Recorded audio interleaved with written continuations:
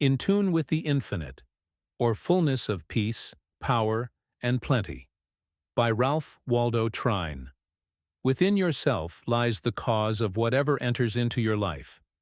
To come into the full realization of your own awakened interior powers is to be able to condition your life in exact accord with what you would have it. Preface. There is a golden thread that runs through every religion in the world. There is a golden thread that runs through the lives and the teachings of all the prophets, seers, sages, and saviors in the world's history, through the lives of all men and women of truly great and lasting power.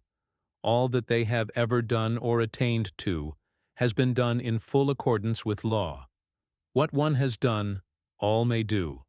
This same golden thread must enter into the lives of all who today, in this busy workaday world of ours, would exchange impotence for power, weakness and suffering for abounding health and strength, pain and unrest for perfect peace, poverty of whatever nature for fullness and plenty. Each is building his own world. We both build from within, and we attract from without. Thought is the force with which we build, for thoughts are forces. Like builds like, and like attracts like. In the degree that thought is spiritualized does it become more subtle and powerful in its workings. This spiritualizing is in accordance with law, and is within the power of all. Everything is first worked out in the unseen, before it is manifested in the seen, in the ideal, before it is realized in the real, in the spiritual, before it shows forth in the material. The realm of the unseen is the realm of cause. The realm of the seen is the realm of effect. The nature of effect is always determined and conditioned by the nature of its cause. To point out the great facts in connection with and the great laws underlying the workings of the interior, spiritual, thought forces, to point them out so simply and so clearly that even a child can understand, is the author's aim. To point them out so simply and so clearly that all can grasp them, that all can take them and infuse them into everyday life, so as to mold it in all its details in accordance with what they would have it, is his purpose. That life can be thus molded by them is not a matter of mere speculation or theory with him, but a matter of positive knowledge. There is a divine sequence running throughout the universe. Within and above and below the human will incessantly works the divine will. To come into harmony with it, and thereby with all the higher laws and forces, to come then into league and to work in conjunction with them, in order that they can work in league and in conjunction with us, is to come into the chain of this wonderful sequence. This is the secret of all success. This is to come into the possession of unknown riches, into the realization of undreamed-of powers. RWT Contents. I Prelude to 2. The Supreme Fact of the Universe. 3. The Supreme Fact of Human Life. 4. Fullness of Life, Bodily Health and Vigor. 5. The Secret, Power, and Effects of Love. 6. Wisdom and Interior Illumination. 7. The Realization of Perfect Peace. 8. Coming into Fullness of Power. 9. Plenty of All Things, The Law of Prosperity. X. How Men Have Become Prophets, Seers, Sages, and Saviors. Ins. The Basic Principle of All Religions, the Universal Religion. Tuned. Entering now into the realization of the highest riches. Fullness of peace, power, and plenty. Prelude. The optimist is right. The pessimist is right. The one differs from the other as the light from the dark. Yet both are right. Each is right from his own particular point of view, and this point of view is the determining factor in the life of each. It determines as to whether it is a life of power or of impotence, of peace or of pain, of success or of failure. The optimist has the power of seeing things in their entirety and in their right relations. The pessimist looks from a limited and a one-sided point of view. The one has his understanding illumined by wisdom. The understanding of the other is darkened by ignorance. Each is building his world from within, and the result of the building is determined by the point of view of each. The optimist, by his superior wisdom and insight, is making his own heaven, And in the degree that he makes his own heaven, is he helping to make one for all the world beside. The pessimist, by virtue of his limitations, is making his own hell, and in the degree that he makes his own hell, is he helping to make one for all mankind. You and I have the predominating characteristics of an optimist or the predominating characteristics of a pessimist. We then are making, hour by hour, our own heaven or our own hell. And in the degree that we are making the one or the other for ourselves, are we helping make it for all the world beside. The word heaven means harmony. The word hell is from the Old English hell, meaning to build a wall around, to separate. To be held was to be shut off from. Now if there is such a thing as harmony, there must be that something one can be in right relations with. For to be in right relations with anything is to be in harmony with it. Again, if there is such a thing as being held, shut off, separated from, there must be that something from which one is held, shut off, or separated. The supreme fact of the universe. The great central fact of the universe is that spirit of infinite life and power, that is behind all, that animates all, that manifests itself in and through all, that self-existent principle of life from which all has come, and not only from which all has come, but from which all is continually coming.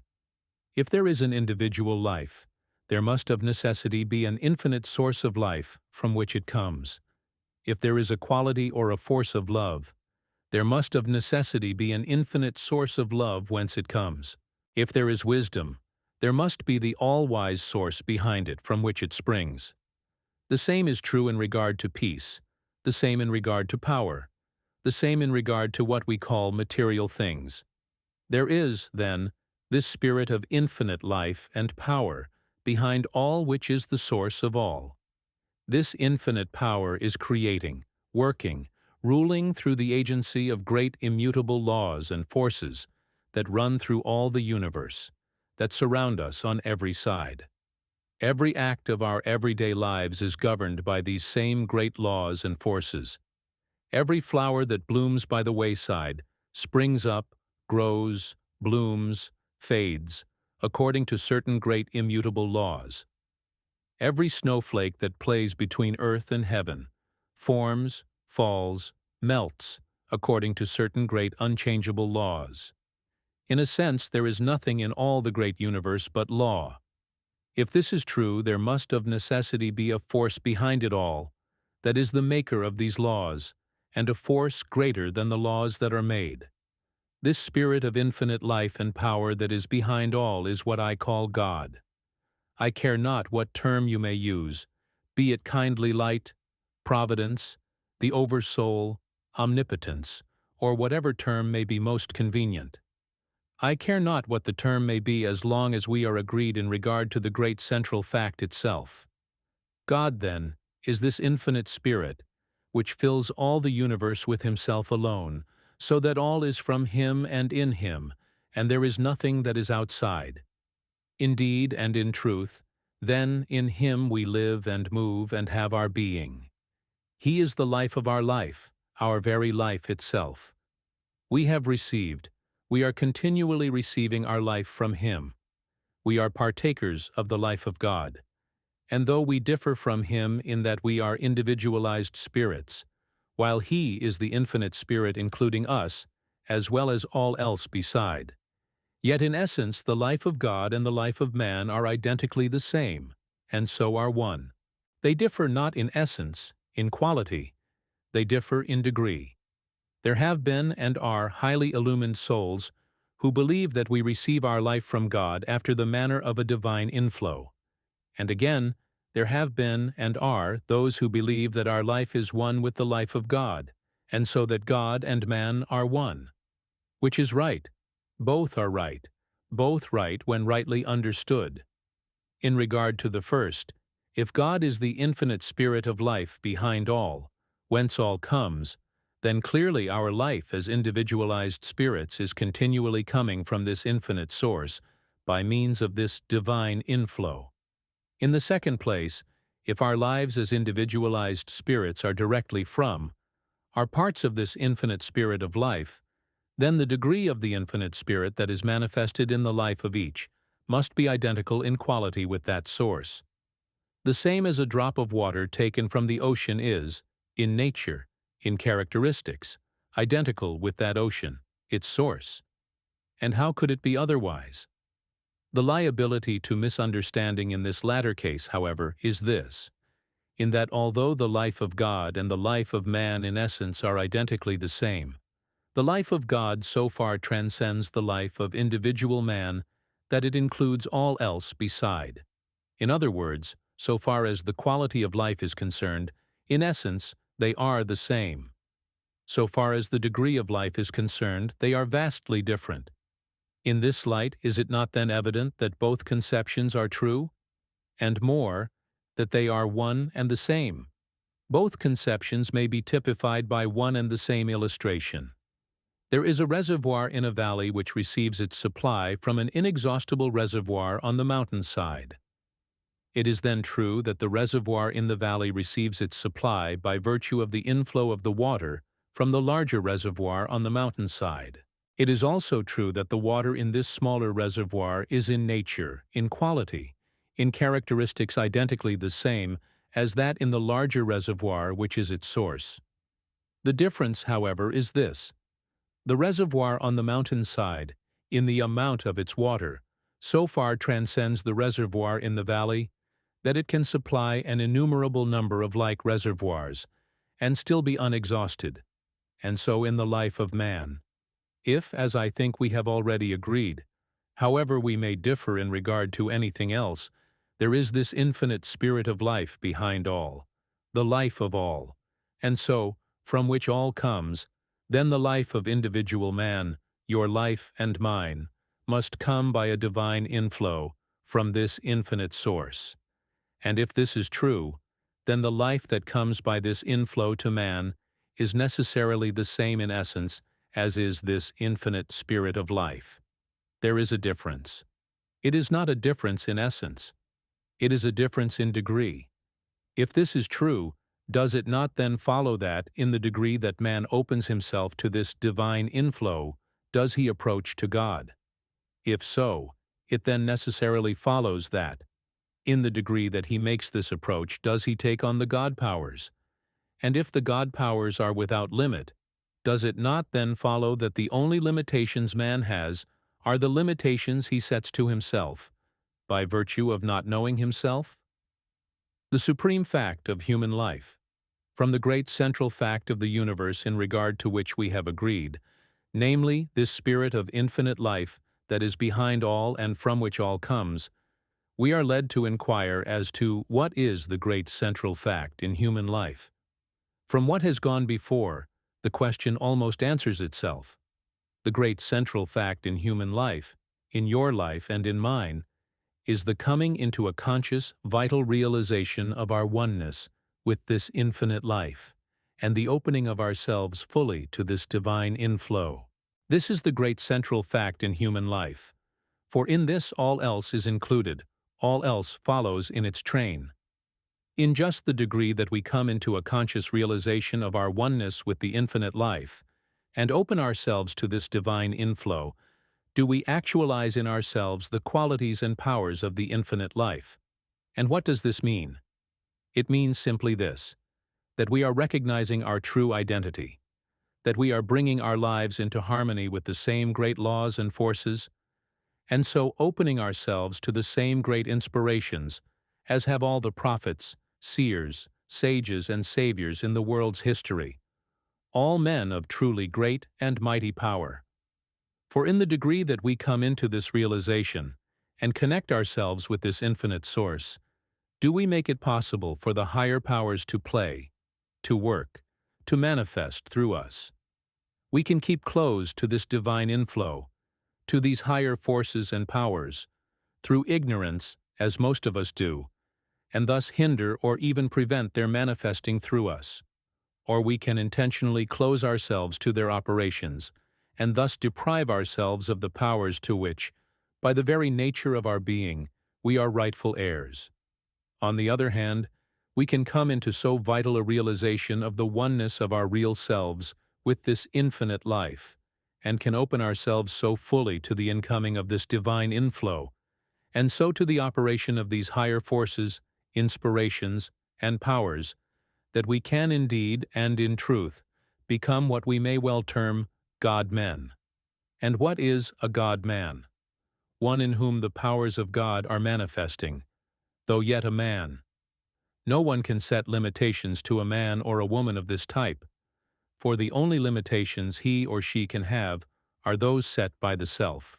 Ignorance is the most potent factor in setting limitations to the majority of mankind. And so the great majority of people continue to live their little, dwarfed, and stunted lives simply by virtue of the fact that they do not realize the larger life to which they are heirs. They have never as yet come into a knowledge of the real identity of their true selves. Mankind has not yet realized that the real self is one with the life of God. Through its ignorance, it has never yet opened itself to the divine inflow, and so has never made itself a channel through which the infinite powers and forces can manifest. When we know ourselves merely as men, we live accordingly, and have merely the powers of men. When we come into the realization of the fact that we are God-men, then again we live accordingly, and have the powers of God-men. In the degree that we open ourselves to this divine inflow, are we changed from mere men into God-men. A friend has a beautiful lotus pond, a natural basin on his estate. His farm, as he always calls it, is supplied with water from a reservoir in the foothills some distance away. A gate regulates the flow of the water from the main that conducts it from the reservoir to the pond. It is a spot of transcendent beauty. There, through the days of the perfect summer weather, the lotus flowers lie full-blown upon the surface of the clear, transparent water. The June roses and other wild flowers are continually blooming upon its banks. The birds come here to drink and to bathe, and from early until late, one can hear the melody of their song. The bees are continually at work in this garden of wild flowers. A beautiful grove, in which many kinds of wild berries and many varieties of brakes and ferns grow, stretches back of the pond as far as the eye can reach. Our friend is a man, nay more, a God-man, a lover of his kind, and as a consequence no notice bearing such words as private grounds, no trespassing allowed, or trespassers will be prosecuted, stands on his estate. But at the end of a beautiful byway that leads through the wildwood up to this enchanting spot, stands a notice bearing the words, "All are welcome to the lotus pond. All love our friend." Why? They can't help it. He so loves them, and what is his is theirs. Here one may often find merry groups of children at play. Here many times tired and weary-looking men and women come, and somehow when they go their faces wear a different expression. The burden seems to be lifted, and now and then I have heard them when leaving, sometimes in a faint murmur, as if uttering a benediction, say, "God bless our brother friend." Many speak of this spot as the garden of God. My friend calls it his soul garden, and he spends many hours in quiet here. Often have I seen him after the others have gone, walking to and fro, or sitting quietly in the clear moonlight on an old rustic bench, drinking in the perfume of the wild flowers. He is a man of a beautifully simple nature. He says that here the real things of life come to him, and that here his greatest and most successful plans, many times as by a flash of inspiration, suggest themselves to him. Everything in the immediate vicinity seems to breathe a spirit of kindliness, comfort, goodwill, and good cheer.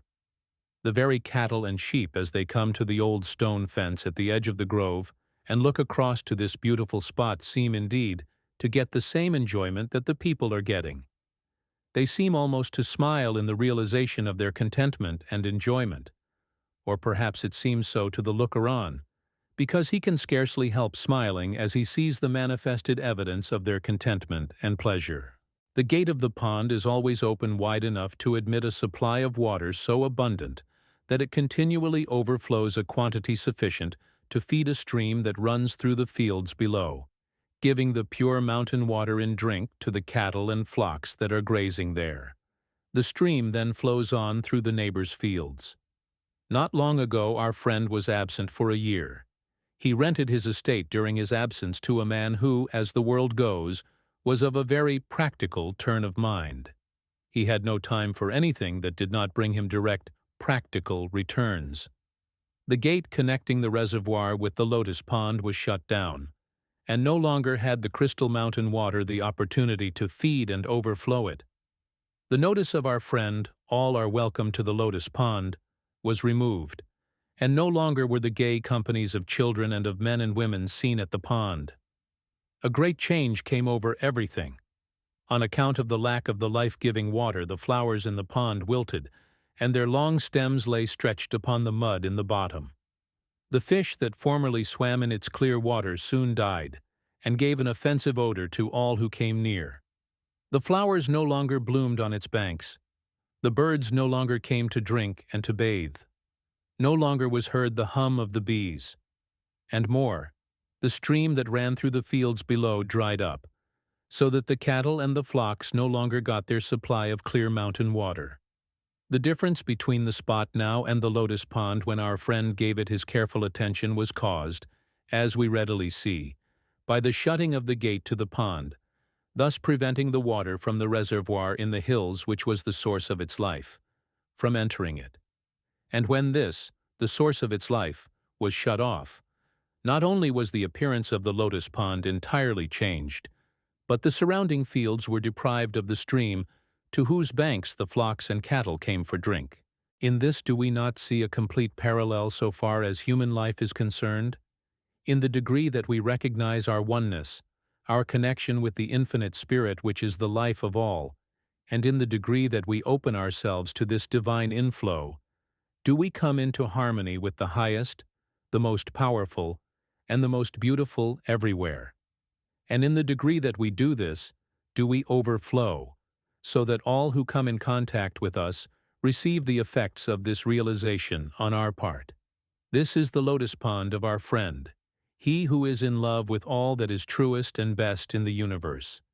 And in the degree that we fail to recognize our oneness with this infinite source, and so close, shut ourselves to this divine inflow, do we come into that state where there seems to be with us nothing of good, nothing of beauty, nothing of power. And when this is true, those who come in contact with us receive not good, but harm.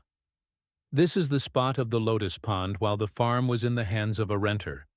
There is this difference between the lotus pond and your life and mine. It has no power in itself of opening the gate to the inflow of the water from the reservoir, which is its source. In regard to this, it is helpless and dependent upon an outside agency. You and I have the power within us, to open or to close ourselves to this divine inflow exactly as we choose. This we have through the power of mind, through the operation of thought. There is the soul life, direct from God. This it is that relates us to the infinite. There is, then, the physical life. This it is that relates us to the material universe about us. The thought life connects the one with the other. It is this that plays between the two. Before we proceed farther, let us consider very briefly the nature of thought. Thought is not, as is many times supposed, a mere indefinite abstraction or something of a like nature. It is, on the contrary, a vital, living force, the most vital, subtle, and irresistible force there is in the universe. In our very laboratory experiments, we are demonstrating the great fact that thoughts are forces. They have form, and quality, and substance, and power. And we are beginning to find that there is what we may term a science of thought. We are beginning also to find that through the instrumentality of our thought forces, we have creative power, not merely in a figurative sense, but creative power in reality. Everything in the material universe about us, everything the universe has ever known, had its origin first in thought. From this it took its form. Every castle, every statue, every painting, every piece of mechanism, everything had its birth, its origin, first in the mind of the one who formed it before it received its material expression or embodiment. The very universe in which we live is the result of the thought energies of God, the infinite spirit that is back of all. And if it is true, as we have found, that we in our true selves are in essence the same, and in this sense are one with the life of this infinite spirit, do we not then see that in the degree that we come into a vital realization of this stupendous fact, we, through the operation of our interior, spiritual thought forces, have in like sense creative power? Everything exists in the unseen before it is manifested or realized in the seen, and in this sense it is true that the unseen things are the real, while the things that are seen are the unreal. The unseen things are cause. The seen things are effect. The unseen things are the eternal. The seen things are the changing, the transient. The power of the word is a literal scientific fact. Through the operation of our thought forces, we have creative power. The spoken word is nothing more nor less than the outward expression of the workings of these interior forces. The spoken word is then, in a sense, the means whereby the thought forces are focused and directed along any particular line. And this concentration, this giving them direction, is necessary before any outward or material manifestation of their power can become evident. Much is said in regard to building castles in the air, and one who is given to this building is not always looked upon with favor. But castles in the air are always necessary before we can have castles on the ground, before we can have castles in which to live. The trouble with the one who gives himself to building castles in the air is not that he builds them in the air, but that he does not go farther and actualize in life, in character, in material form, the castles he thus builds. He does a part of the work, a very necessary part, but another equally necessary part remains still undone. There is in connection with the thought forces what we may term the drawing power of mind, and the great law operating here is one with that great law of the universe, that like attracts like. We are continually attracting to us from both the seen and the unseen side of life, forces and conditions most akin to those of our own thoughts. This law is continually operating whether we are conscious of it or not. We are all living, so to speak, in a vast ocean of thought, and the very atmosphere around us is continually filled with the thought forces that are being continually sent, or that are continually going out in the form of thought waves.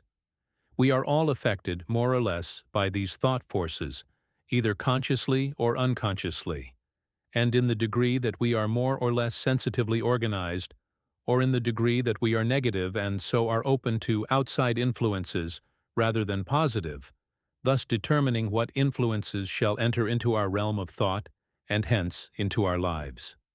There are those among us who are much more sensitively organized than others. As an organism, their bodies are more finely, more sensitively constructed.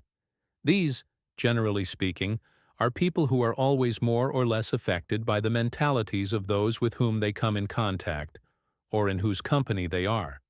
A friend, the editor of one of our great journals, is so sensitively organized that it is impossible for him to attend a gathering, such as a reception, talk, and shake hands with a number of people during the course of the evening, without taking on to a greater or less extent their various mental and physical conditions.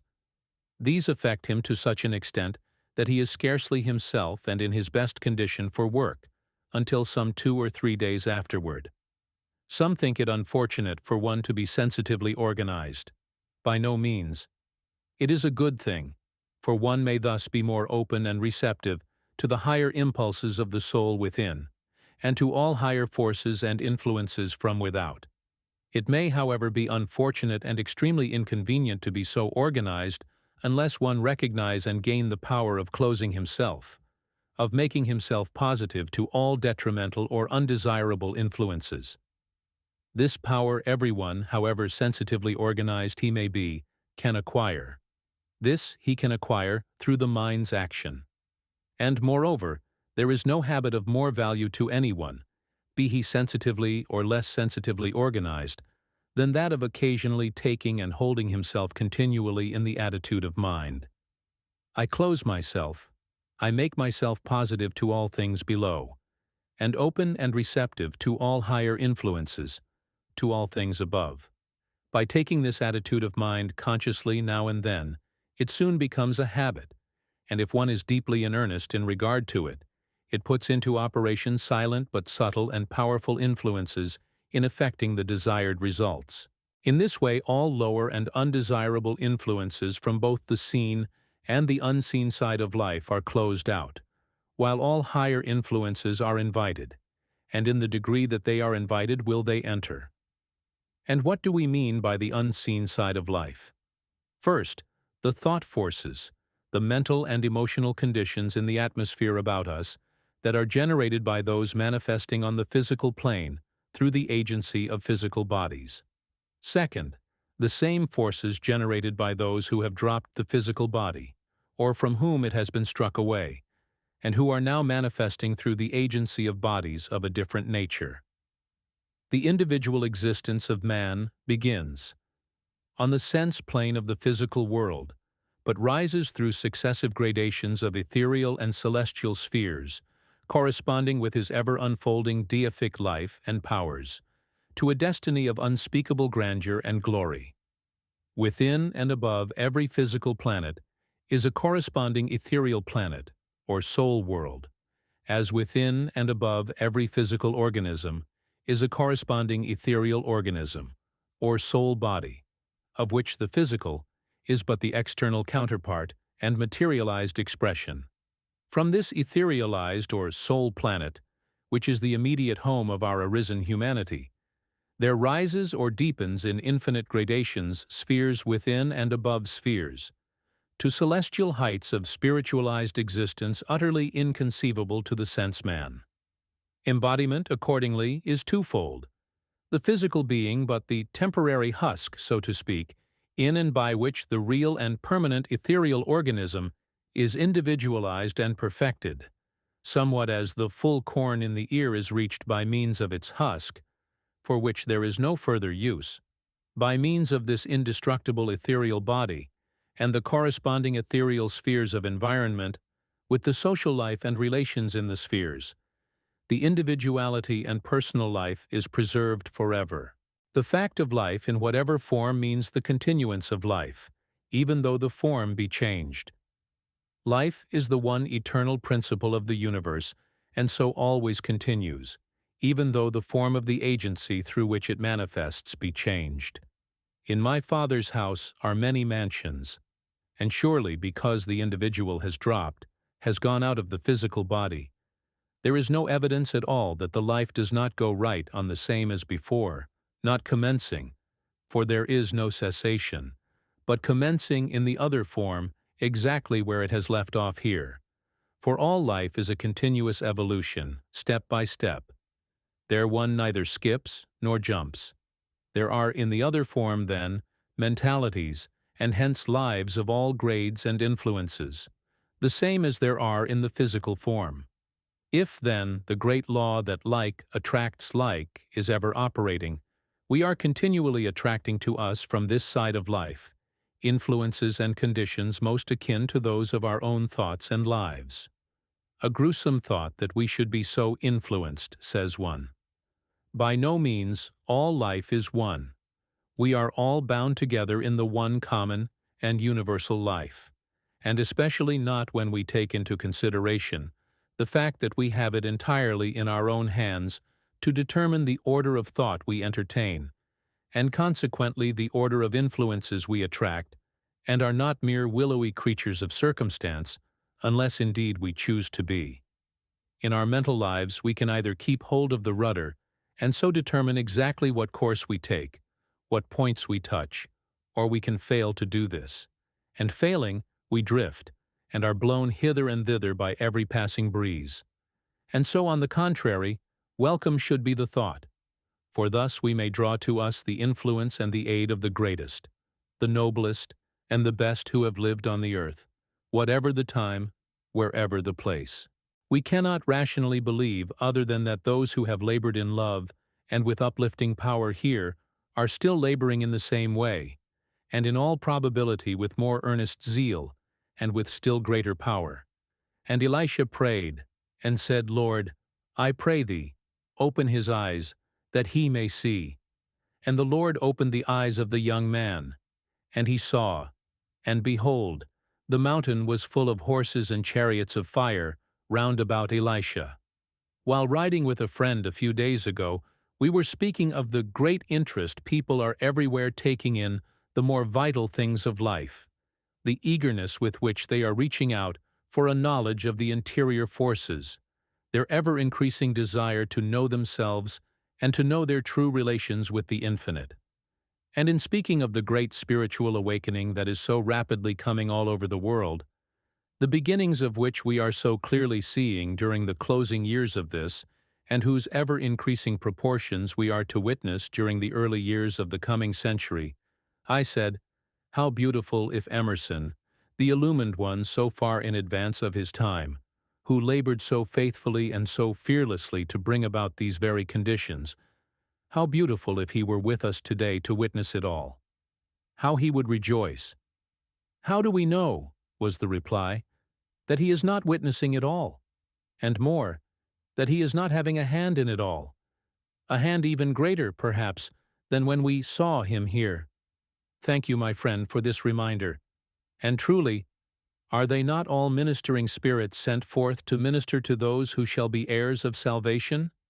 As science is so abundantly demonstrating today, the things that we see are but a very small fraction of the things that are. The real, vital forces at work in our own lives and in the world about us are not seen by the ordinary physical eye. Yet they are the causes of which all things we see are merely the effects. Thoughts are forces. Like builds like, and like attracts like. For one to govern his thinking, then, is to determine his life. Says one of deep insight into the nature of things. The law of correspondences between spiritual and material things is wonderfully exact in its workings. People ruled by the mood of gloom attract to them gloomy things. People always discouraged and despondent do not succeed in anything, and live only by burdening someone else. The hopeful, confident, and cheerful attract the elements of success. A man's front or backyard will advertise that man's ruling mood in the way it is kept. A woman at home shows her state of mind in her dress.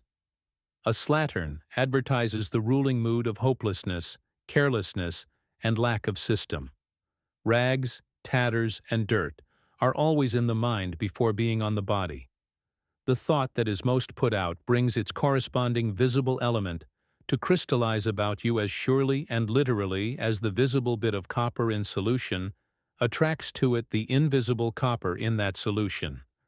A mind always hopeful, confident, courageous, and determined on its set purpose, and keeping itself to that purpose, attracts to itself out of the elements things and powers favorable to that purpose.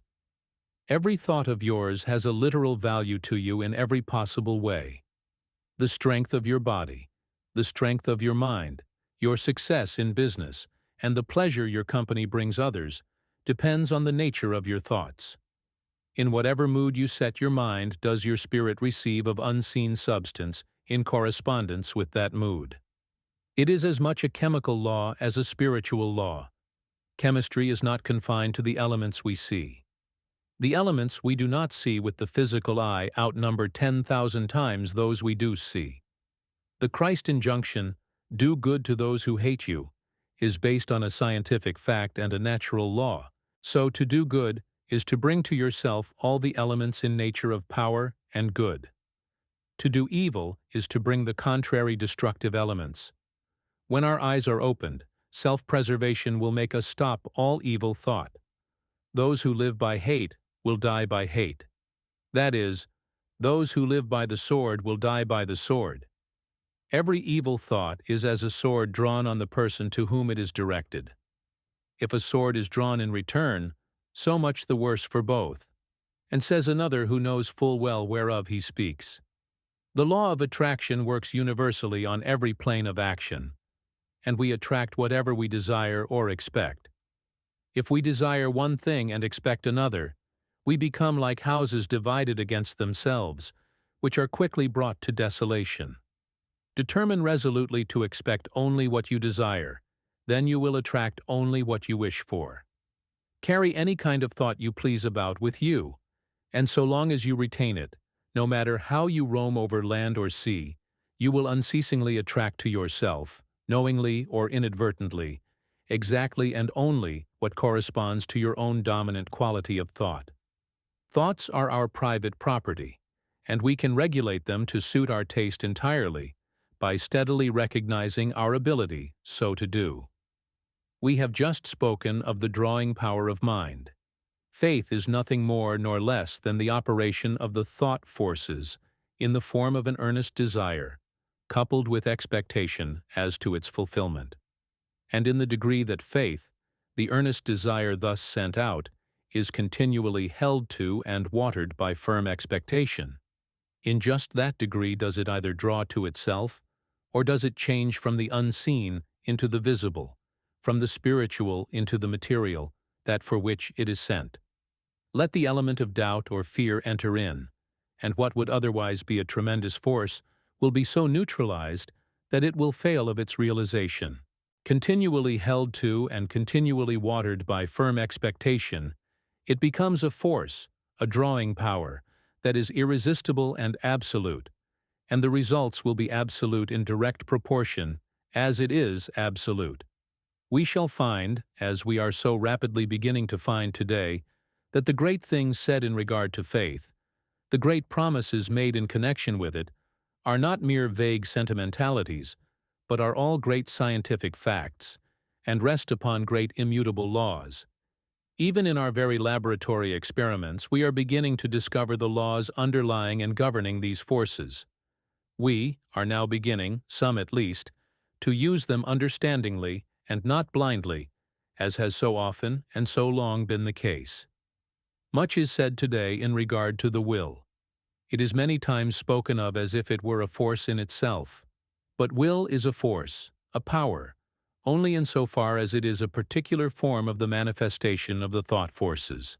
For it is by what we call the will that thought is focused and given a particular direction, and in the degree that thought is thus focused and given direction, is it effective in the work it is sent out to accomplish. In a sense, there are two kinds of will, the human and the divine. The human will is the will of what, for convenience' sake, we may term the lower self. It is the will that finds its life merely in the realm of the mental and the physical, the sense will. It is the will of the one who is not yet awake to the fact that there is a life that far transcends the life of merely the intellect and the physical senses, and which, when realized and lived, does not do away with or minify these, but which, on the contrary, brings them to their highest perfection and to their powers of keenest enjoyment. The divine will is the will of the higher self, the will of the one who recognizes his oneness with the divine, and who consequently brings his will to work in harmony, in conjunction with the divine will. The Lord thy God, in the midst of thee, is mighty. The human will has its limitations. So far and no farther, says the law. The divine will has no limitations. It is supreme. All things are open and subject to you, says the law.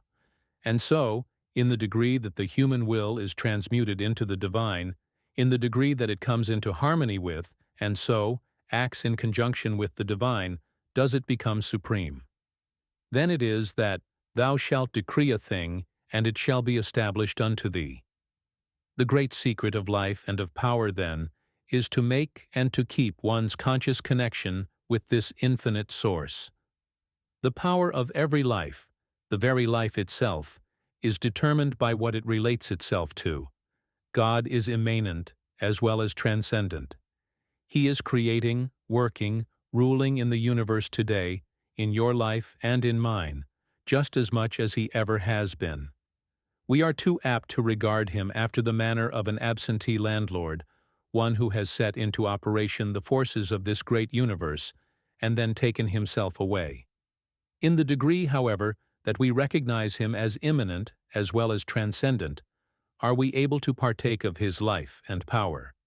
For in the degree that we recognize him as the infinite spirit of life and power that is today, at this very moment, working and manifesting in and through all, and then in the degree that we come into the realization of our oneness with this life, do we become partakers of, and so do we actualize in ourselves the qualities of his life.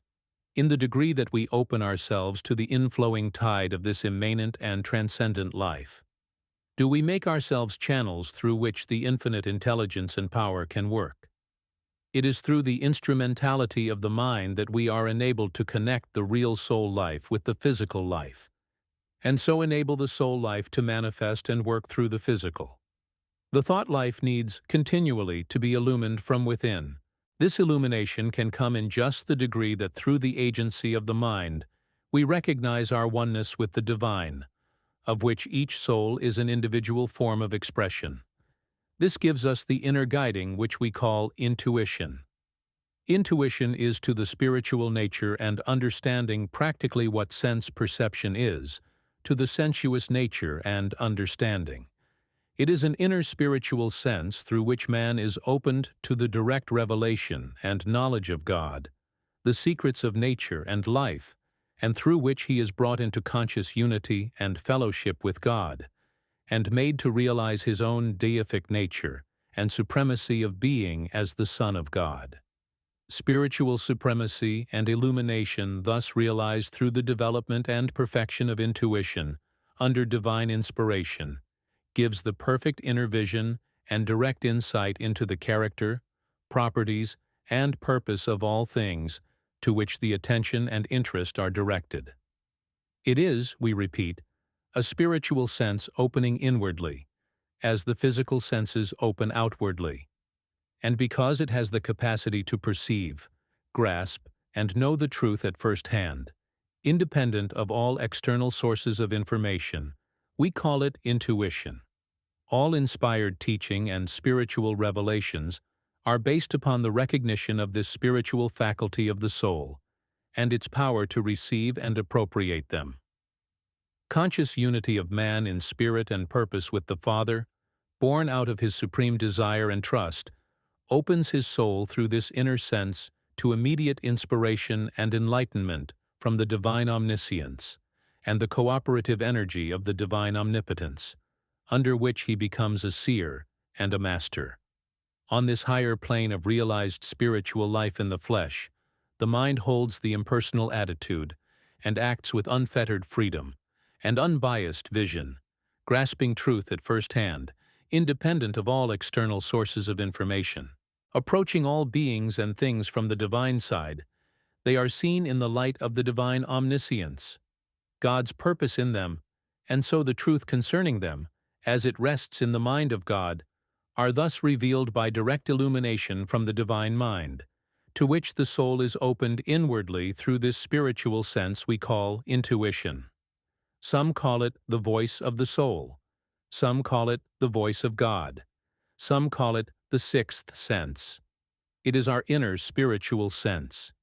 In the degree that we come into the recognition of our own true selves, into the realization of the oneness of our life with the infinite life, and in the degree that we open ourselves to this divine inflow, does this voice of intuition, this voice of the soul, this voice of God, speak clearly, and in the degree that we recognize, listen to, and obey it, does it speak ever more clearly, until by and by there comes the time when it is unerring, absolutely unerring, in its guidance.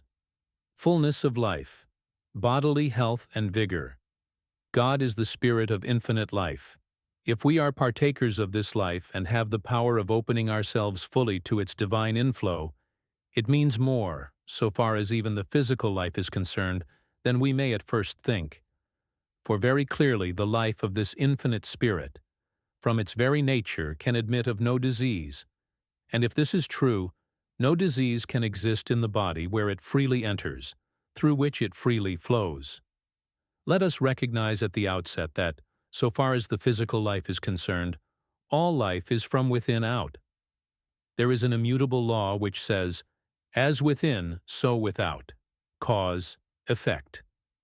In other words, the thought forces, the various mental states and the emotions all have in time their effects upon the physical body.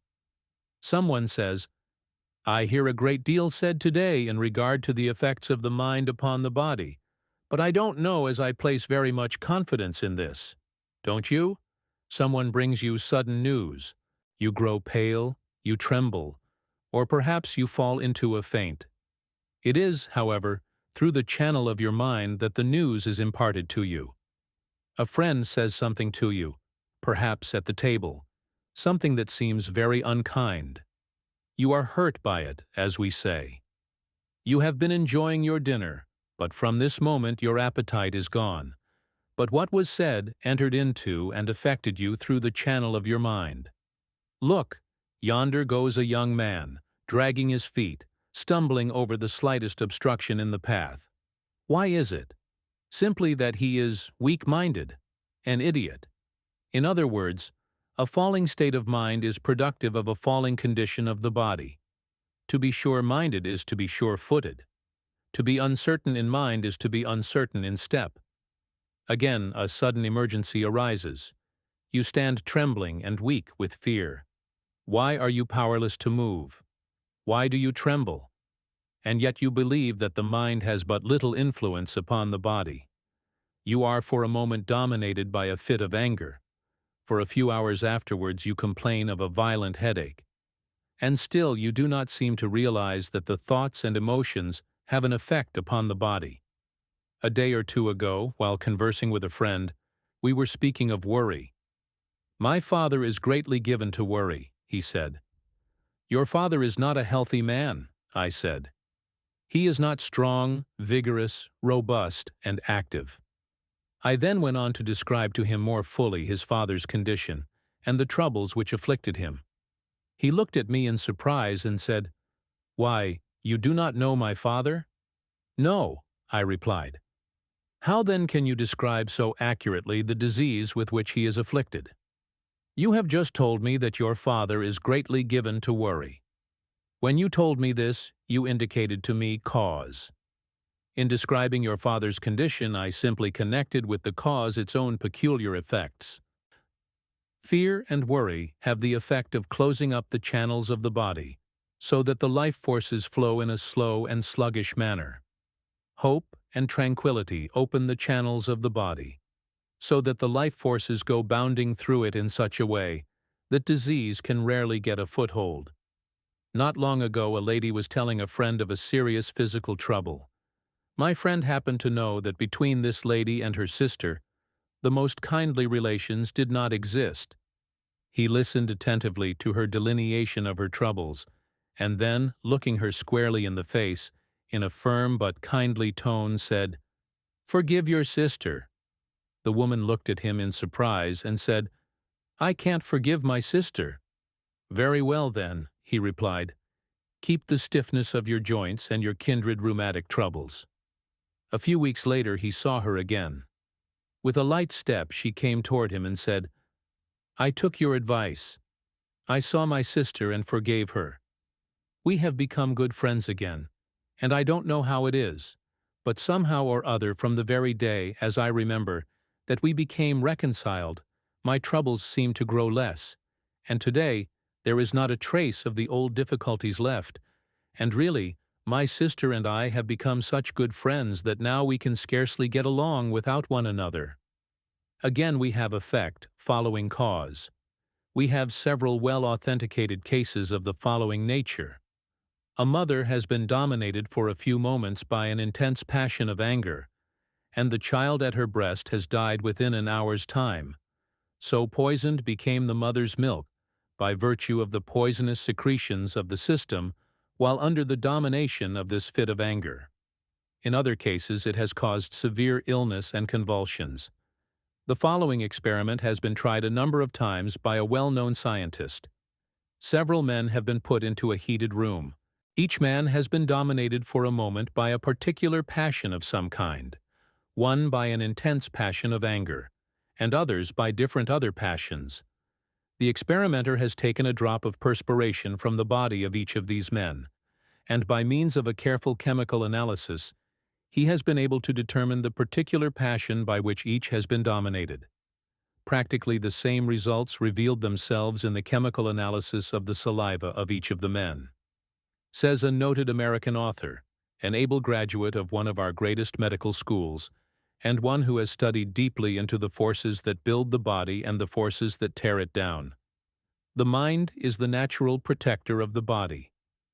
Every thought tends to reproduce itself, and ghastly mental pictures of disease, sensuality, and vice of all sorts produce scrofula and leprosy in the soul, which reproduces them in the body.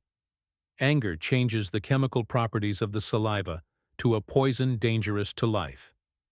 It is well known that sudden and violent emotions have not only weakened the heart in a few hours, but have caused death and insanity.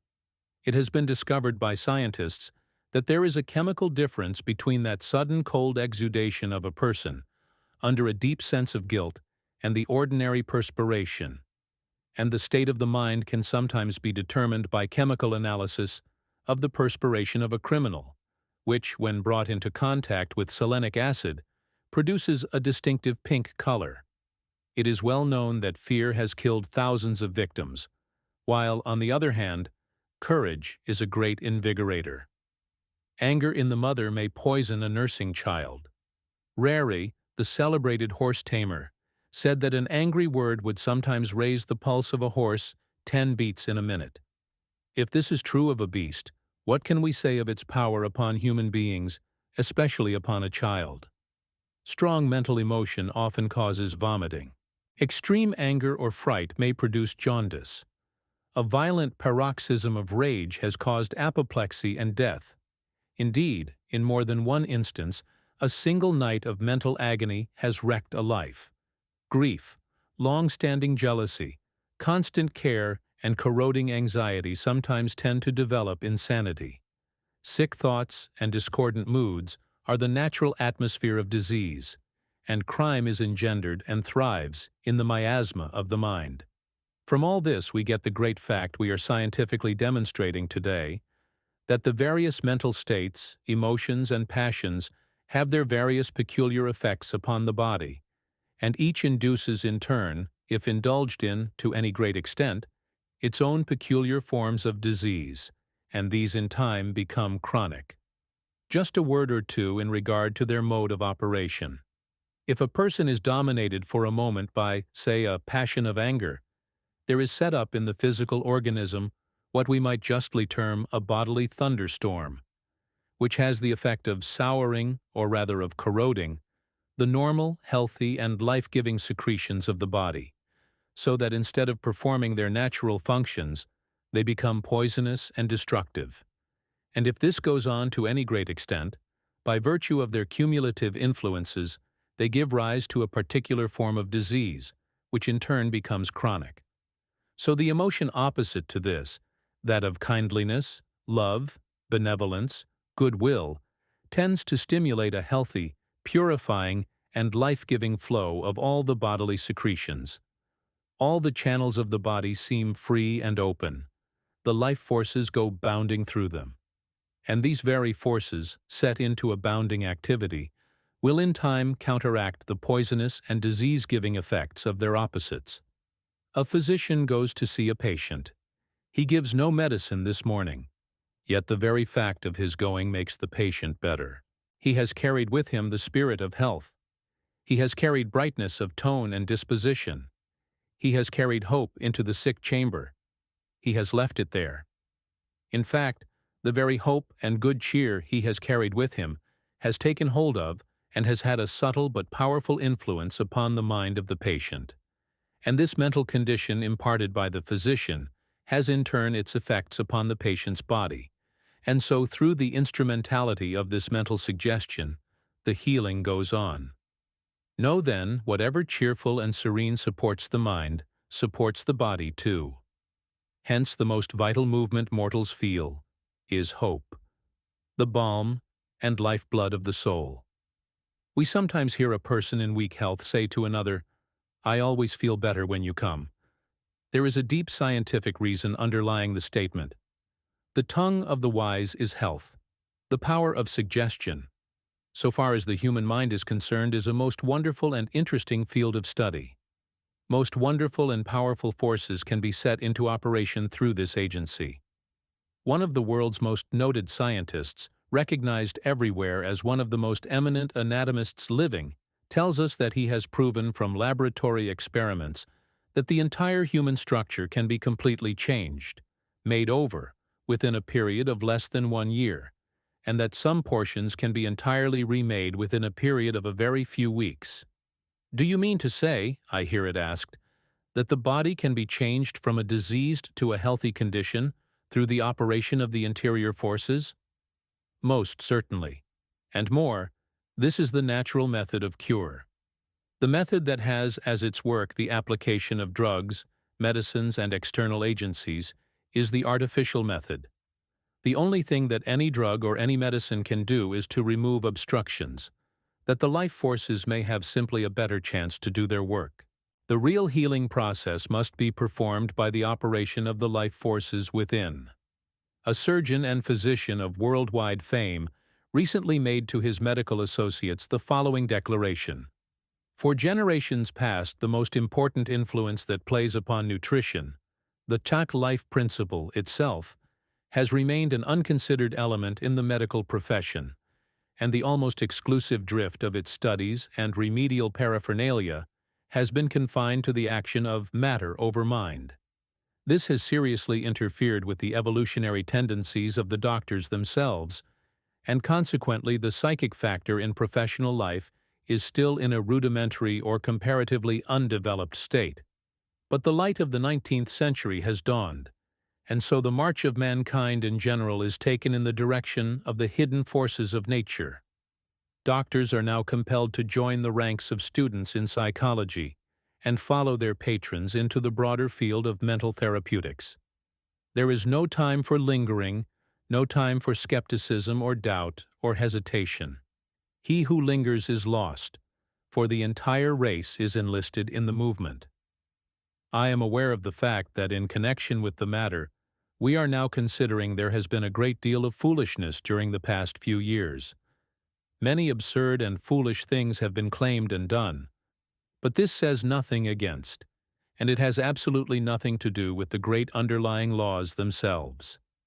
The same has been true of the early days of practically every system of ethics or philosophy or religion the world has ever known. But as time has passed, these foolish, absurd things have fallen away, and the great eternal principles have stood out ever more and more clearly defined. I know personally of many cases where an entire and permanent cure has been effected, in some within a remarkably short period of time, through the operation of these forces. Some of them are cases that had been entirely given up by the regular practice. Materia medica. We have numerous accounts of such cases in all times and in connection with all religions. And why should not the power of effecting such cures exist among us today? The power does exist, and it will be actualized in just the degree that we recognize the same great laws that were recognized in times past. One person may do a very great deal in connection with the healing of another, but this almost invariably implies cooperation on the part of the one who is thus treated. In the cures that Christ performed, he most always needed the cooperation of the one who appealed to him. His question almost invariably was, "Dost thou believe?" He thus stimulated into activity the life-giving forces within the one cured. If one is in a very weak condition, or if his nervous system is exhausted, or if his mind through the influence of the disease is not so strong in its workings, it may be well for him for a time to seek the aid and cooperation of another, but it would be far better for such a one could he bring himself to a vital realization of the omnipotence of his own interior powers. One may cure another, but to be permanently healed, one must do it himself. In this way another may be most valuable as a teacher, by bringing one to a clear realization of the power of the forces within. But in every case, in order to have a permanent cure, the work of the self is necessary. Christ's words were almost invariably, "Go and sin no more, or thy sins are forgiven thee," thus pointing out the one eternal and never-changing fact that all disease and its consequent suffering is the direct or the indirect result of the violation of law, either consciously or unconsciously, either intentionally or unintentionally. Suffering is designed to continue only so long as sin continues, sin not necessarily in the theological, but always in the philosophical sense, though many times in the sense of both. The moment the violation ceases, the moment one comes into perfect harmony with the law, the cause of the suffering ceases. And though there may be residing within the cumulative effects of past violation, the cause is removed, and consequently there can be no more effects in the form of additions, and even the diseased condition that has been induced from past violation will begin to disappear as soon as the right forces are set into activity. There is nothing that will more quickly and more completely bring one into harmony with the laws under which he lives than this vital realization of his oneness with the infinite Spirit, which is the life of all life. In this there can be no disease, and nothing will more readily remove from the organism the obstructions that have accumulated there, or in other words, the disease that resides there, than this full realization and the complete opening of oneself to this divine inflow. I shall put my Spirit in you, and ye shall live. The moment a person realizes his oneness with the infinite Spirit, he recognizes himself as a spiritual being, and no longer as a mere physical, material being. He then no longer makes the mistake of regarding himself as body, subject to ills and diseases, but he realizes the fact that he is spirit now as much as he ever will or can be, and that he is the builder, and so the master of the body, the house in which he lives. And the moment he thus recognizes his power as master, he ceases in any way to allow it the mastery over him. He no longer fears the elements or any of the forces that he now in his ignorance allows to take hold of and affect the body. The moment he realizes his own supremacy, instead of fearing them as he did when he was out of harmony with them, he learns to love them. He thus comes into harmony with them, or rather, he so orders them that they come into harmony with him.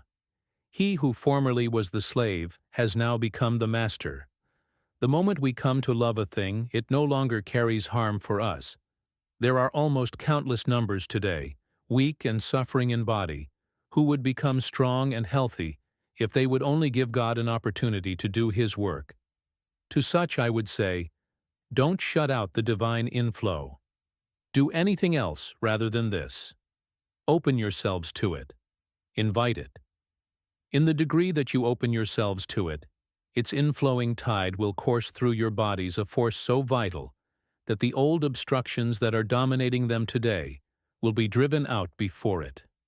My words are life to them that find them, and health to all their flesh. There is a trough through which a stream of muddy water has been flowing for many days. The dirt has gradually collected on its sides and bottom, and it continues to collect as long as the muddy water flows through it. Change this.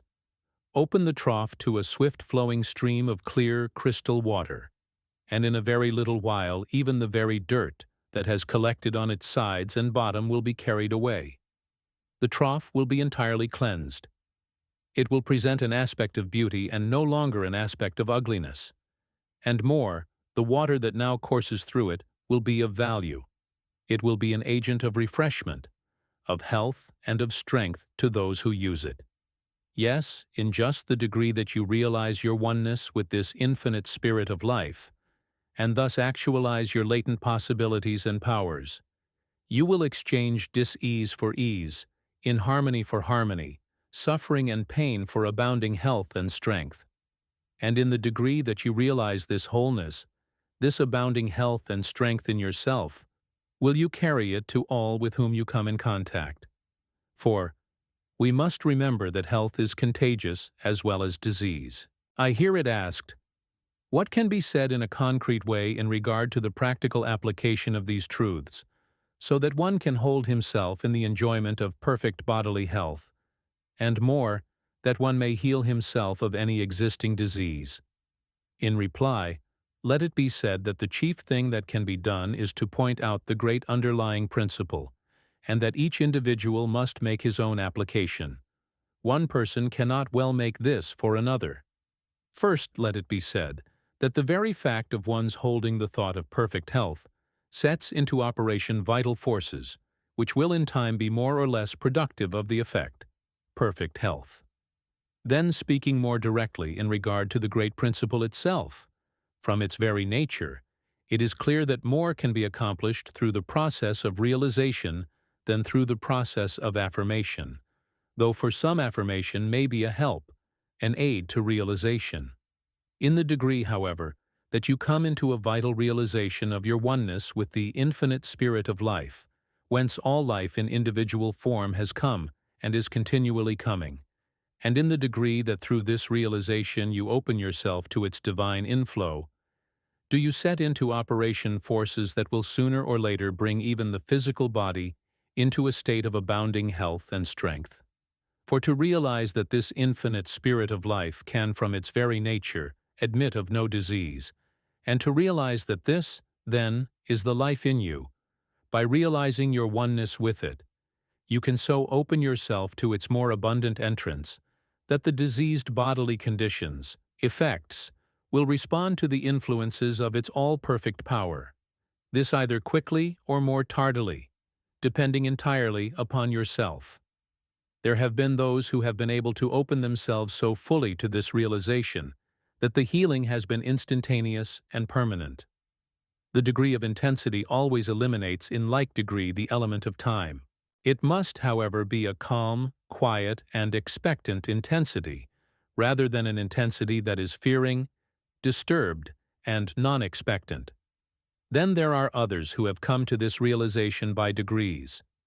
Many will receive great help, and many will be entirely healed by a practice somewhat after the following nature.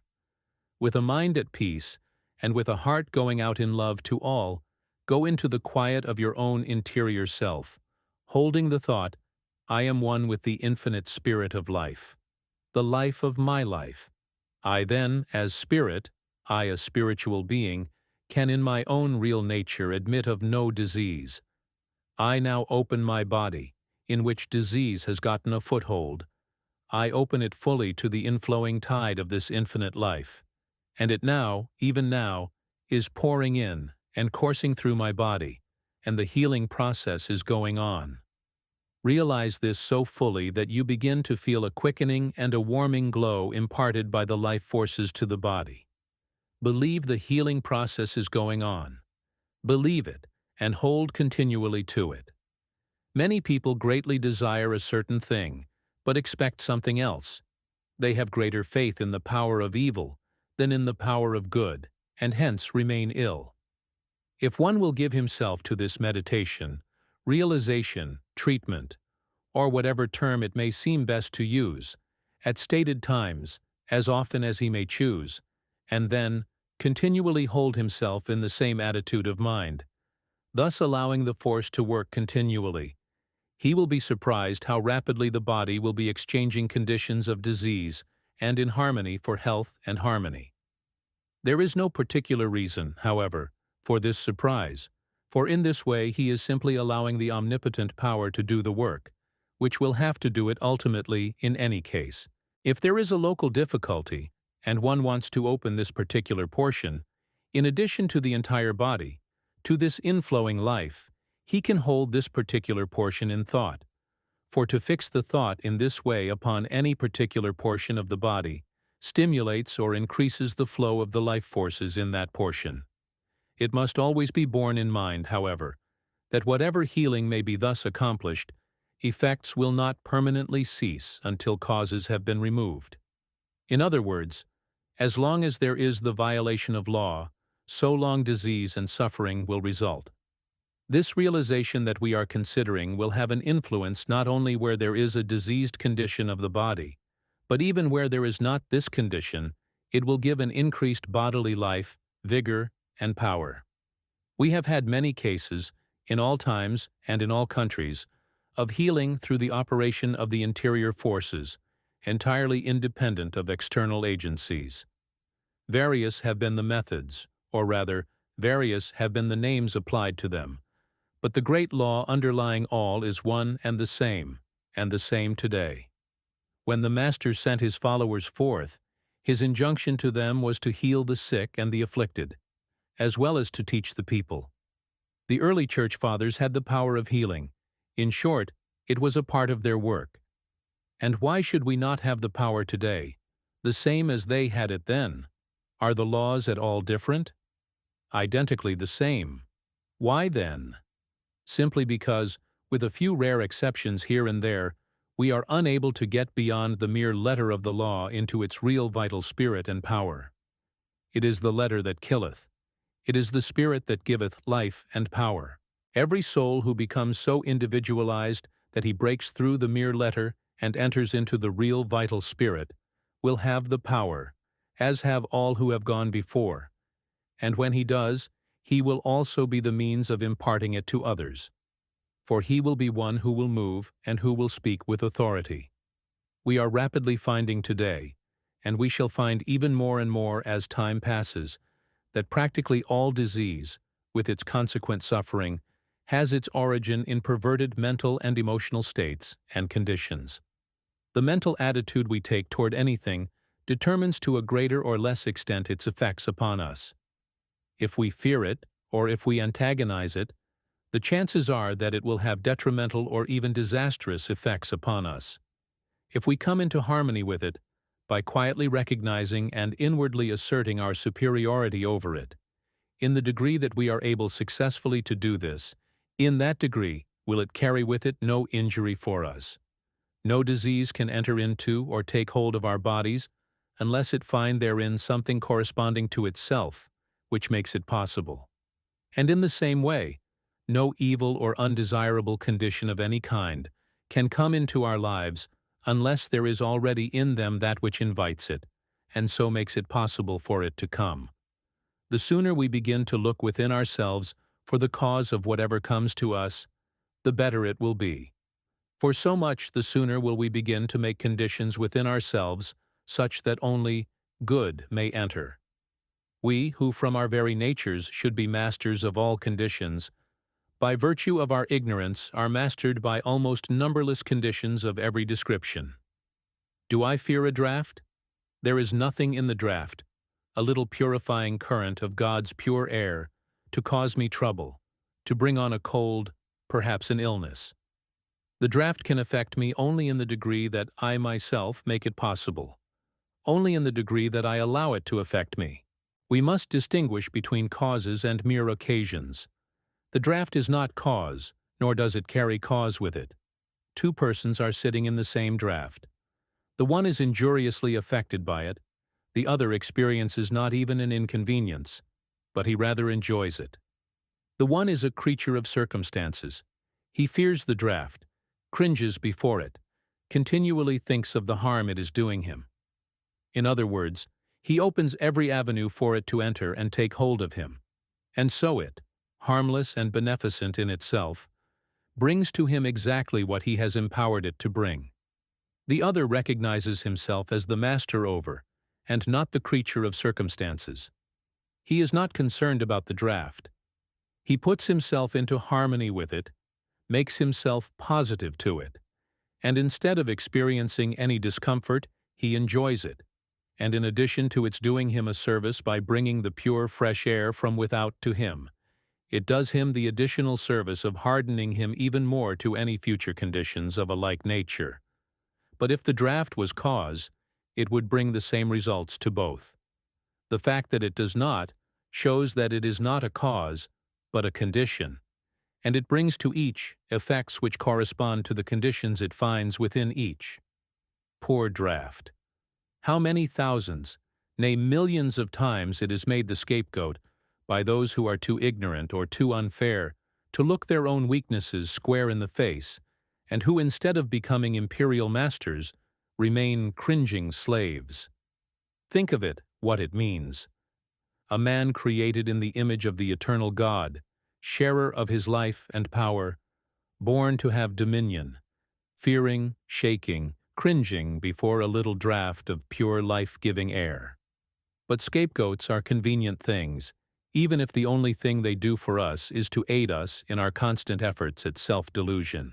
The best way to disarm a draft of the bad effects it has been accustomed to bring one is first to bring about a pure and healthy set of conditions within, then to change one's mental attitude toward it. Recognize the fact that of itself it has no power.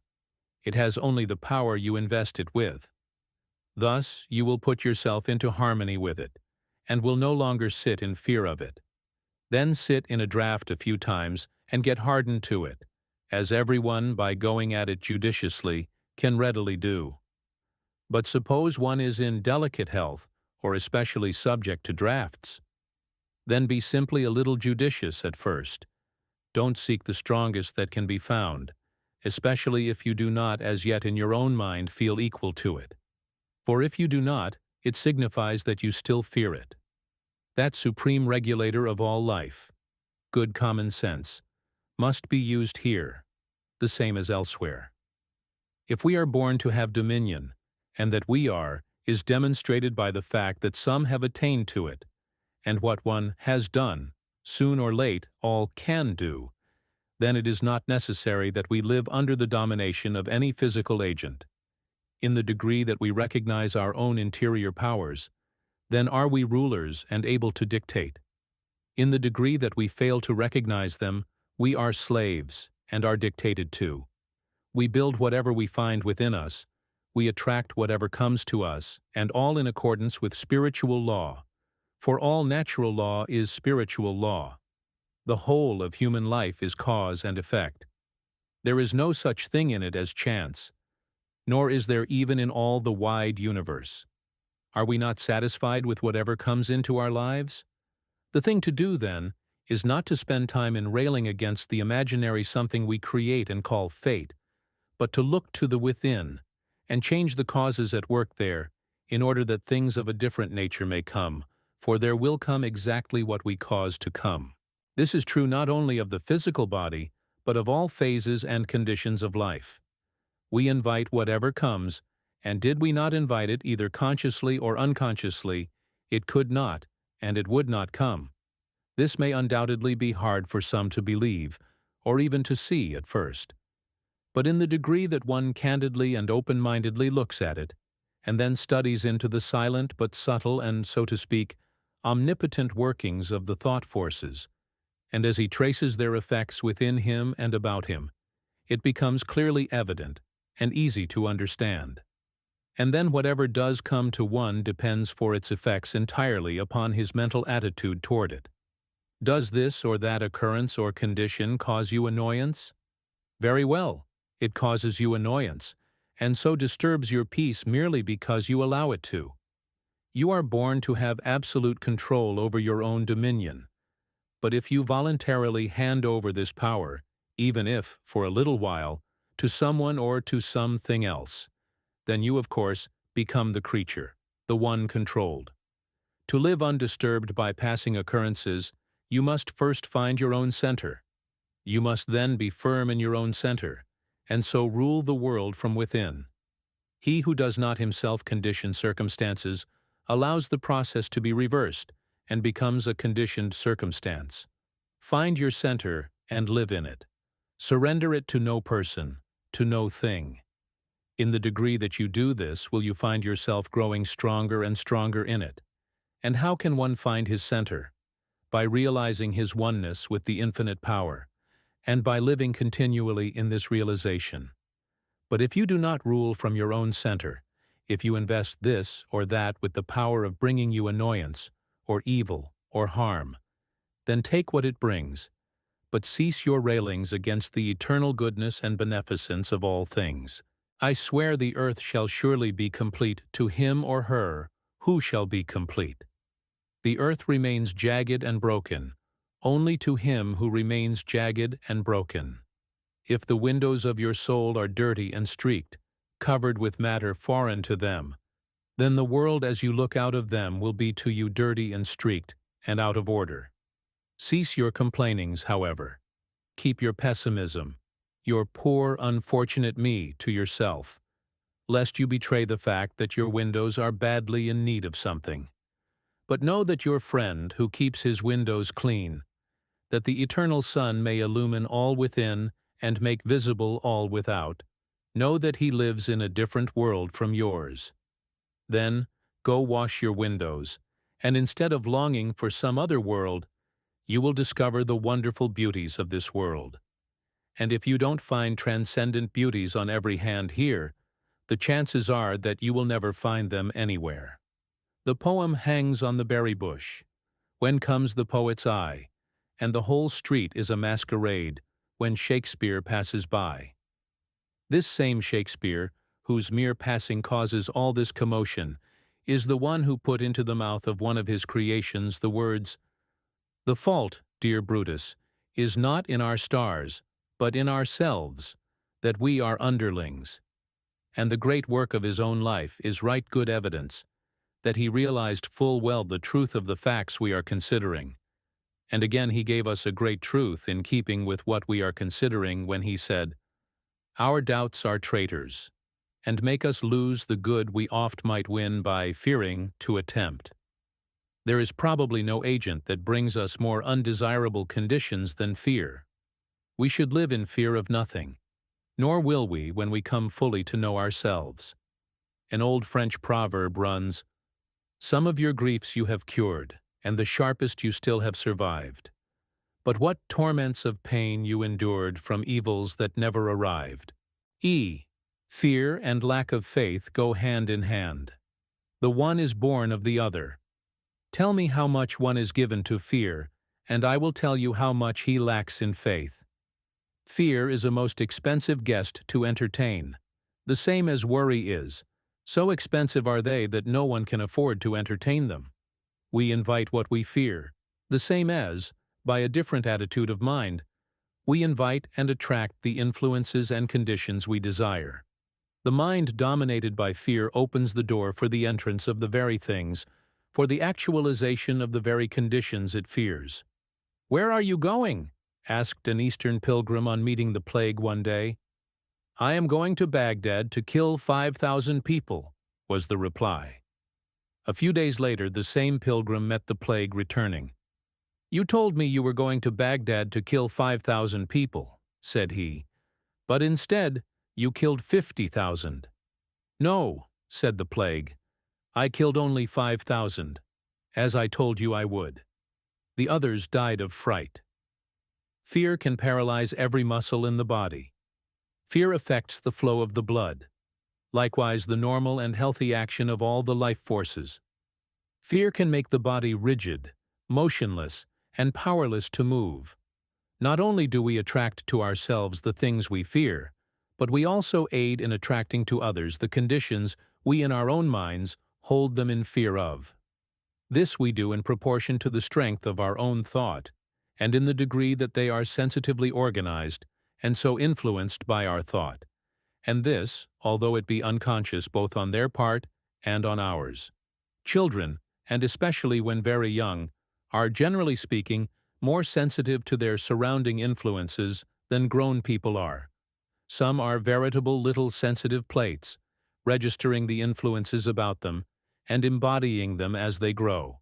How careful in their prevailing mental states then should be those who have them in charge, and especially how careful should a mother be during the time she is carrying the child, and when every thought, every mental as well as emotional state, has its direct influence upon the life of the unborn child.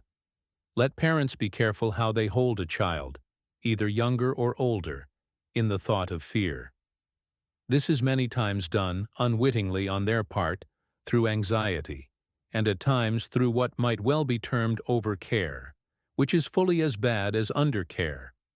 I know of a number of cases where a child has been so continually held in the thought of fear lest this or that condition come upon him, that the very things that were feared have been drawn to him, which probably otherwise never would have come at all. Many times there has been no adequate basis for the fear. In case there is a basis, then far wiser is it to take exactly the opposite attitude, so as to neutralize the force at work, and then to hold the child in the thought of wisdom and strength, that it may be able to meet the condition, and master it instead of being mastered by it. But a day or two ago, a friend was telling me of an experience of his own life in this connection. At a period when he was having a terrific struggle with a certain habit, he was so continually held in the thought of fear by his mother and the young lady to whom he was engaged, the engagement to be consummated at the end of a certain period, the time depending on his proving his mastery, that he, very sensitively organized, continually felt the depressing and weakening effects of their negative thoughts. He could always tell exactly how they felt toward him. He was continually influenced and weakened by their fear, by their questionings, by their suspicions, all of which had the effect of lessening the sense of his own power, all of which had an endeavor paralyzing influence upon him. And so instead of their begetting courage and strength in him, they brought him to a still greater realization of his own weakness and the almost worthless use of struggle. Here were two who loved him dearly, and who would have done anything and everything to help him gain the mastery, but who, ignorant of the silent, subtle, ever-working and all-telling power of the thought forces, instead of imparting to him courage, instead of adding to his strength, disarmed him of this, and then added an additional weakness from without. In this way, the battle for him was made harder in a threefold degree. Fear and worry and all kindred mental states are too expensive for any person, man, woman, or child, to entertain or indulge in. Fear paralyzes healthy action, worry corrodes and pulls down the organism, and will finally tear it to pieces. Nothing is to be gained by it, but everything to be lost. Long-continued grief at any loss will do the same. Each brings its own peculiar type of ailment. An inordinate love of gain, a close-fisted, hoarding disposition will have kindred effects. Anger, jealousy, malice, continual fault-finding, lust has each its own peculiar corroding, weakening, tearing down effects. We shall find that not only are happiness and prosperity concomitants of righteousness, living in harmony with the higher laws, but bodily health as well. The great Hebrew seer enunciated a wonderful chemistry of life when he said, "As righteousness tendeth to life, so he that pursueth evil pursueth it to his own death. On the other hand, in the way of righteousness is life, and in the pathway thereof there is no death." The time will come when it will be seen that this means far more than most people dare, even to think as yet. It rests with man to say whether his soul shall be housed in a stately mansion of ever-growing splendor and beauty, or in a hovel of his own building, a hovel at last ruined and abandoned to decay. The bodies of almost untold numbers, living their one-sided, unbalanced lives, are every year, through these influences, weakening and falling by the wayside long before their time. Poor, poor houses, intended to be beautiful temples, brought to desolation by their ignorant, reckless, deluded tenants. Poor houses. A close observer, a careful student of the power of the thought forces, will soon be able to read in the voice, in the movements, in the features, the effects registered by the prevailing mental states and conditions. Or, if he is told the prevailing mental states and conditions, he can describe the voice, the movements, the features, as well as describe, in a general way, the peculiar physical ailments their possessor is heir to. We are told by good authority that a study of the human body, its structure, and the length of time it takes it to come to maturity, in comparison with the time it takes the bodies of various animals and their corresponding longevity, reveals the fact that its natural age should be nearer 120 years than what we commonly find it today. But think of the multitudes all about us whose bodies are aging, weakening, breaking, so that they have to abandon them long before they reach what ought to be a long period of strong, vigorous middle life. Then, the natural length of life being thus shortened, it comes to be what we might term a race belief that this shortened period is the natural period. And as a consequence many, when they approach a certain age, seeing that as a rule people at this period of life begin to show signs of age, to break and go downhill as we say, they, thinking it a matter of course, and that it must be the same with them, by taking this attitude of mind, many times bring upon themselves these very conditions long before it is necessary. Subtle and powerful are the influences of the mind in the building and rebuilding of the body. As we understand them better, it may become the custom for people to look forward with pleasure to the teens of their second century. There comes to mind at this moment a friend, a lady well on to 80 years of age. An old lady, most people in fact, would call her, especially those who measure age by the number of the seasons that have come and gone since one's birth. But to call our friend old would be to call black white. She is no older than a girl of 25, and indeed younger, I am glad to say, or I am sorry to say, depending upon the point of view, than many a girl of this age. Seeking for the good in all people and in all things, she has found the good everywhere. The brightness of disposition and of voice that is hers today, that attracts all people to her, and that makes her so beautifully attractive to all people, has characterized her all through life. It has in turn carried brightness and hope and courage and strength to hundreds and thousands of people through all these years, and will continue to do so, apparently, for many years yet to come. No fears, no worryings, no hatreds, no jealousies, no sorrowings, no grievings, no sordid graspings after inordinate, transcriber's note, inordinate, gain, have found entrance into her realm of thought. As a consequence, her mind, free from these abnormal states and conditions, has not externalized in her body the various physical ailments that the great majority of people are lugging about with them, thinking in their ignorance that they are natural, and that it is all in accordance with the eternal order of things that they should have them.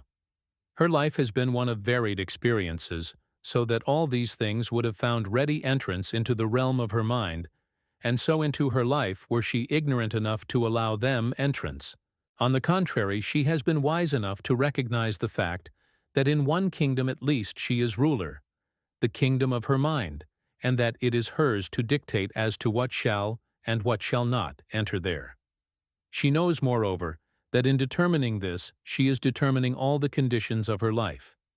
It is indeed a pleasure as well as an inspiration to see her as she goes here and there, to see her sunny disposition, her youthful step, to hear her joyous laughter. Indeed, and in truth, Shakespeare knew whereof he spoke when he said, "It is the mind that makes the body rich."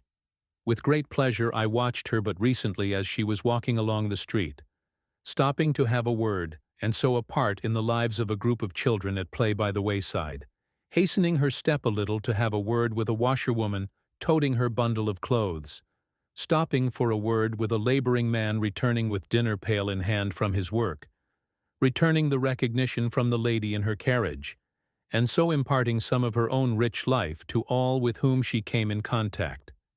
And as good fortune would have it, while still watching her, an old lady passed her.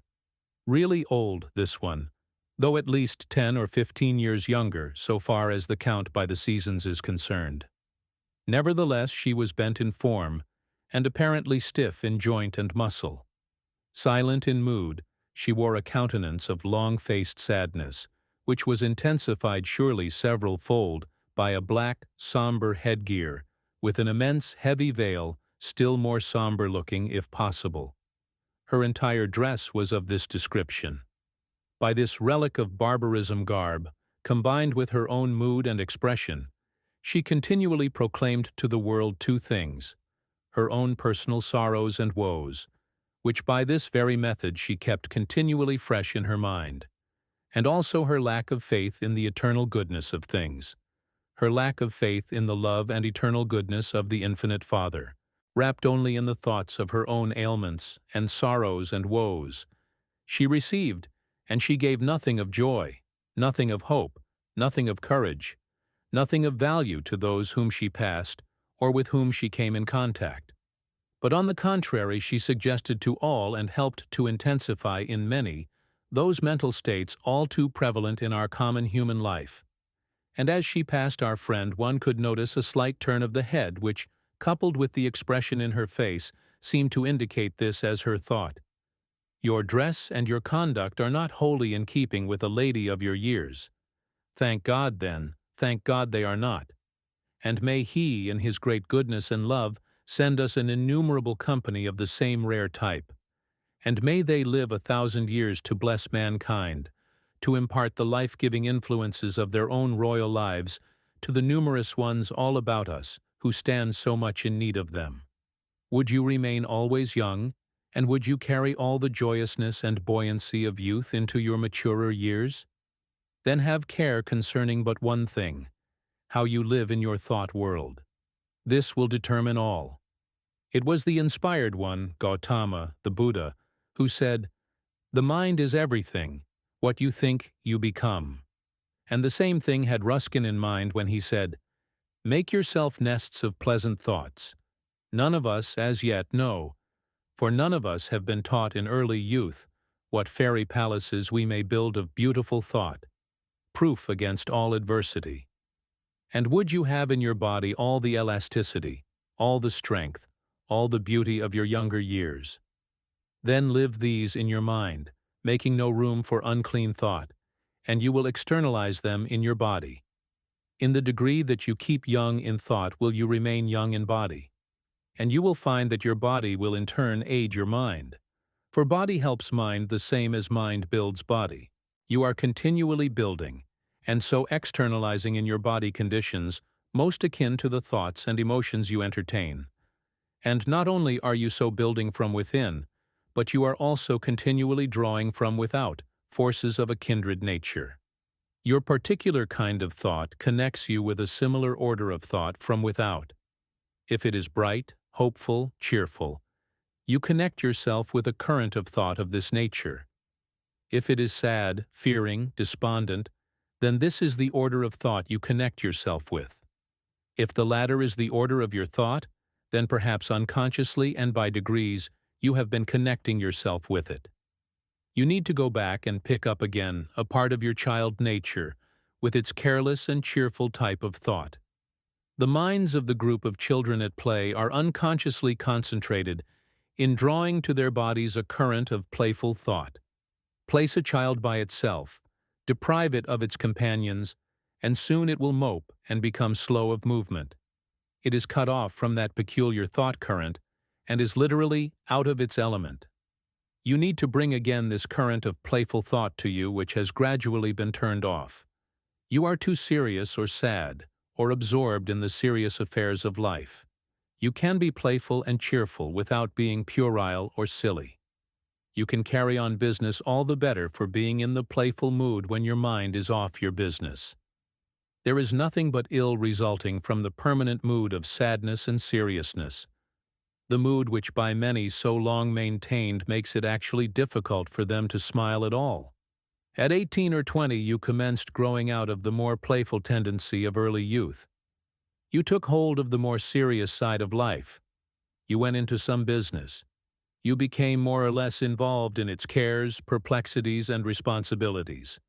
Or, as man or woman, you entered on some phase of life involving care or trouble. Or you became absorbed in some game of business which, as you followed it, left no time for play. Then, as you associated with older people, you absorbed their old ideas, their mechanical methods of thinking, their acceptance of errors without question or thought of question. In all this, you opened your mind to a heavy, care-laden current of thought. Into this you glided unconsciously. That thought is materialized in your blood and flesh. The scene of your body is a deposit or crystallization of the unseen element ever flowing to your body from your mind. Years pass on, and you find that your movements are stiff and cumbrous, that you can with difficulty climb a tree, as at 14. Your mind has all this time been sending to your body these heavy, inelastic elements, making your body what now it is.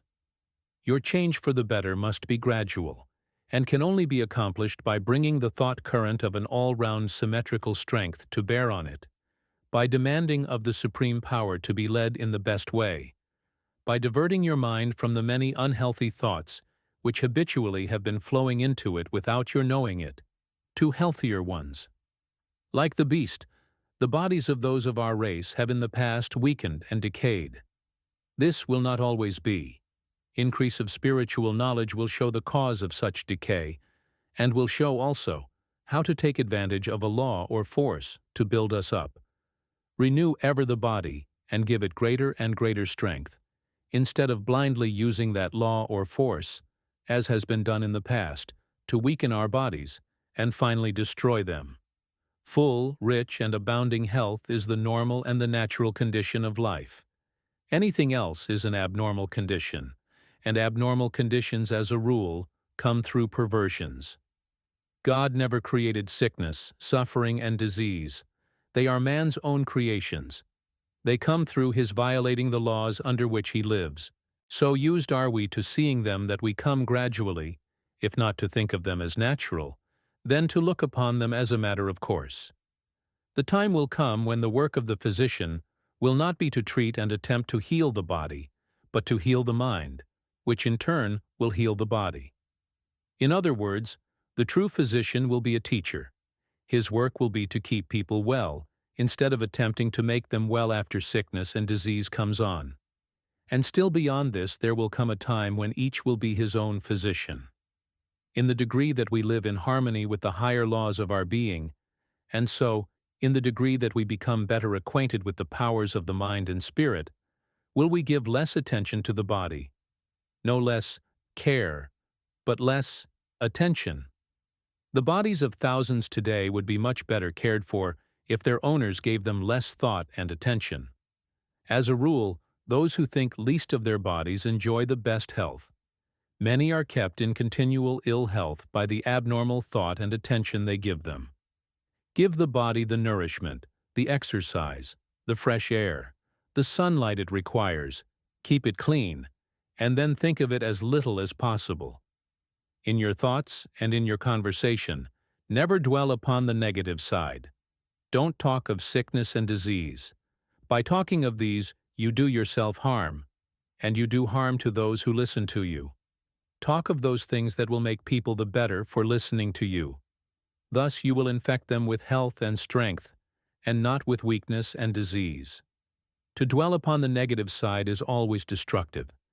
This is true of the body the same as it is true of all other things.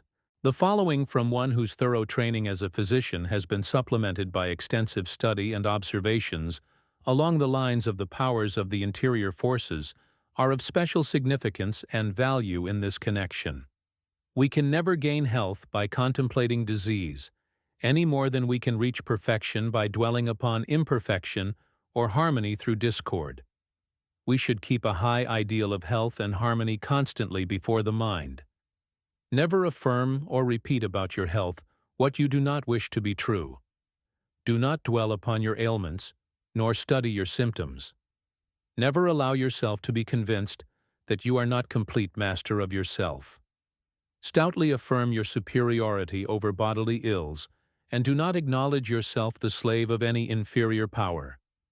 I would teach children early to build a strong barrier between themselves and disease by healthy habits of thought, high thinking, and purity of life.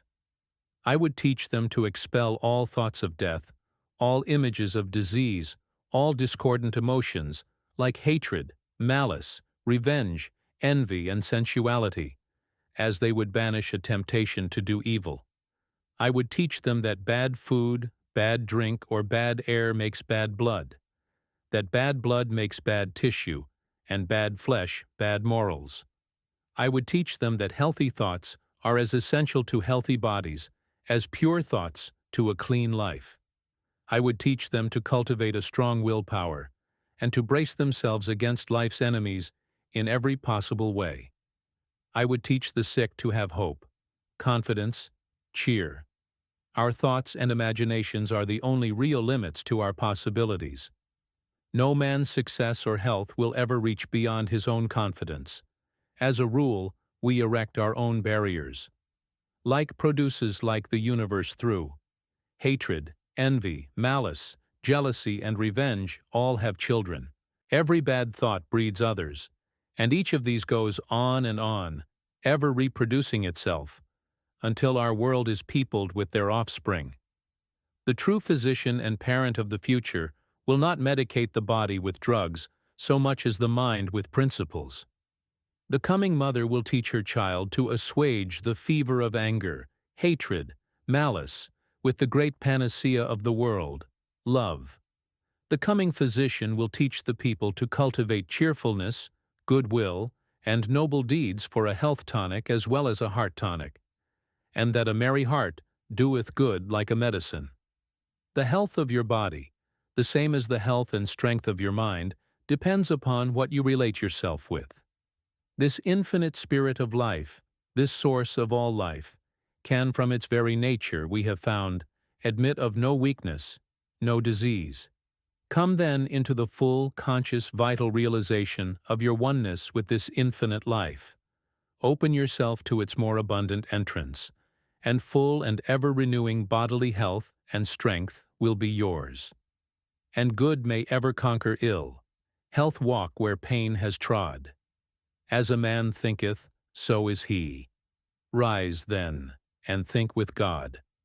The whole matter may then be summed up in the one sentence, God is well and so are you. You must awaken to the knowledge of your real being.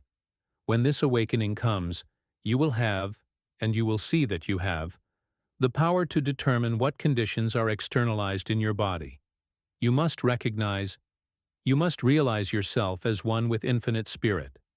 God's will is then your will. Your will is God's will, and with God all things are possible.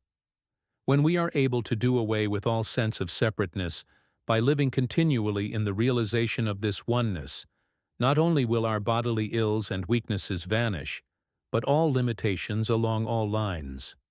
Then, delight thyself in the Lord, and He shall give thee the desires of thine heart. Then will you feel like crying all the day long. The lines are fallen unto me in pleasant places.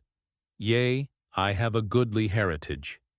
Drop out of mind your belief in good things and good events coming to you in the future. Come now into the real life, and coming, appropriate and actualize them, now. Remember that only the best is good enough for one with a heritage so royal as yours. We buy ashes for bread. We buy diluted wine.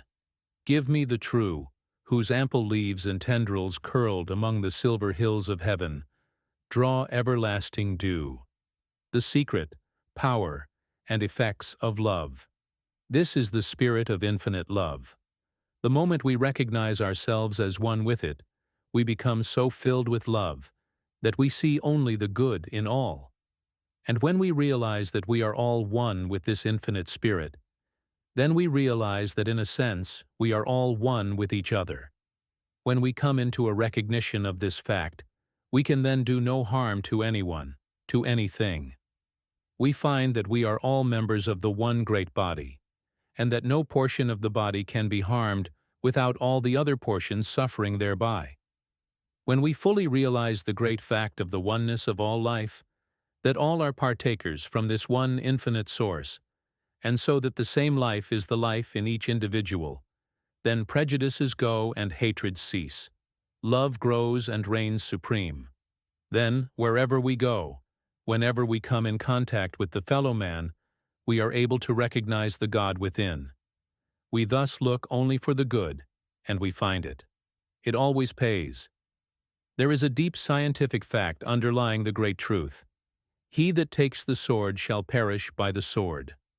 The moment we come into a realization of the subtle powers of the thought forces, we can quickly see that the moment we entertain any thoughts of hatred toward another, he gets the effects of these diabolical forces that go out from us, and has the same thoughts of hatred aroused in him, which in turn return to the sender.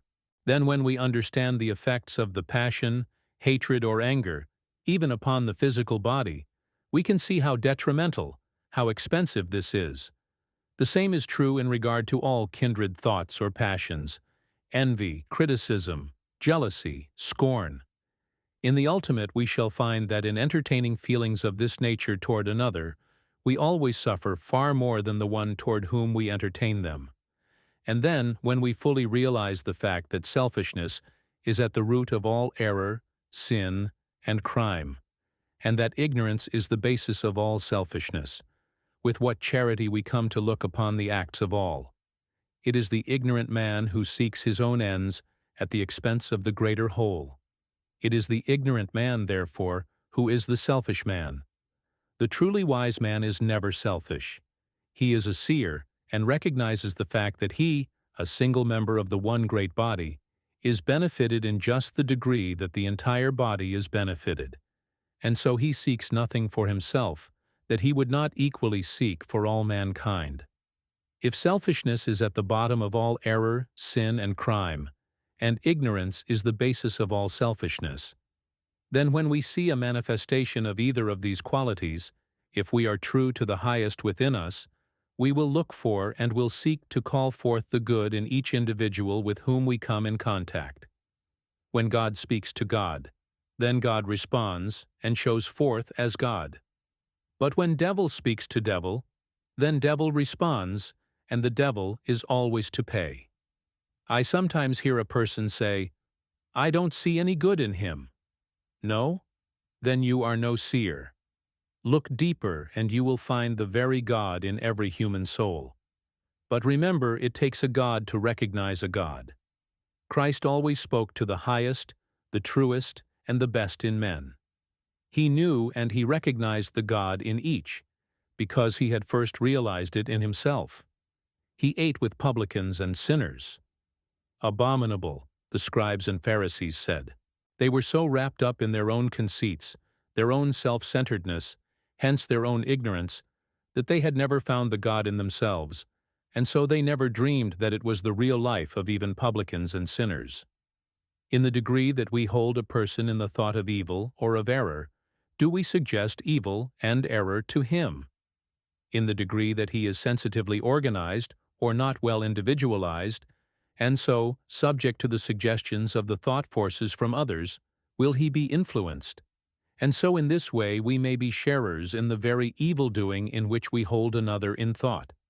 In the same way, when we hold a person in the thought of the right, the good, and the true, righteousness, goodness, and truth are suggested to him, and thus we have a most beneficent influence on his life and conduct. If our hearts go out in love to all with whom we come in contact, we inspire love, and the same ennobling and warming influences of love always return to us from those in whom we inspire them. There is a deep scientific principle underlying the precept. If you would have all the world love you, you must first love all the world. In the degree that we love, will we be loved. Thoughts are forces. Each creates of its kind. Each comes back laden with the effect that corresponds to itself, and of which it is the cause. Then let your secret thoughts be fair. They have a vital part, and share in shaping words and molding fate. God's system is so intricate. I know of no better practice than that of a friend who continually holds himself in an attitude of mind, that he continually sends out his love in the form of the thought, "Dear everybody, I love you." And when we realize the fact that a thought invariably produces its effect before it returns, or before it ceases, we can see how he is continually breathing out a blessing not only upon all with whom he comes in contact, but upon all the world. These same thoughts of love, moreover, tokened in various ways, are continually coming to him from all quarters. Even animals feel the effects of these forces. Some animals are much more sensitively organized than many people are, and consequently they get the effects of our thoughts, our mental states, and emotions much more readily than many people do. Therefore, whenever we meet an animal, we can do it good by sending out to it these thoughts of love. It will feel the effects whether we simply entertain or whether we voice them. And it is often interesting to note how quickly it responds, and how readily it gives evidence of its appreciation of this love and consideration on our part. What a privilege and how enjoyable it would be to live and walk in a world where we meet only gods. In such a world you can live. In such a world I can live. For in the degree that we come into this higher realization, do we see only the God in each human soul, and when we are thus able to see him in everyone we meet, we then live in such a world. And when we thus recognize the God in everyone, we by this recognition help to call it forth ever more and more. What a privilege! This privilege of yours, this privilege of mine. That hypocritical judging of another is something then with which we can have nothing to do, for we have the power of looking beyond the evolving, changing, error-making self, and seeing the real, the changeless, the eternal self, which by and by will show forth in the full beauty of holiness. We are then large enough also to realize the fact that when we condemn another, by that very act we condemn ourselves. This realization so fills us with love that we continually overflow it, and all with whom we come in contact feel its warming and life-giving power. These in turn send back the same feelings of love to us, and so we continually attract love from all quarters. Tell me how much one loves, and I will tell you how much he has seen of God. Tell me how much he loves, and I will tell you how much he lives with God. Tell me how much he loves, and I will tell you how far into the kingdom of heaven, the kingdom of harmony, he has entered. For love is the fulfilling of the law. And in a sense, love is everything. It is the key to life, and its influences are those that move the world. Live only in the thought of love for all, and you will draw love to you from all. Live in the thought of malice or hatred, and malice and hatred will come back to you. For evil poisons, malice shafts like boomerangs return, inflicting wounds that will not heal while rage and anger burn. Every thought you entertain is a force that goes out, and every thought comes back laden with its kind. This is an immutable law. Every thought you entertain has moreover a direct effect upon your body. Love and its kindred emotions are the normal and the natural, those in accordance with the eternal order of the universe, for God is love. These have a life-giving, health-engendering influence upon your body, besides beautifying your countenance, enriching your voice, and making you ever more attractive in every way. And as it is true that in the degree that you hold thoughts of love for all, you call the same from them in return, and as these have a direct effect upon your mind, and through your mind upon your body, it is as so much life force added to your own from without. You are then continually building this into both your mental and your physical life, and so your life is enriched by its influence. Hatred and all its kindred emotions are the unnatural, the abnormal, the perversions, and so out of harmony with the eternal order of the universe. For if love is the fulfilling of the law, then these, its opposites, are direct violations of law. And there can never be a violation of law without its attendant pain and suffering in one form or another. There is no escape from this. And what is the result of this particular form of violation? When you allow thoughts of anger, hatred, malice, jealousy, envy, criticism, or scorn to exercise sway, they have a corroding and poisoning effect upon the organism. They pull it down, and if allowed to continue will eventually tear it to pieces by externalizing themselves in the particular forms of disease they give rise to. And then in addition to the destructive influences from your own mind, you are continually calling the same influences from other minds, and these come as destructive forces augmenting your own, thus aiding in the tearing down process. And so love inspires love, hatred breeds hatred. Love and goodwill stimulate and build up the body. Hatred and malice corrode and tear it down. Love is a savor of life unto life. Hatred is a savor of death unto death. There are loyal hearts. There are spirits brave. There are souls that are pure and true. Then give to the world the best you have, and the best will come back to you. Give love, and love to your heart will flow, a strength in your utmost need. Have faith, and a score of hearts will show their faith in your word and deed. I hear it said, "How in regard to one who bears me hatred, towards whom I have entertained no such thoughts and feelings, and so have not been the cause of his becoming my enemy." This may be true, but the chances are that you will have but few enemies if there is nothing of an antagonistic nature in your own mind and heart. Be sure there is nothing of this nature. But if hatred should come from another without apparent cause on your part, then meet it from first to last with thoughts of love and goodwill. In this way you can, so to speak, so neutralize its effects that it cannot reach you and so cannot harm you. Love is positive and stronger than hatred. Hatred can always be conquered by love. On the other hand, if you meet hatred with hatred, you simply intensify it. You add fuel to the flame already kindled, upon which it will feed and grow, and so you increase and intensify the evil conditions. Nothing is to be gained by it. Everything is to be lost. By sending love for hatred, you will be able so to neutralize it that it will not only have no effect upon you, but will not be able even to reach you. But more than this, you will by this course sooner or later be able literally to transmute the enemy into the friend. Meet hatred with hatred, and you degrade yourself. Meet hatred with love, and you elevate not only yourself, but also the one who bears you hatred. The Persian sage has said, "Always meet petulance with gentleness, and perverseness with kindness." A gentle hand can lead even an elephant by a hair. Reply to thine enemy with gentleness. Opposition to peace is sin. The Buddhist says, "If a man foolishly does me wrong, I will return him the protection of my ungrudging love. The more evil comes from him, the more good shall go from me." The wise man avenges injuries by benefits, says the Chinese. Return good for evil, overcome anger by love. Hatred never ceases by hatred, but by love, says the Hindu. The truly wise man or woman will recognize no one as an enemy.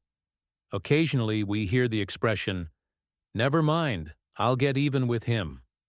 Will you? And how will you do it? You can do it in one of two ways. You can, as you have in mind, deal with him as he deals, or apparently deals, with you. Pay him, as we say, in his own coin. If you do this, you will get even with him by sinking yourself to his level, and both of you will suffer by it. Or you can show yourself the larger. You can send him love for hatred, kindness for ill treatment, and so get even with him by raising him to the higher level. But remember that you can never help another without by that very act helping yourself. And if forgetful of self, then in most all cases the value to you is greater than the service you render another. If you are ready to treat him as he treats you, then you show clearly that there is in you that which draws the hatred and ill treatment to you. You deserve what you are getting, and should not complain. Nor would you complain if you were wise. By following the other course, you most effectually accomplish your purpose. You gain a victory for yourself, and at the same time you do a great service for him, for which it is evident he stands greatly in need. Thus you may become his savior. He in turn may become the savior of other error-making, and consequently care-encumbered men and women. Many times the struggles are greater than we can ever know. We need more gentleness and sympathy and compassion in our common human life. Then we will neither blame nor condemn. Instead of blaming or condemning, we will sympathize, and all the more we will comfort one another, for the way is often dreary, and the feet are often weary, and the heart is very sad. There is a heavy burden bearing, when it seems that none are caring, and we half forget that ever we were glad. Comfort one another, with the hand clasp close and tender, with the sweetness love can render, and the looks of friendly eyes. Do not wait with grace unspoken, while life's daily bread is broken. Gentle speech is oft like manna from the skies.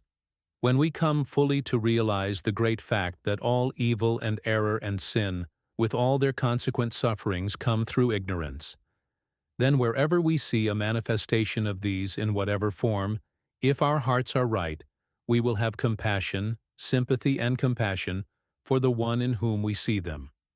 Compassion will then change itself into love, and love will manifest itself in kindly service. Such is the divine method. And so instead of aiding in trampling and keeping a weaker one down, we will hold him up until he can stand alone and become the master.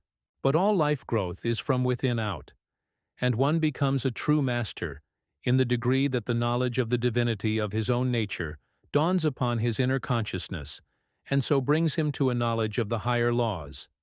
And in no way can we so effectually hasten this dawning in the inner consciousness of another, as by showing forth the divinity within ourselves simply by the way we live, by example and not by precept, by living, not by preaching, by doing, not by professing, by living the life, not by dogmatizing as to how it should be lived. There is no contagion equal to the contagion of life. Whatever we sow, that shall we also reap, and each thing sown produces of its kind. We can kill not only by doing another bodily injury directly, but we can, and we do, kill by every antagonistic thought. Not only do we thus kill, but while we kill, we suicide. Many a man has been made sick by having the ill thoughts of a number of people centered upon him. Some have been actually killed.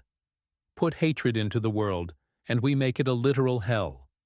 Put love into the world, and heaven with all its beauties and glories becomes a reality. Not to love is not to live, or it is to live a living death. The life that goes out in love to all is the life that is full and rich, and continually expanding in beauty and in power. Such is the life that becomes ever more inclusive, and hence larger in its scope and influence. The larger the man and the woman, the more inclusive they are in their love and their friendships. The smaller the man and the woman, the more dwarfed and dwindling their natures, the more they pride themselves upon their exclusiveness. Anyone, a fool or an idiot, can be exclusive. It comes easy. It takes and it signifies a large nature to be universal, to be inclusive. Only the man or the woman of a small, personal, self-centered, self-seeking nature is exclusive. The man or the woman of a large, royal, unself-centered nature never is. The small nature is the one that continually strives for effect. The larger nature never does.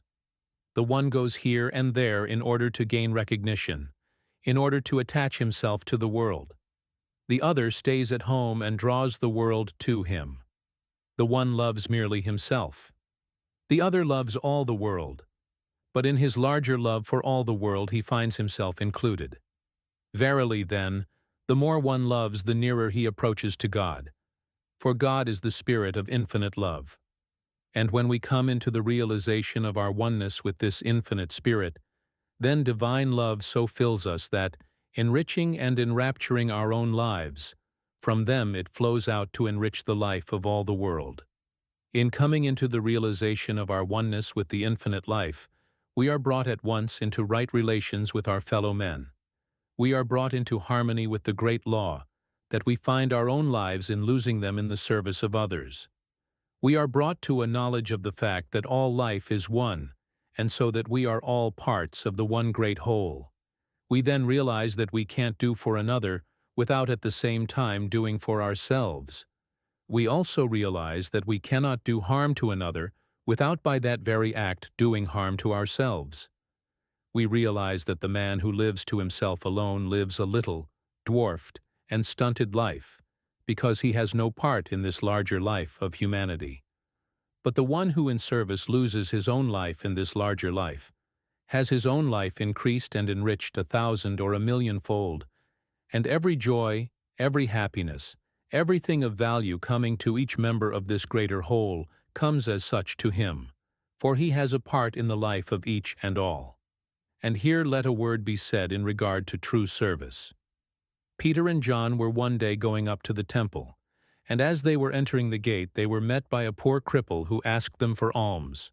Instead of giving him something to supply the day's needs and then leaving him in the same dependent condition for the morrow and the morrow, Peter did him a real service, and a real service for all mankind by saying, "Silver and gold have I none, but such as I have I give unto thee." And then he made him whole. He thus brought him into the condition where he could help himself. In other words, the greatest service we can do for another is to help him to help himself. To help him directly might be weakening, though not necessarily. It depends entirely upon circumstances, but to help one to help himself is never weakening, but always encouraging and strengthening, because it leads him to a larger and stronger life. There is no better way to help one to help himself than to bring him to a knowledge of himself. There is no better way to bring one to a knowledge of himself than to lead him to a knowledge of the powers that are lying dormant within his own soul. There is nothing that will enable him to come more readily or more completely into an awakened knowledge of the powers that are lying dormant within his own soul than to bring him into the conscious vital realization of his oneness with the infinite life and power, so that he may open himself to it in order that it may work and manifest through him. We will find that these same great truths lie at the very bottom of the solution of our social situation.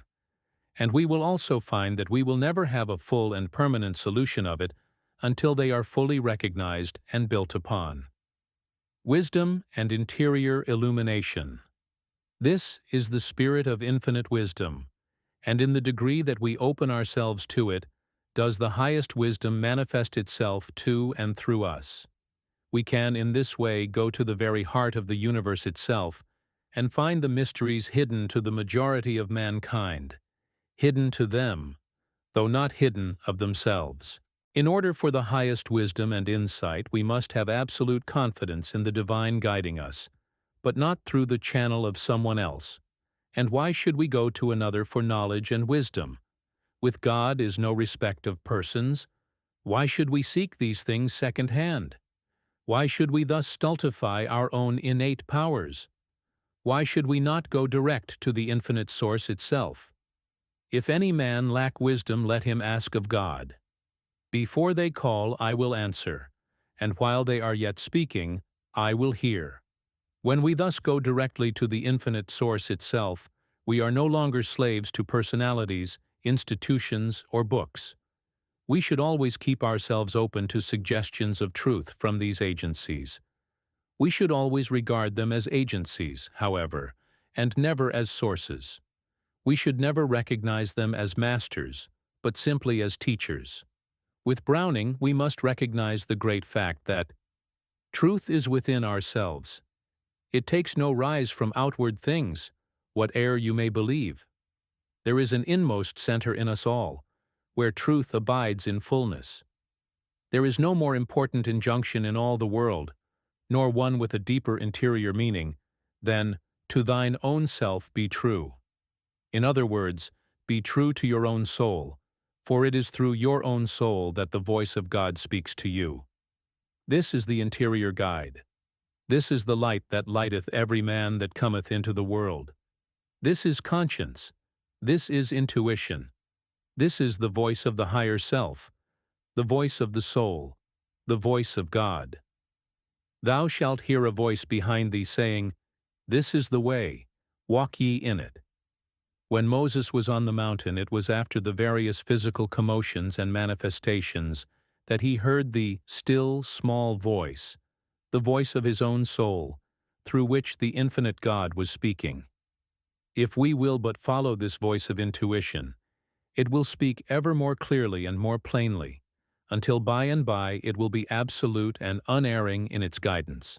The great trouble with us is that we do not listen to and do not follow this voice within our own souls, and so we become as a house divided against itself. We are pulled this way and that, and we are never certain of anything. I have a friend who listens so carefully to this inner voice, who, in other words, always acts so quickly and so fully in accordance with his intuitions, and whose life as a consequence is so absolutely guided by them, that he always does the right thing at the right time and in the right way.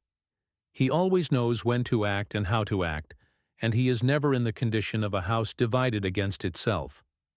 But someone says, May it not be dangerous for us to act always upon our intuitions? Suppose we should have an intuition to do harm to someone. We need not be afraid of this, however, for the voice of the soul, this voice of God speaking through the soul, will never direct one to do harm to another, nor to do anything that is not in accordance with the highest standards of right and truth and justice. And if you at any time have a prompting of this kind, Know that it is not the voice of intuition. It is some characteristic of your lower self that is prompting you. Reason is not to be set aside, but it is to be continually illumined by this higher spiritual perception, and in the degree that it is thus illumined, will it become an agent of light and power. When one becomes thoroughly individualized, he enters into the realm of all knowledge and wisdom. And to be individualized is to recognize no power outside of the infinite power that is back of all. When one recognizes this great fact and opens himself to this spirit of infinite wisdom, he then enters upon the road to the true education, and mysteries that before were closed now reveal themselves to him. This must indeed be the foundation of all true education. This evolving from within, this evolving of what has been involved by the infinite power. All things that it is valuable for us to know will come to us if we will but open ourselves to the voice of this infinite spirit.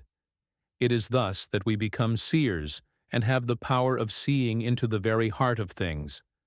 There are no new stars, there are no new laws or forces, but we can so open ourselves to this spirit of infinite wisdom that we can discover and recognize those that have not been known before, and in this way, they become new to us. When in this way we come into a knowledge of truth, we no longer need facts that are continually changing. We can then enter into the quiet of our own interior selves. We can open the window and look out, and thus gather the facts as we choose. This is true wisdom. Wisdom is the knowledge of God. Wisdom comes by intuition. It far transcends knowledge. Great knowledge, knowledge of many things, may be had by virtue simply of a very retentive memory. It comes by tuition. But wisdom far transcends knowledge, in that knowledge is a mere incident of this deeper wisdom. He who would enter into the realm of wisdom must first divest himself of all intellectual pride. He must become as a little child.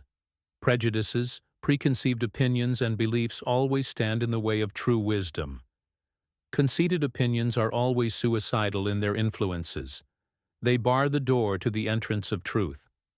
All about us we see men in the religious world, in the world of science, in the political, in the social world, who through intellectual pride are so wrapped in their own conceits and prejudices that larger and later revelations of truth can find no entrance to them. And instead of growing and expanding, they are becoming dwarfed and stunted, and still more incapable of receiving truth. Instead of actively aiding in the progress of the world, they are as so many dead sticks in the way that would retard the wheels of progress. This, however, they can never do. Such always in time get bruised, broken, and left behind, while God's triumphal car of truth moves steadily onward. When the steam engine was still being experimented with, and before it was perfected sufficiently to come into practical use, a well-known Englishman, well-known then in scientific circles, wrote an extended pamphlet proving that it would be impossible for it ever to be used in ocean navigation, that is, in a trip involving the crossing of the ocean, because it would be utterly impossible for any vessel to carry with it sufficient coal for the use of its furnace. And the interesting feature of the whole matter was that the very first steam vessel that made the trip from England to America had among its cargo a part of the first edition of this carefully prepared pamphlet.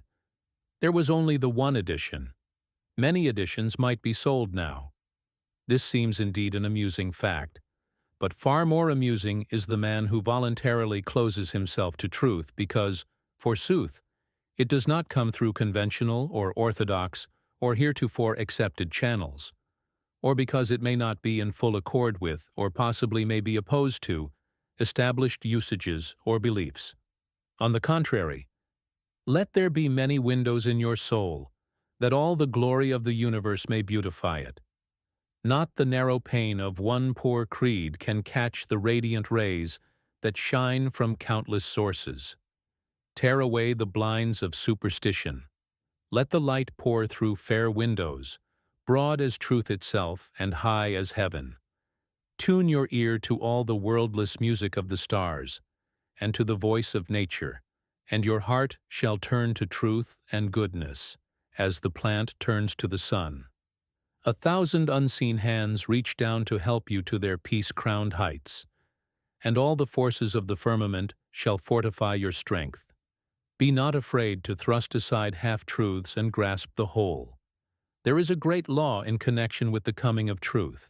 It is this: whenever a man or a woman shuts himself or herself to the entrance of truth on account of intellectual pride, preconceived opinions, prejudices, or for whatever reason, there is a great law which says that truth, in its fullness, will come to that one from no source. And on the other hand, when a man or a woman opens himself or herself fully to the entrance of truth from whatever source it may come, there is an equally great law which says that truth will flow into him or to her, from all sources, from all quarters. Such becomes the free man, the free woman, for it is the truth that makes us free. The other remains in bondage, for truth has had no invitation, and will not enter where it is not fully and freely welcomed. And where truth is denied entrance, the rich blessings it carries with it cannot take up their abode. On the contrary, when this is the case, it sends an envoy carrying with it atrophy, disease, death, physically and spiritually as well as intellectually. And the man who would rob another of his free and unfettered search for truth, who would stand as the interpreter of truth for another, with the intent of remaining in this position, rather than endeavoring to lead him to the place where he can be his own interpreter, is more to be shunned than a thief and a robber. The injury he works is far greater, for he is doing direct and positive injury to the very life of the one he thus holds. Who has ever appointed any man, whoever he may be, as the keeper, the custodian, the dispenser of God's illimitable truth? Many indeed are moved and so are called to be teachers of truth. But the true teacher will never stand as the interpreter of truth for another. The true teacher is the one whose endeavor is to bring the one he teaches to a true knowledge of himself, and hence of his own interior powers, that he may become his own interpreter. All others are, generally speaking, those animated by purely personal motives, self-aggrandizement, or personal gain. Moreover, he who would claim to have all truth and the only truth is a bigot, a fool, or a knave. In the Eastern literature is a fable of a frog. The frog lived in a well, and out of his little well he had never been. One day a frog whose home was in the sea came to his well. Interested in all things, he went in. "Who are you? Where do you live?" said the frog in the well. "I am so-and-so, and my home is in the sea." "The sea? What is that? Where is that?" "It is a very large body of water and not far away." "How big is your sea?" "Oh, very big." "As big as this?" pointing to a little stone lying near. "Oh, much bigger." "As big as this?" pointing to the board upon which they were sitting. "Oh, much bigger." "How much bigger then?" "Why, the sea in which I live is bigger than your entire well. It would make millions of wells such as yours." "Nonsense, nonsense. You are a deceiver and a falsifier. Get out of my well. Get out of my well. I want nothing to do with any such frogs as you. Ye shall know the truth, and the truth shall make you free, is the promise. Ye shall close yourselves to truth. Ye shall live in your own conceits, and your own conceits shall make fools and idiots of you, would be a statement applicable to not a few, and to not a few who pride themselves upon their superior intellectual attainments. Idiocy is arrested mental growth. Closing oneself for whatever reason to truth and hence to growth brings a certain type of idiocy, though it may not be called by this name. And on the other hand, another type is that arrested growth caused by taking all things for granted, without proving them for oneself, merely because they come from a particular person, a particular book, a particular institution. This is caused by one's always looking without instead of being true to the light within, and carefully tending it that it may give an ever clearer light. With brave and intrepid Walt Whitman, We should all be able to say, "From this hour I ordain myself loosed of limits and imaginary lines, going where I list, my own master total and absolute, listening to others, considering well what they say, pausing, searching, receiving, contemplating, gently but with undeniable will, divesting myself of the holds that would hold me. Great should be the joy that God's boundless truth is open to all, open equally to all, and that it will make each one its dwelling place in proportion as he earnestly desires it and opens himself to it. And in regard to the wisdom that guides us in our daily life, there is nothing that it is right and well for us to know that may not be known when we recognize the law of its coming, and are able wisely to use it. Let us know that all things are ours as soon as we know how to appropriate them. I hold it as a changeless law, from which no soul can sway or swerve. We have that in us, which will draw whate'er we need or most deserve. If the times come when we know not what course to pursue, when we know not which way to turn, the fault lies in ourselves. If the fault lies in ourselves, then the correction of this unnatural condition lies also in ourselves. It is never necessary to come into such a state if we are awake and remain awake to the light and the powers within us. The light is ever shining, and the only thing that it is necessary for us diligently to see to is that we permit neither this thing nor that to come between us and the light. With thee is the fountain of life. In thy light shall we see light. Let us hear the words of one of the most highly illumined men I have ever known, and one who as a consequence is never in the dark, when the time comes, as to what to do and how to do it. Whenever you are in doubt as to the course you should pursue, after you have turned to every outward means of guidance, let the inward eye see, let the inward ear hear, and allow this simple, natural, beautiful process to go on unimpeded by questionings or doubts. In all dark hours and times of unwanted perplexity, we need to follow one simple direction, found, as all needed directions can be found, in the dear old gospel which so many read, but alas, so few interpret. Enter into thine inner chamber and shut the door. Does this mean that we must literally betake ourselves to a private closet with a key in the door? If it did, then the command could never be obeyed in the open air, on land or sea, and the Christ loved the lakes and the forests far better than the cramping rooms of city dwelling houses. Still his counsels are so wide-reaching that there is no spot on earth and no conceivable situation in which any of us may be placed where we cannot follow them. One of the most intuitive men we ever met had a desk in a city office where several other gentlemen were doing business constantly, and often talking loudly. Entirely undisturbed by the many various sounds about him, this self-centered, faithful man would, in any moment of perplexity, draw the curtains of privacy so completely about him that he would be as fully enclosed in his own psychic aura, and thereby as effectually removed from all distractions as though he were alone in some primeval wood. Taking his difficulty with him into the mystic silence in the form of a direct question, to which he expected a certain answer, he would remain utterly passive until the reply came, and never once through many years' experience did he find himself disappointed or misled. Intuitive perceptions of truth are the daily bread to satisfy our daily hunger. They come like the manna in the desert day by day. Each day brings adequate supply for that day's need only. They must be followed instantly, for dalliance with them means their obscuration, and the more we dally, the more we invite erroneous impressions to cover intuition with a pall of conflicting moral fantasy born of illusions of the tyrant's will. One condition is imposed by universal law, and this we must obey. Put all wishes aside, save the one desire to know, truth. Couple with this one, demand the fully consecrated determination to follow what is distinctly perceived as truth.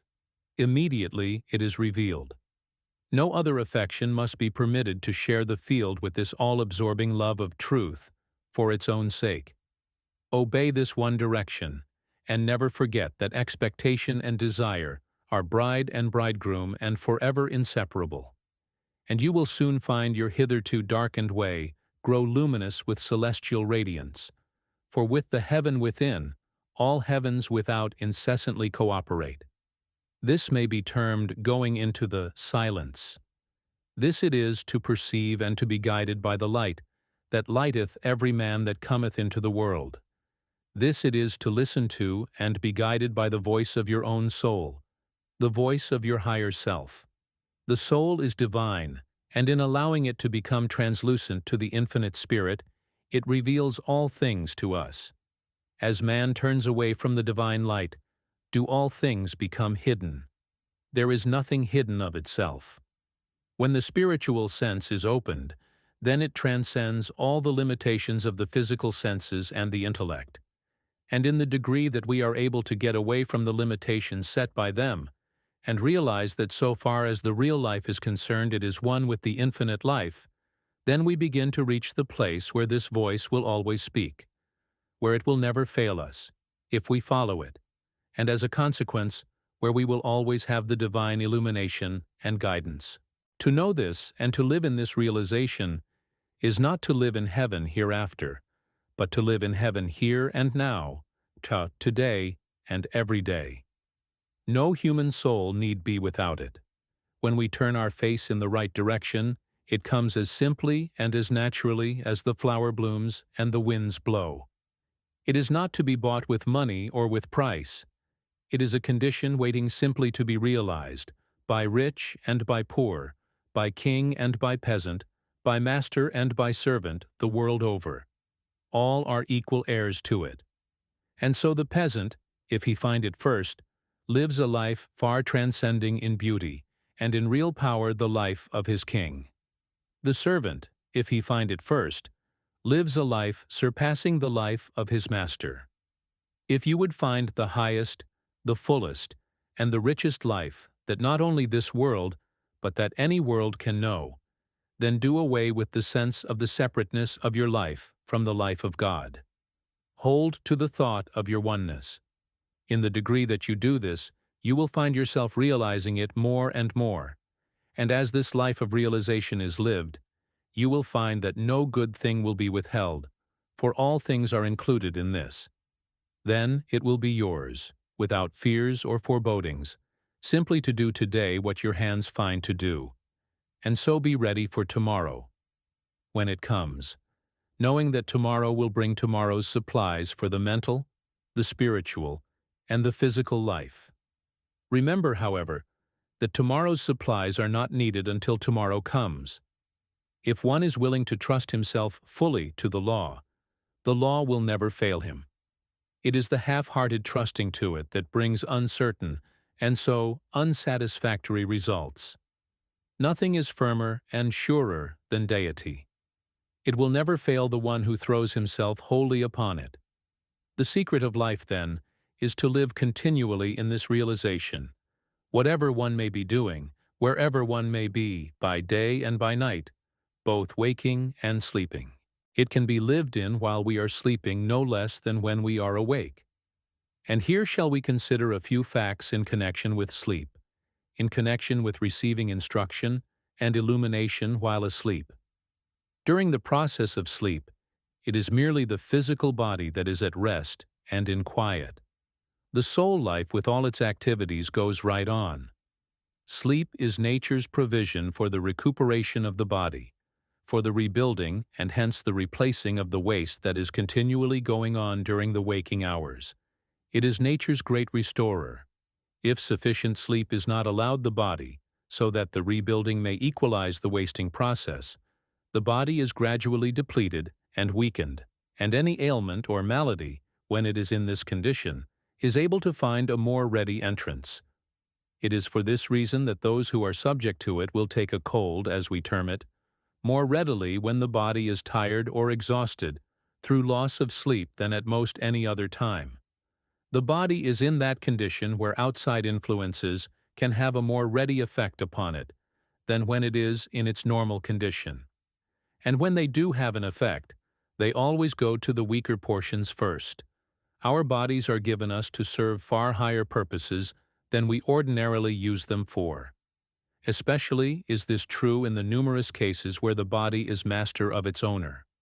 In the degree that we come into the realization of the higher powers of the mind and spirit, in that degree does the body, through their influence upon it, become less gross and heavy, finer in its texture and form.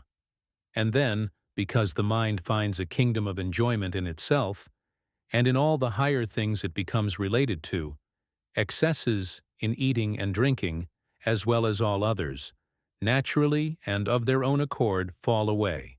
There also falls away the desire for the heavier, grosser, less valuable kinds of food and drink, such as the flesh of animals, alcoholic drinks, and all things of the class that stimulate the body and the passions, rather than build the body and the brain into a strong, clean, well-nourished, enduring, and fibrous condition.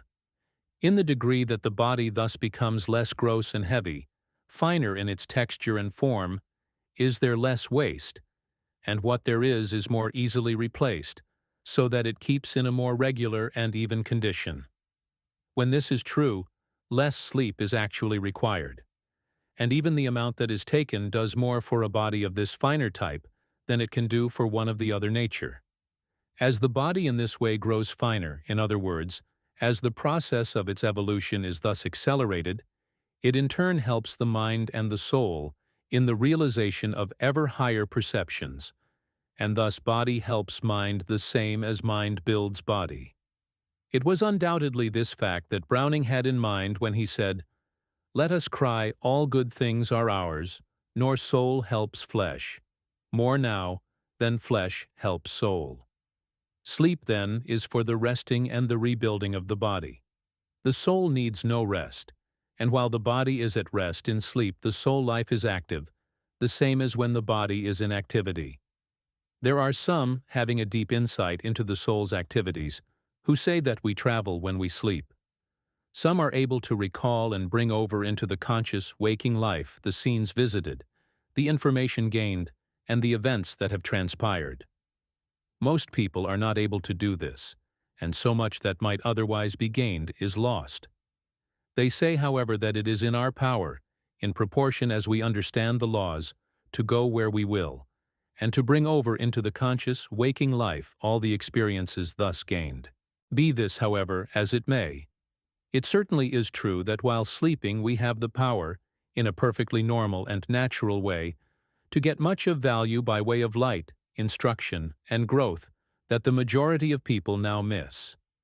If the soul life, that which relates us to infinite spirit, is always active, even while the body is at rest, why may not the mind so direct conditions as one falls asleep, that while the body is at rest, it may continually receive illumination from the soul, and bring what it thus receives over into the conscious, waking life? This, indeed, can be done, and is done by some to great advantage, and many times the highest inspirations from the soul come in this way, as would seem most natural, since at this time all communications from the outer, material world no longer enter. I know those who do much work during sleep, the same as they get much light along desired lines. By charging the mind on going to sleep as to a particular time for waking, it is possible, as many of us know, to wake on the very minute. Not infrequently we have examples of difficult problems that defied solution during waking hours, being solved during sleep. A friend, a well-known journalist, had an extended newspaper article clearly and completely worked out for her in this way. She frequently calls this agency to her aid. She was notified by the managing editor one evening to have the article ready in the morning, an article requiring more than ordinary care, and one in which quite a knowledge of facts was required. It was a matter in connection with which she knew scarcely anything, and all her efforts at finding information regarding it seemed to be of no avail. She set to work, but it seemed as if even her own powers defied her. Failure seemed imminent. Almost in desperation, she decided to retire, and putting the matter into her mind in such a way that she would be able to receive the greatest amount of aid while asleep, She fell asleep and slept soundly until morning. When she awoke, her work of the previous evening was the first thing that came into her mind. She lay quietly for a few minutes, and as she lay there, the article, completely written, seemed to stand before her mind.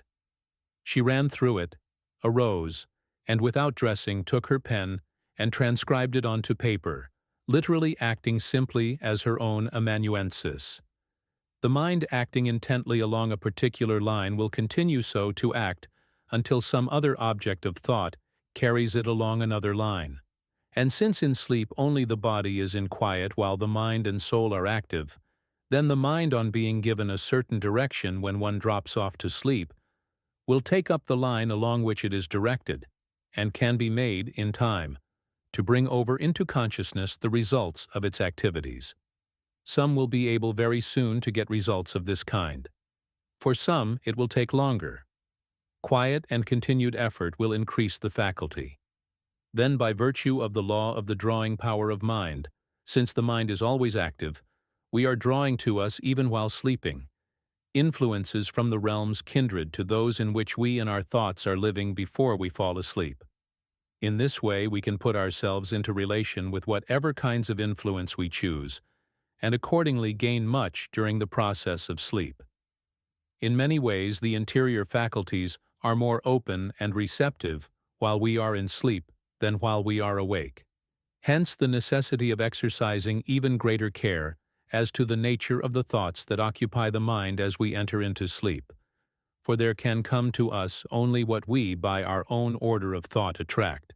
We have it entirely in our own hands, and for the same reason, this greater degree of receptivity during this period, we are able by understanding and using the law to gain much of value more readily in this way than when the physical senses are fully open to the material world about us.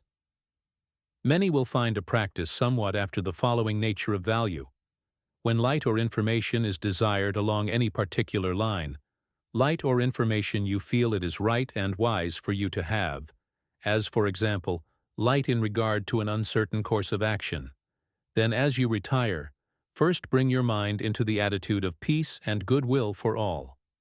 You, in this way, bring yourself into an harmonious condition, and in turn attract to yourself these same peaceful conditions from without. Then, resting in this sense of peace, quietly and calmly send out your earnest desire for the needed light or information.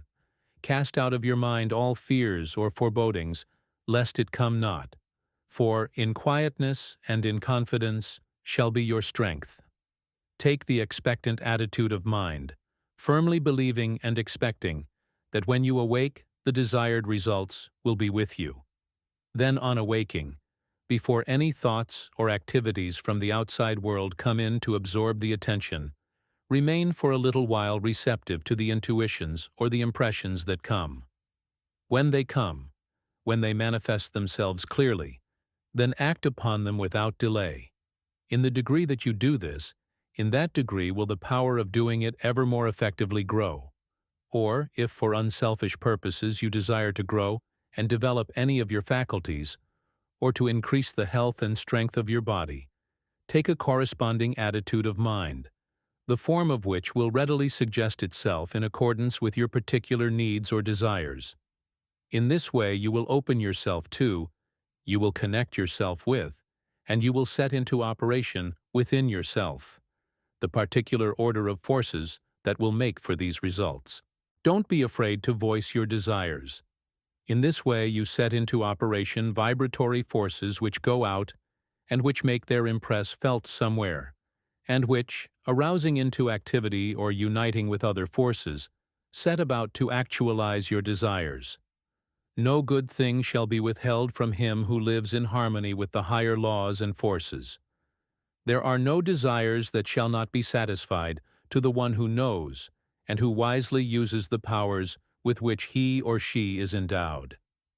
Your sleep will be more quiet and peaceful and refreshing, and so your power increased mentally, physically, and spiritually, simply by sending out as you fall asleep thoughts of love and goodwill, thoughts of peace and harmony for all.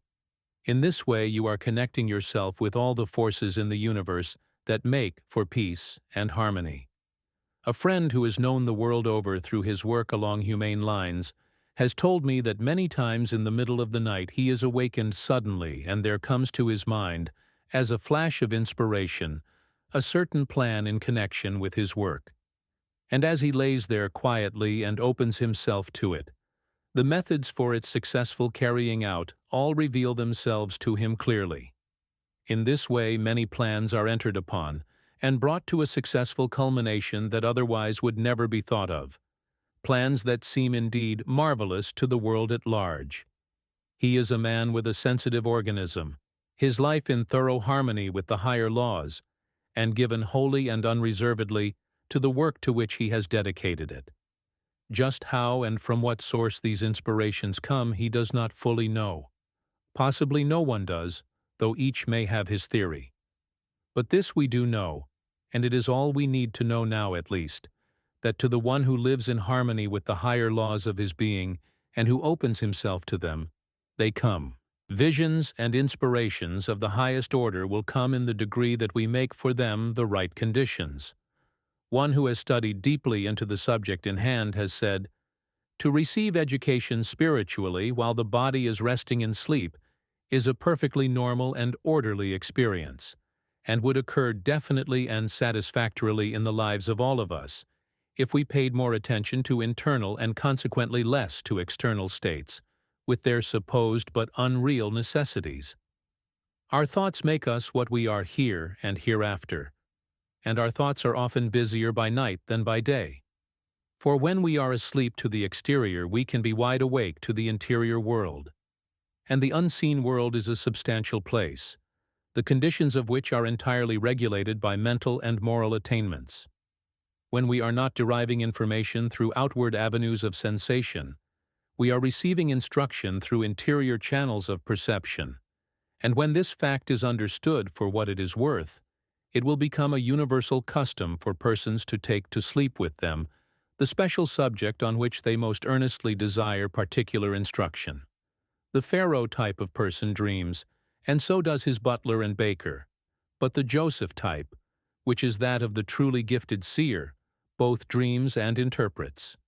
But why had not Pharaoh the power of interpreting his dreams? Why was Joseph the type of the truly gifted seer? Why did he not only dream, but had also the power to interpret both his own dreams and the dreams of others? Simply read the lives of the two. He who runs may read. In all true power it is, after all, living the life that tells. And in proportion as one lives, the life does he not only attain to the highest power and joy for himself, but he also becomes of ever greater service to all the world. One need remain in no hell longer than he himself chooses to. And the moment he chooses not to remain longer, not all the powers in the universe can prevent his leaving it. One can rise to any heaven he himself chooses. And when he chooses so to rise, all the higher powers of the universe combine to help him heavenward. When one awakes from sleep, and so returns to conscious life, he is in a peculiarly receptive and impressionable state. All relations with the material world have for a time been shut off. The mind is in a freer and more natural state, resembling somewhat a sensitive plate, where impressions can readily leave their traces. This is why many times the highest and truest impressions come to one in the early morning hours, before the activities of the day and their attendant distractions have exerted an influence. This is one reason why many people can do their best work in the early hours of the day. But this fact is also a most valuable one in connection with the molding of everyday life. The mind is at this time as a clean sheet of paper.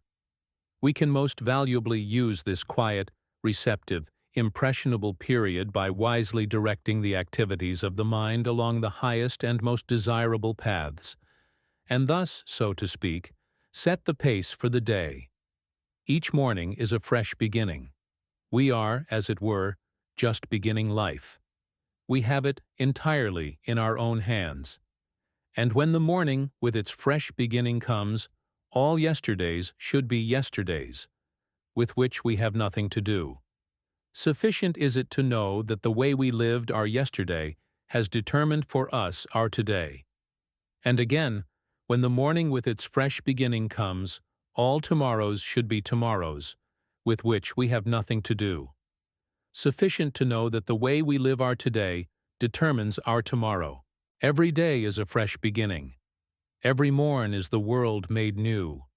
You who are weary of sorrow and sinning, here is a beautiful hope for you, a hope for me and a hope for you. All the past things are past and over. The tasks are done, and the tears are shed. Yesterday's errors let yesterday cover. Yesterday's wounds which smarted and bled are healed with the healing which might has shed. Let them go, since we cannot relieve them, cannot undo and cannot atone. God in His mercy receive, forgive them. Only the new days are our own. Today is ours, and today alone. Here are the skies all burnished brightly. Here is the spent earth all reborn. Here are the tired limbs springing lightly to face the sun and to share with the morn, in the chrism of dew and the cool of dawn. Every day is a fresh beginning. Listen, my soul, to the glad refrain, and spite of old sorrow and older sinning, and puzzles forecasted, and possible pain, take heart with the day and begin again.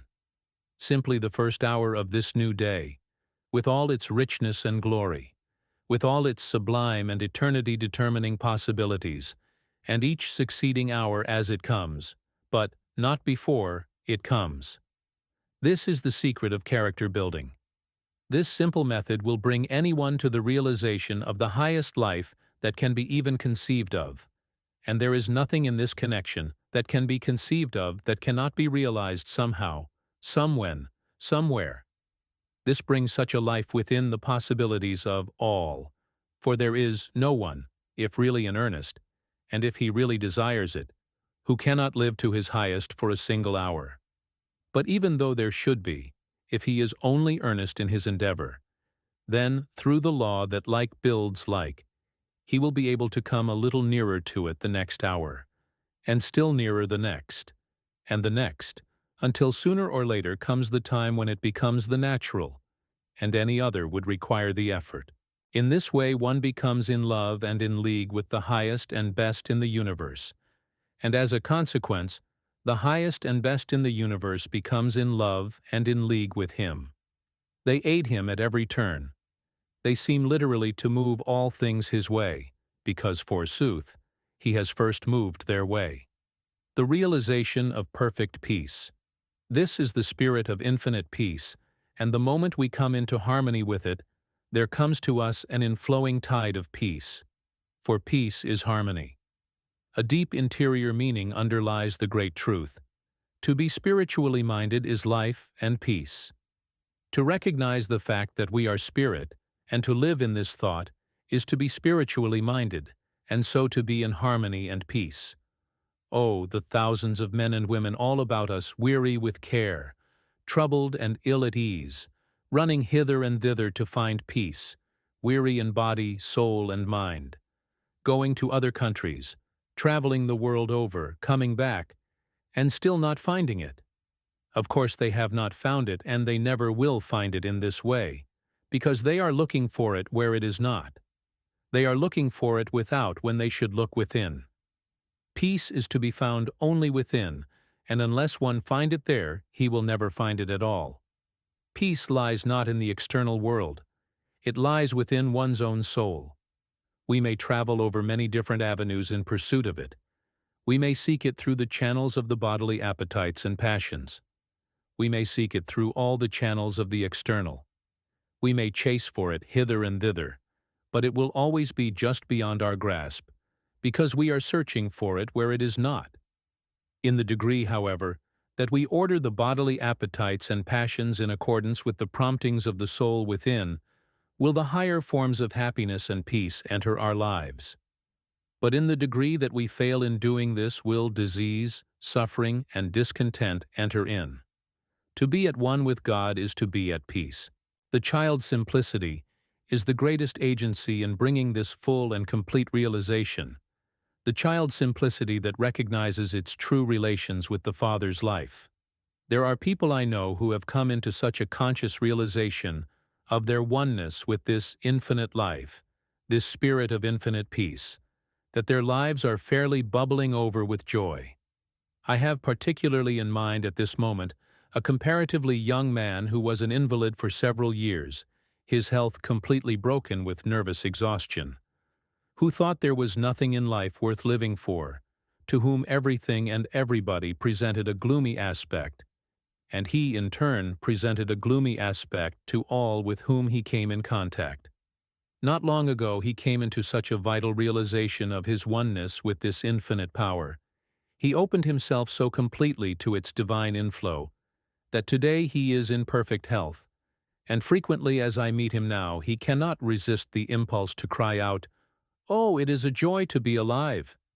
I know an officer on our police force who has told me that many times when off duty, and on his way home in the evening, there comes to him such a vivid and vital realization of his oneness with this infinite power, and this spirit of infinite peace so takes hold of and so fills him, that it seems as if his feet could scarcely keep to the pavement. So buoyant and so exhilarated does he become by reason of this inflowing tide. He who comes into this higher realization never has any fear, for he has always with him a sense of protection, and the very realization of this makes his protection complete. Of him it is true, "No weapon that is formed against thee shall prosper. There shall no ill come nigh thy dwelling. Thou shalt be in league with the stones of the field, and the beasts of the field shall be at peace with thee." These are the men and the women who seem to live charmed lives. The moment we fear anything, we open the door for the entrance of the actualization of the very thing we fear. An animal will never harm a person who is absolutely fearless in regard to it. The instant he fears, he opens himself to danger. And some animals, the dog for example, can instantly detect the element of fear, and this gives them the courage to do harm. In the degree that we come into a full realization of our oneness with this infinite power, do we become calm and quiet, undisturbed by the little occurrences that before so vex and annoy us. We are no longer disappointed in people, for we always read them aright. We have the power of penetrating into their very souls, and seeing the underlying motives that are at work there. A gentleman approached a friend the other day, and with great show of cordiality grasped him by the hand and said, "Why, Mr. Waketer, I am so glad to see you." Quick as a flash my friend read him, and looking him steadily in the eye replied, "No, you are mistaken. You are not glad to see me, but you are very much disconcerted, so much so that you are now blushing in evidence of it." The gentleman replied, "Well, you know, in this day and age of conventionality and form we have to put on the show and sometimes make believe what we do not really feel." My friend once more looked him in the face and said, "Again you are mistaken. Let me give you one little word of advice. You will always fare better and will think far more of yourself, always to recognize and to tell the truth, rather than to give yourself to any semblance of it. As soon as we are able to read people aright, we will then cease to be disappointed in them. We will cease to place them on pedestals, for this can never be done without some attendant disappointment. The fall will necessarily come sooner or later, and moreover, we are thus many times unfair to our friends. When we come into harmony with this spirit of peace, evil reports and apparent bad treatment, either at the hands of friends or of enemies, will no longer disturb us. When we are conscious of the fact that in our life and our work, we are true to that eternal principle of right, of truth, of justice that runs through all the universe, that unites and governs all, that always eventually prevails, then nothing of this kind can come nigh us, and come what may, we will always be tranquil and undisturbed. The things that cause sorrow and pain and bereavement will not be able to take the hold of us they now take, for true wisdom will enable us to see the proper place and know the right relations of all things. The loss of friends by the transition we call death will not cause sorrow to the soul that has come into this higher realization, For he knows that there is no such thing as death, for each one is not only a partaker, but an eternal partaker of this infinite life. He knows that the mere falling away of the physical body by no means affects the real soul life. With a tranquil spirit born of a higher faith, he can realize for himself, and to those less strong he can say, "Loving friends, be wise and dry straightway every weeping eye. What you left upon the bier is not worth a single tear. 'Tis a simple sea-shell, one out of which the pearl has gone. The shell was nothing, leave it there. The pearl, the soul, was all, is here." And so far as the element of separation is concerned, he realizes that to spirit there are no bounds, and that spiritual communion, whether between two persons in the body, or two persons, one in the body, and one out of the body, is within the reach of all. In the degree that the higher spiritual life is realized, can there be this higher spiritual communion. The things that we open ourselves to always come to us. People in the olden times expected to see angels, and they saw them.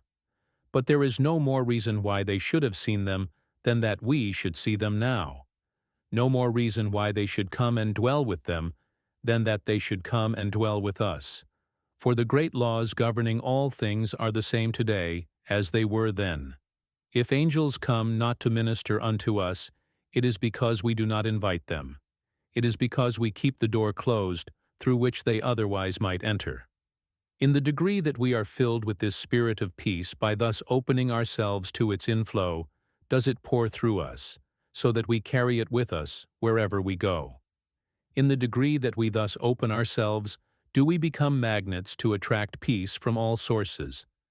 And in the degree that we attract and embody it in ourselves, are we able to give it forth to others. We can, in this way, become such perfect embodiments of peace, that wherever we go we are continually shedding benedictions. But a day or two ago I saw a woman grasp the hand of a man. His face showed the indwelling God, saying, "Oh, it does me so much good to see you. I have been in anxiety and almost in despair during the past few hours, but the very sight of you has rolled the burden entirely away. There are people all around us who are continually giving out blessings and comfort, persons whose mere presence seems to change sorrow into joy, fear into courage, despair into hope, weakness into power. It is the one who has come into the realization of his own true self, who carries this power with him, and who radiates it wherever he goes. The one who, as we say, has found his center. And in all the great universe there is but one center, the infinite power that is working in and through all. The one who then has found his center is the one who has come into the realization of his oneness with this infinite power, the one who recognizes himself as a spiritual being, for God is spirit. Such is the man of power. Centered in the infinite, he has thereby, so to speak, connected himself with, he has attached his belts to, the great powerhouse of the universe. He is constantly drawing power to himself from all sources. For, thus centered, knowing himself, conscious of his own power, the thoughts that go from his mind are thoughts of strength, and by virtue of the law that like attracts like, he by his thoughts is continually attracting to himself, from all quarters, the aid of all whose thoughts are thoughts of strength. And in this way, he is linking himself with this order of thought in the universe. And so to him that hath, to him shall be given. This is simply the working of a natural law. His strong, positive, and hence constructive thought is continually working success for him along all lines, and continually bringing to him help from all directions. The things that he sees, that he creates in the ideal, are through the agency of this strong constructive thought continually clothing themselves, taking form, manifesting themselves in the material. Silent, unseen forces are at work, which will sooner or later be made manifest in the visible. Fear and all thoughts of failure never suggest themselves to such a man, or if they do, they are immediately sent out of his mind, and so he is not influenced by this order of thought from without. He does not attract it to him. he is in another current of thought. Consequently, the weakening, failure-bringing thoughts of the fearing, the vacillating, the pessimistic about him, have no influence upon him. The one who is of the negative, fearing kind not only has his energies and his physical agents weakened, or even paralyzed, through the influence of this kind of thought that is born within him, but he also in this way connects himself with this order of thought in the world about him. And in the degree that he does this, does he become a victim to the weak, fearing, negative minds all around him. Instead of growing in power, he increases in weakness. He is in the same order of thought with those of whom it is true, and even that which they have shall be taken away from them. This again is simply the working of a natural law, the same as is its opposite. Fearing lest I lose even what I have, I hide it away in a napkin. Very well. I must then pay the price of my fearing lest I lose. Thoughts of strength both build strength from within and attract it from without. Thoughts of weakness actualize weakness from within and attract it from without. Courage begets strength, fear begets weakness. And so courage begets success, fear begets failure. It is the man or the woman of faith, and hence of courage, who is the master of circumstances, and who makes his or her power felt in the world. It is the man or the woman who lacks faith, and who as a consequence is weakened and crippled by fears and forebodings, who is the creature of all passing occurrences. Within each one lies the cause of whatever comes to him. Each has it in his own hands to determine what comes. Everything in the visible, material world has its origin in the unseen, the spiritual, the thought world. This is the world of cause. The former is the world of effect.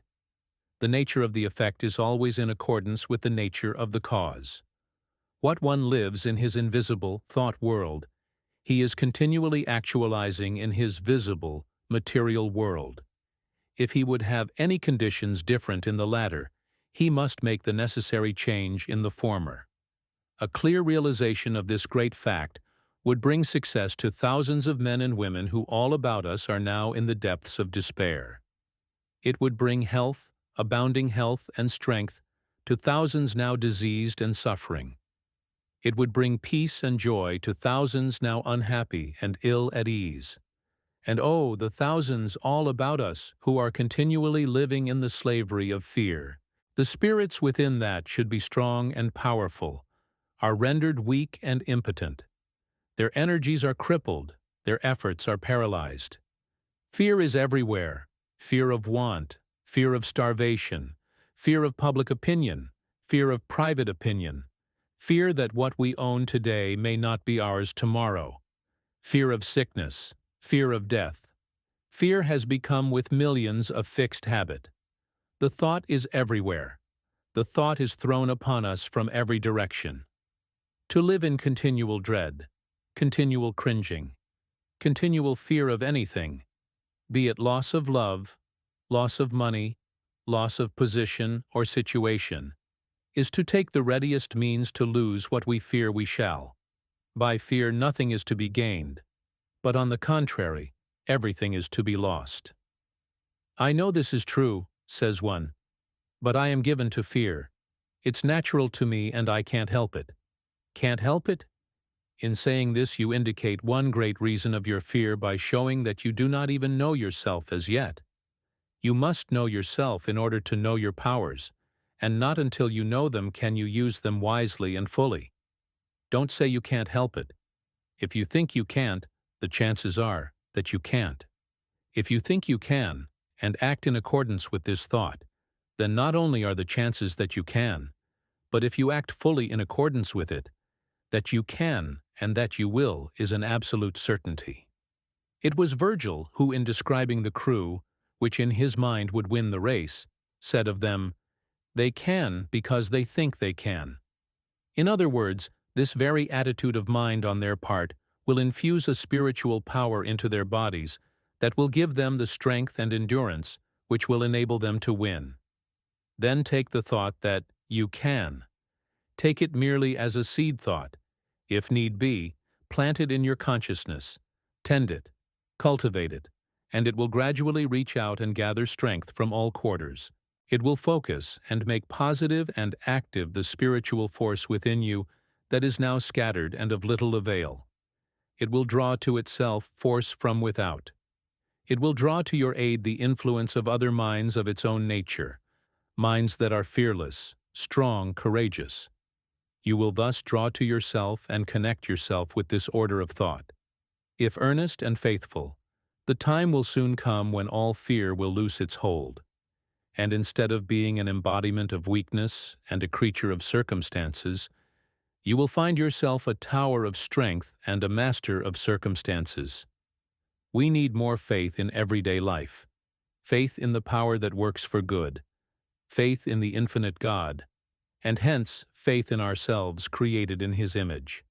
And however things at times may seem to go, however dark at times appearances may be, the knowledge of the fact that the Supreme Power has us in its charge as it has the suns and endless systems of worlds in space, will give us the supreme faith that all is well with us, the same as all is well with the world. Thou wilt keep him in perfect peace whose mind is stayed on thee. There is nothing firmer and safer and surer than deity. Then, as we recognize the fact that we have it in our own hands to open ourselves ever more fully to this infinite power, and call upon it to manifest itself in and through us, we will find in ourselves an ever-increasing sense of power. For in this way we are working in conjunction with it, and it in turn is working in conjunction with us. We are then led into the full realization of the fact that all things work together for good to those that love the good. Then the fears and forebodings that have dominated us in the past will be transmuted into faith, and faith, when rightly understood and rightly used, is a force before which nothing can stand. Materialism leads naturally to pessimism, and how could it do otherwise?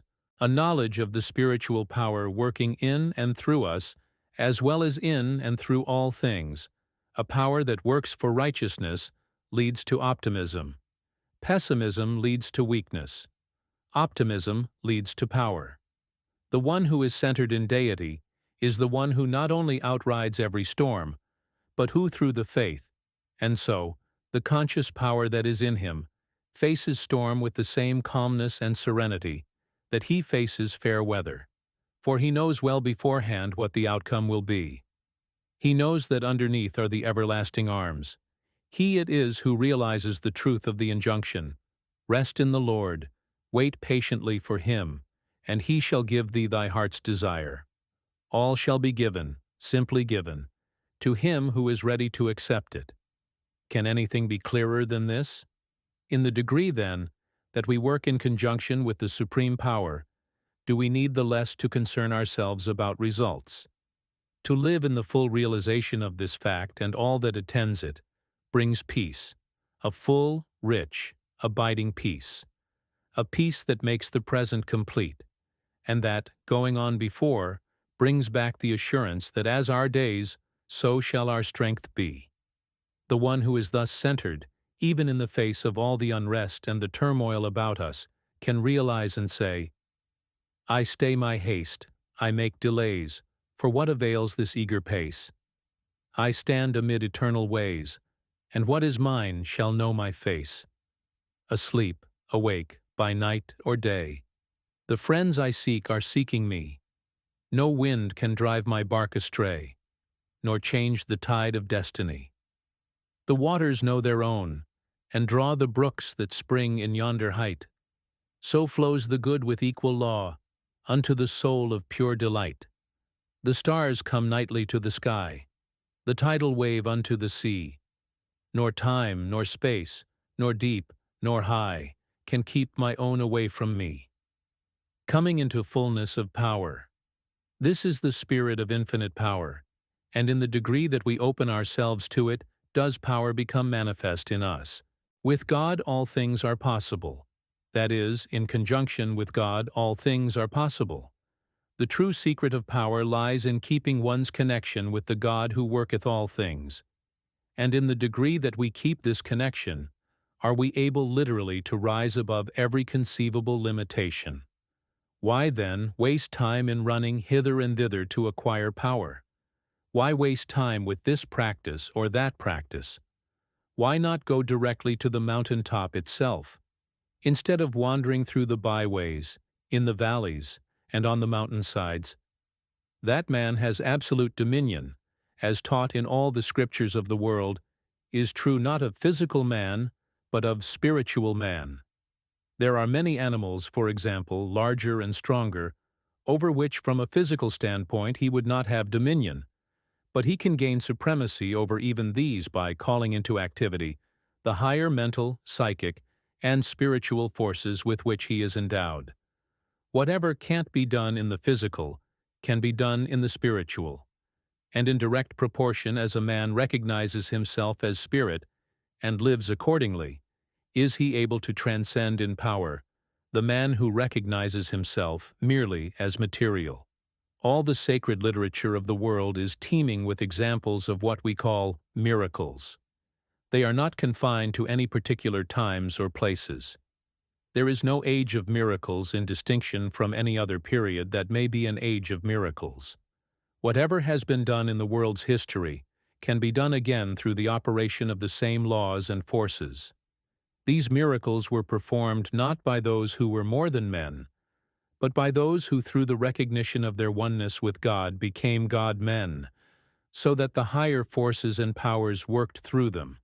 For what, let us ask, is a miracle? Is it something supernatural?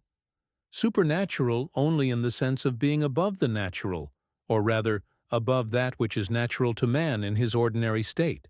A miracle is nothing more nor less than this: one who has come into a knowledge of his true identity, of his oneness with the all-pervading wisdom and power, thus makes it possible for laws higher than the ordinary mind knows of to be revealed to him. These laws he makes use of. The people see the results, and by virtue of their own limitations, call them miracles, and speak of the person who performs these apparently supernatural works as a supernatural being. But they, as supernatural beings, could themselves perform these supernatural works if they would open themselves to the recognition of the same laws, and consequently to the realization of the same possibilities and powers. And let us also remember that the supernatural of yesterday becomes, as in the process of evolution, we advance from the lower to the higher, from the more material to the more spiritual, the common and the natural of today. And what seems to be the supernatural of today becomes in the same way the natural of tomorrow, and so on through the ages. Yes, it is the God-man who does the things that appear supernatural. The man who, by virtue of his realization of the higher powers, transcends the majority, and so stands out among them. But any power that is possible to one human soul is possible to another. The same laws operate in every life. We can be men and women of power, or we can be men and women of impotence. The moment one vitally grasps the fact that he can rise, he will rise, and he can have absolutely no limitations other than the limitations he sets to himself. Cream always rises to the top. It rises simply because it is the nature of cream to rise. We hear much said of environment. We need to realize that environment should never be allowed to make the man, but that man should always, and always can, condition the environment. When we realize this, we will find that many times it is not necessary to take ourselves out of any particular environment, because we may yet have a work to do there. But by the very force we carry with us, we can so affect and change matters that we will have an entirely new set of conditions in an old environment. The same is true in regard to hereditary traits and influences. We sometimes hear the question asked, can they be overcome? Only the one who doesn't yet know himself can ask a question such as this. If we entertain and live in the belief that they cannot be overcome, then the chances are that they will always remain.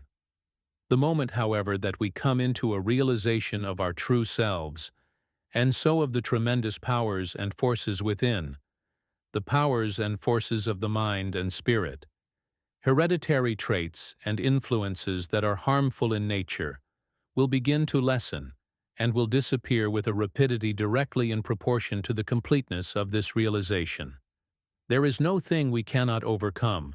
Say not thy evil instinct is inherited, or that some trait inborn makes thy whole life forlorn, and calls down punishment that is not merited. Back of thy parents and grandparents lies the great eternal will. That too is thine inheritance. Strong, beautiful, divine, sure lever of success for one who tries. There is no noble height thou canst not climb. All triumphs may be thine in time's futurity. If whatsoe'er thy fault, thou dost not faint or halt, but lean upon the staff of God's security. Earth has no claim the soul cannot contest. Know thyself part of the eternal source. Naught can stand before thy spirit's force. The soul's divine inheritance is best. Again, there are many who are living far below their possibilities because they are continually handing over their individualities to others. Do you want to be a power in the world? Then be yourself. Don't class yourself. Don't allow yourself to be classed among the second-hand, among the "they say" people. Be true to the highest within your own soul, and then allow yourself to be governed by no customs or conventionalities or arbitrary man-made rules that are not founded upon our principle. Those things that are founded upon principle will be observed by the right-minded, the right-hearted man or woman in any case.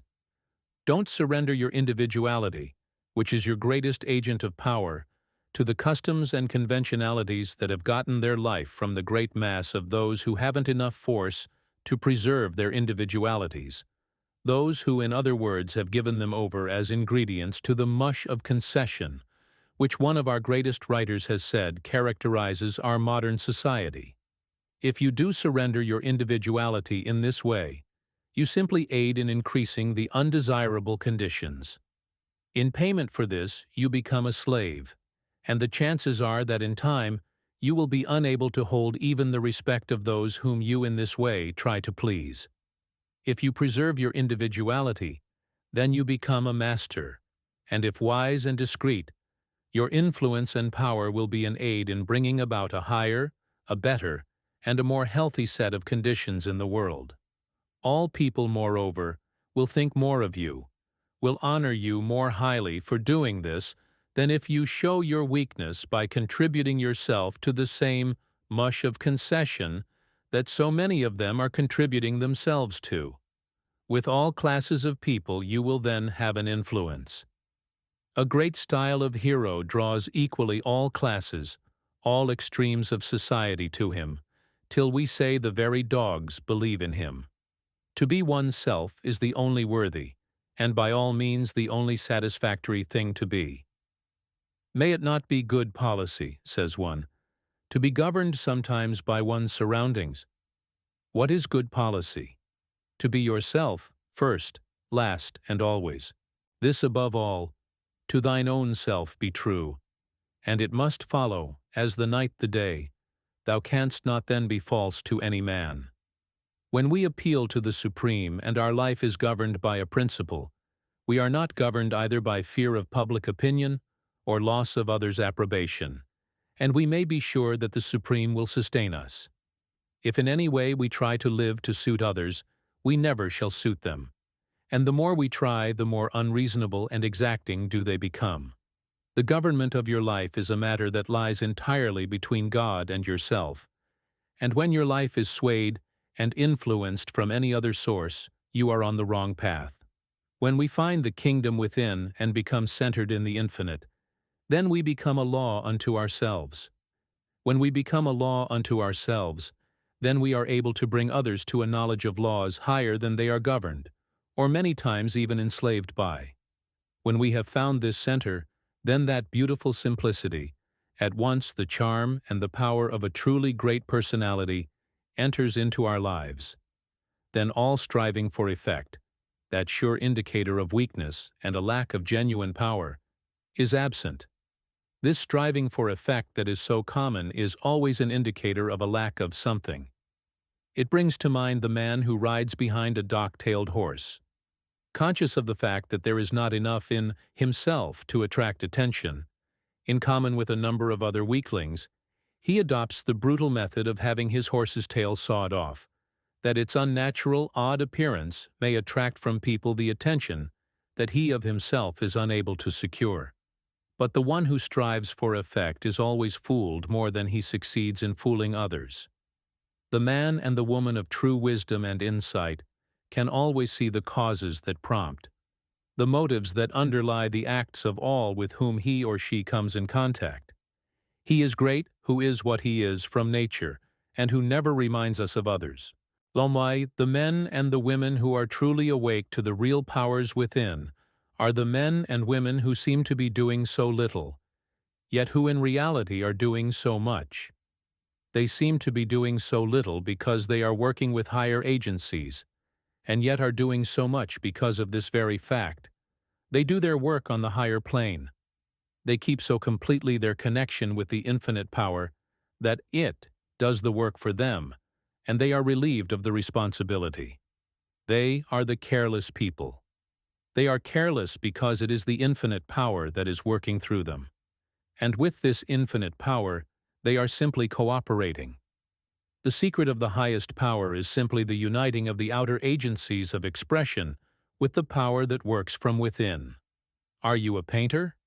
Then in the degree that you open yourself to the power of the forces within, will you become great instead of mediocre. You can never put into permanent form inspirations higher than those that come through your own soul. In order for the higher inspirations to come through it, you must open your soul. You must open it fully to the supreme source of all inspiration. Are you an orator? In the degree that you come into harmony and work in conjunction with the higher powers that will speak through you, will you have the real power of molding and of moving men. If you use merely your physical agents, you will be simply a demagogue.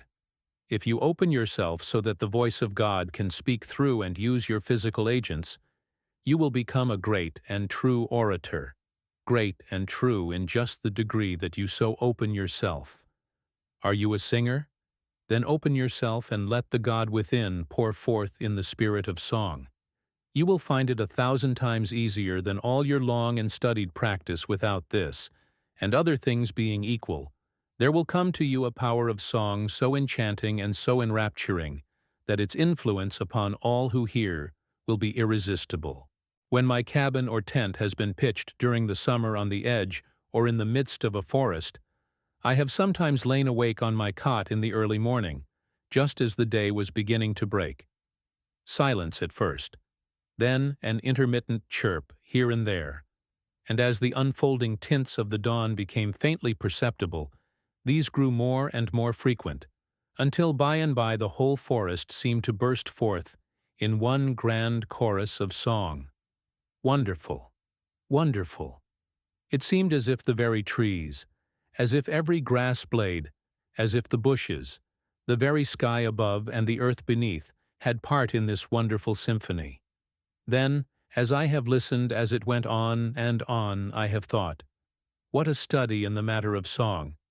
If we could but learn from the birds, if we could but open ourselves to the same powers and allow them to pour forth in us, what singers, what movers of men we might have! Nay, what singers and what movers of men we would have! Do you know the circumstances under which Mr. Sankey sang for the first time the 90 and 9? Says one of our able journals. At a great meeting recently in Denver, Mr. Ira W. Sankey, before singing the 90 and 9, which perhaps of all his compositions is the one that has brought him the most fame, gave an account of its birth. Leaving Glasgow for Edinburgh with Mr. Moody, he stopped at a newsstand and bought a penny religious paper. Glancing over it as they rode on the cars, his eye fell on a few little verses in the corner of the page. Turning to Mr. Moody, he said, "I've found my hymn." But Mr. Moody was busily engaged and did not hear a word. Mr. Sankey did not find time to make a tune for the verses, so he pasted them in his music scrapbook. One day they had an unusually impressive meeting in Edinburgh, in which Dr. Bonar had spoken with great effect on The Good Shepherd. At the close of the address, Mr. Moody beckoned to his partner to sing. He thought of nothing but the 23rd Psalm, but that he had sung so often. His second thought was to sing the verses he had found in the newspaper, but the third thought was, how could it be done when he had no tune? Then a fourth thought came, and that was to sing them anyway. He put the verses before him, touched the keys of the organ, opened his mouth and sang, not knowing where he was going to come out. He finished the first verse amid profound silence. He took a long breath and wondered if he could sing the second the same way. He tried and succeeded. After that it was easy to sing it. When he finished the hymn, the meeting was all broken down and the throngs were crying. Mr. Sankey says it was the most intense moment of his life. Mr. Moody said he never heard a song like it. It was sung at every meeting and was soon going over the world. When we open ourselves to the highest inspirations, they never fail us. When we fail to do this, we fail in attaining the highest results, whatever the undertaking.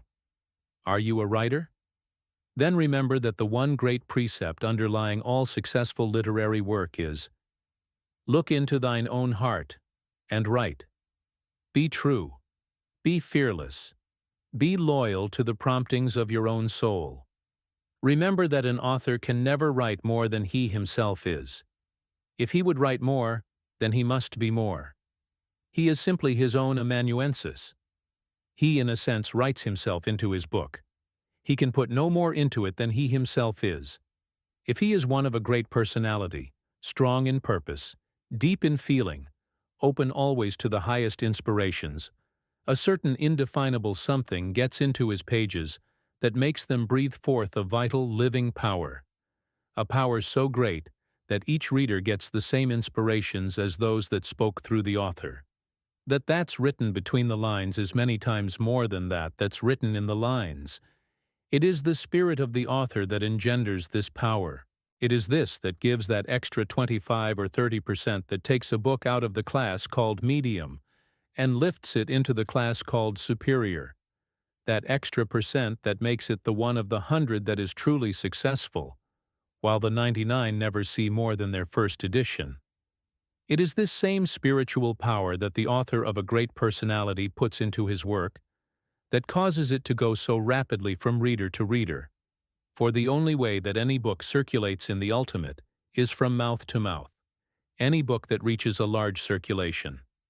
It is this that many times causes a single reader, in view of its value to himself, to purchase numbers of copies for others. A good poem, says Emerson, goes about the world offering itself to reasonable men, who read it with joy and carry it to their reasonable neighbors. Thus it draws to it the wise and generous souls, confirming their secret thoughts, and through their sympathy, really publishing itself. This is the type of author who writes not with the thought of having what he writes become literature, but he writes with the sole thought of reaching the hearts of the people, giving them something of vital value, something that will broaden, sweeten, enrich, and beautify their lives. That will lead them to the finding of the higher life, and with it, the higher powers and the higher joys. It most always happens, however, that if he succeeds in thus reaching the people, the becoming literature part somehow takes care of itself, and far better than if he aimed for it directly.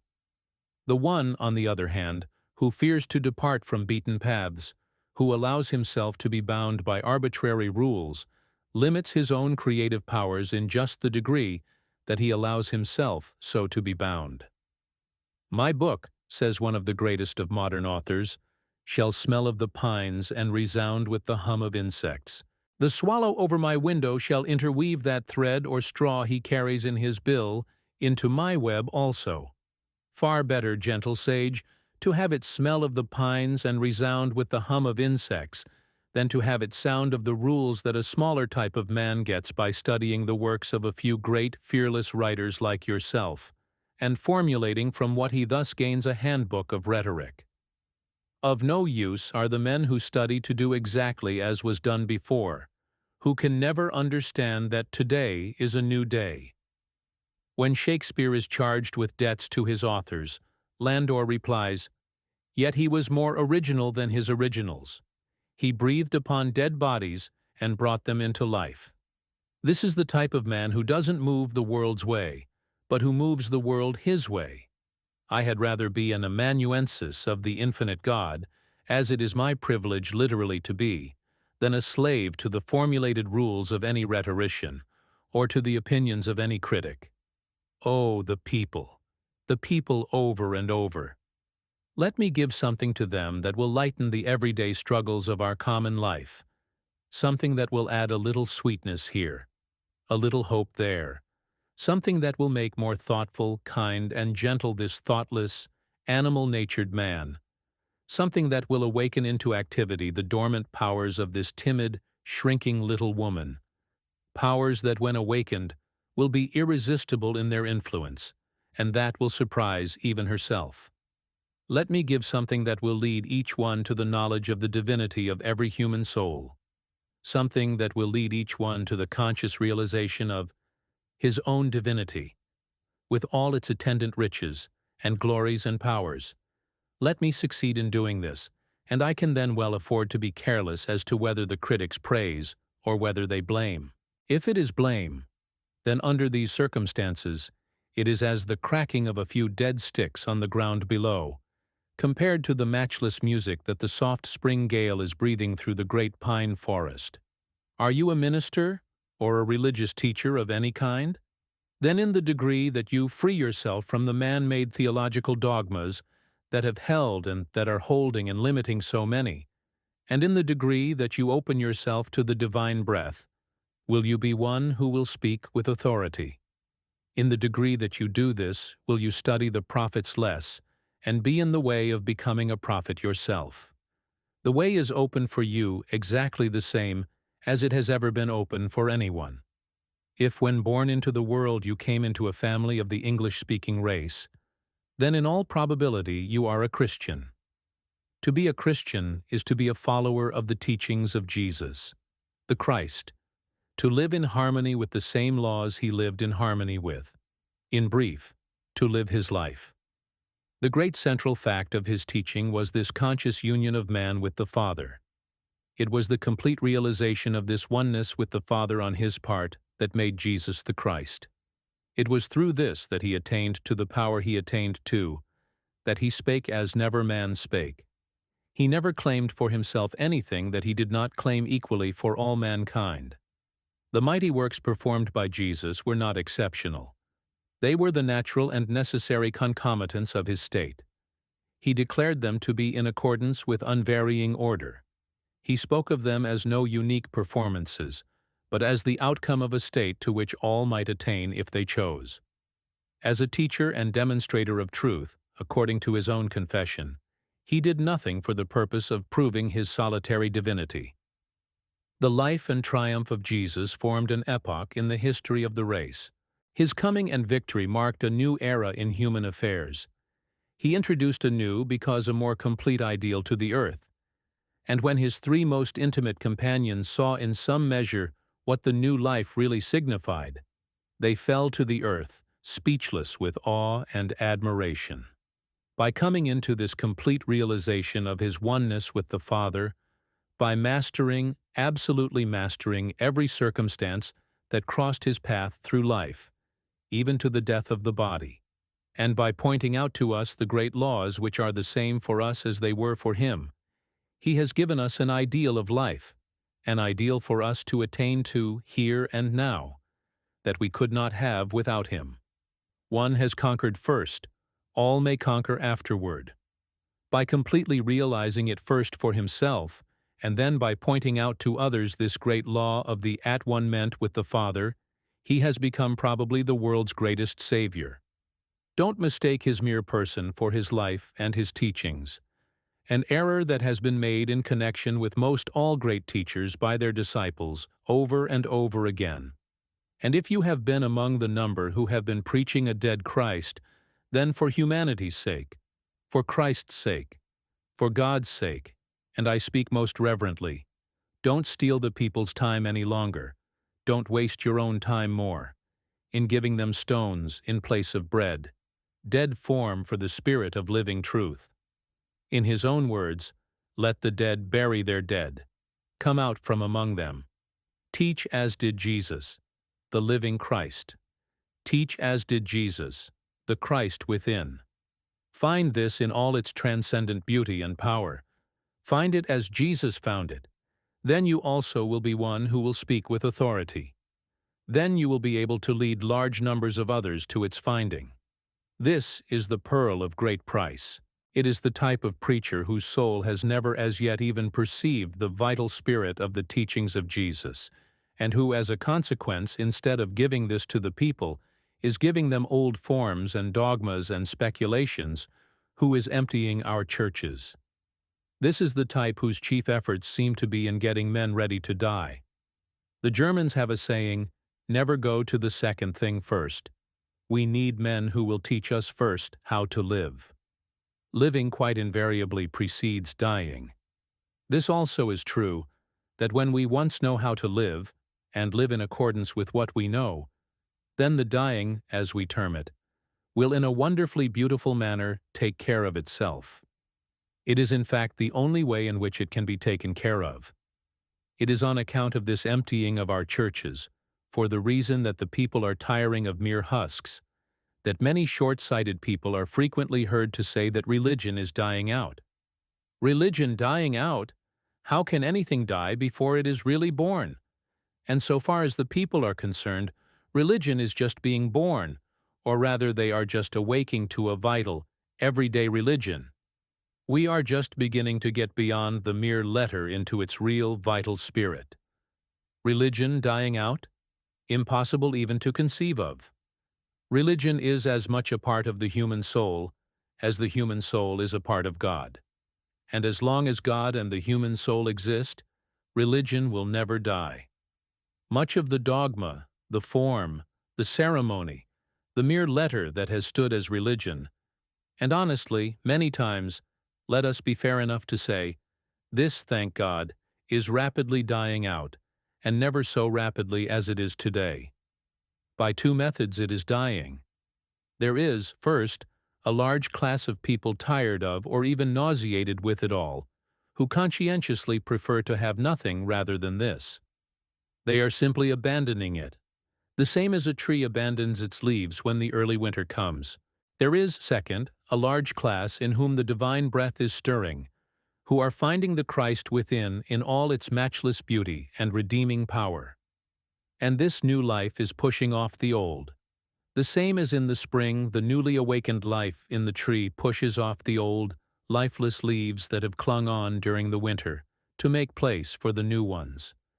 And the way this old dead leaf religion is being pushed off on every hand is indeed most interesting and inspiring to witness. Let the places of those who have been emptying our churches by reason of their attempts to give stones for bread, husks and chaff for the life-giving grain, let their places be taken even for but a few times by those who are open and alive to these higher inspirations. And then let us again question those who feel that religion is dying out. It is the live coal that kindles others, not the dead. Let their places be taken by those who have caught the inspiration of the divine breath, who as a consequence have a message of mighty value and import for the people, who by virtue of this same fact are able to present it with a beauty and a power so enrapturing that it takes captive the soul.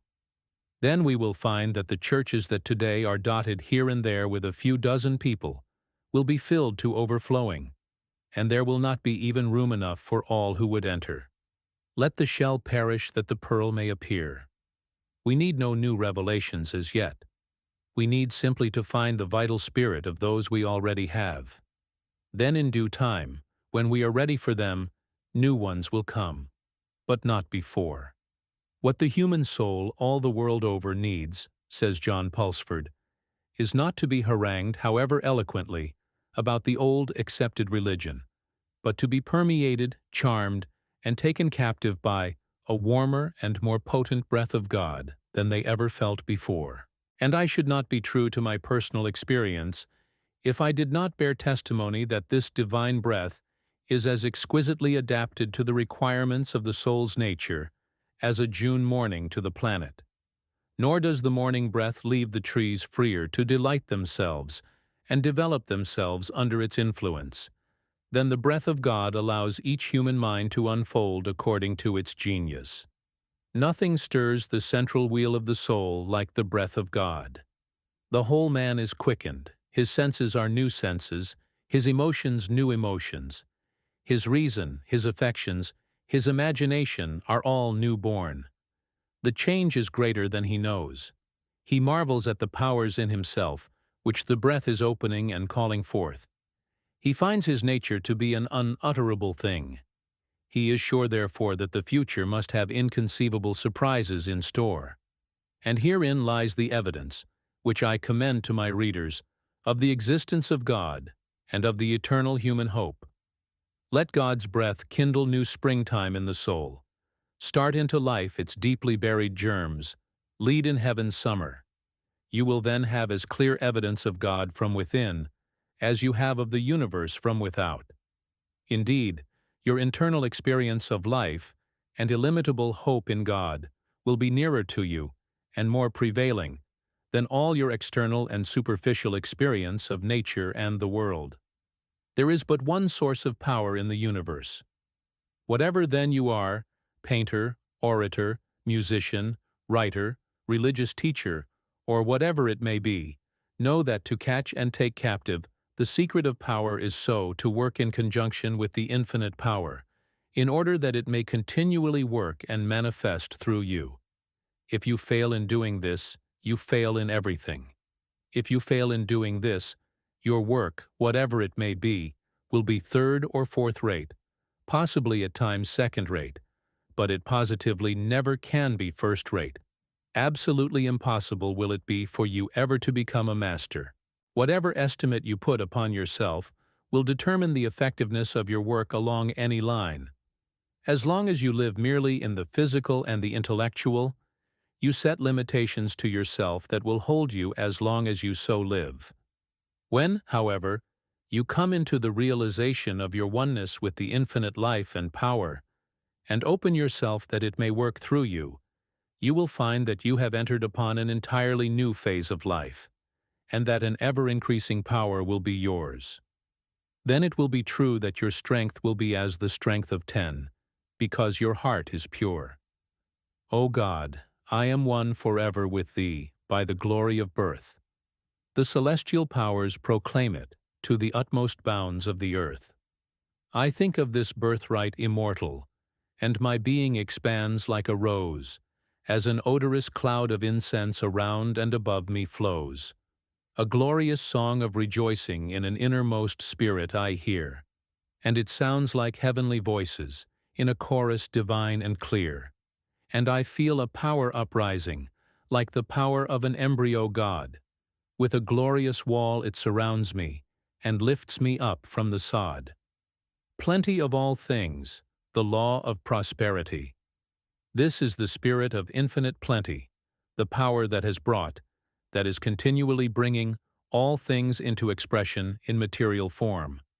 He who lives in the realization of his oneness with this infinite power becomes a magnet to attract to himself a continual supply of whatsoever things he desires.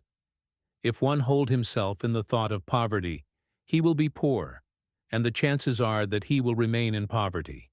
If he hold himself, whatever present conditions may be, continually in the thought of prosperity, he sets into operation forces that will sooner or later bring him into prosperous conditions. The law of attraction works unceasingly throughout the universe, and the one great and never-changing fact in connection with it is, as we have found, that like attracts like. If we are one with this infinite power, this source of all things, then in the degree that we live in the realization of this oneness, in that degree do we actualize in ourselves a power that will bring to us an abundance of all things that it is desirable for us to have. In this way we come into possession of a power whereby we can actualize at all times those conditions that we desire. As all truth exists now, and awaits simply our perception of it, So all things necessary for present needs exist, now, and await simply the power in us to appropriate them. God holds all things in His hands. His constant word is, "My child, acknowledge me in all your ways, and in the degree that you do this, in the degree that you live this, then what is mine is yours." Jehovah Jireh, the Lord will provide. He giveth to all men liberally, and upbraideth not. He giveth liberally to all men who put themselves in the right attitude to receive from Him. He forces no good things upon anyone. The old and somewhat prevalent idea of godliness and poverty has absolutely no basis for its existence, and the sooner we get away from it, the better. It had its birth in the same way that the idea of asceticism came into existence, when the idea prevailed that there was necessarily a warfare between the flesh and the spirit. It had its origin, therefore, in the minds of those who had a distorted, a one-sided view of life. True godliness is in a sense the same as true wisdom. The one who is truly wise, and who uses the forces and powers with which he is endowed, to him the great universe always opens her treasure house. The supply is always equal to the demand when the demand is rightly, wisely made. When one comes into the realization of these higher laws, then the fear of want ceases to tyrannize over him. Are you out of a situation?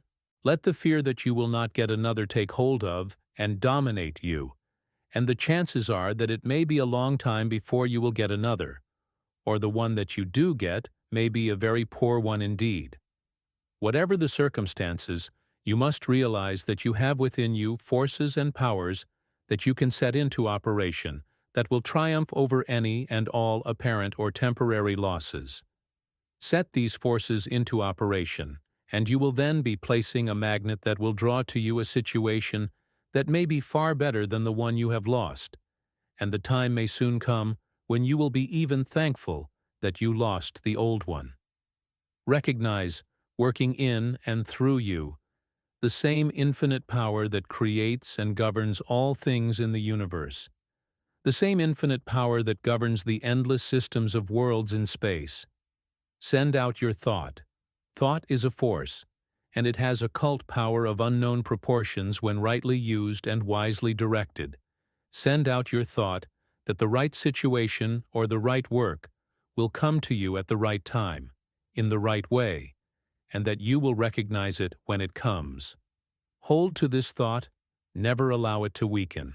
Hold to it, and continually water it with firm expectation. You in this way put your advertisement into a psychical, a spiritual newspaper, a paper that has not a limited circulation, but one that will make its way not only to the utmost bounds of the earth, but of the very universe itself. It is an advertisement, moreover, which, if rightly placed on your part, will be far more effective than any advertisement you could possibly put into any printed sheet, no matter what claims are made in regard to its being the great advertising medium. In the degree that you come into this realization and live in harmony with the higher laws and forces, in that degree will you be able to do this effectively.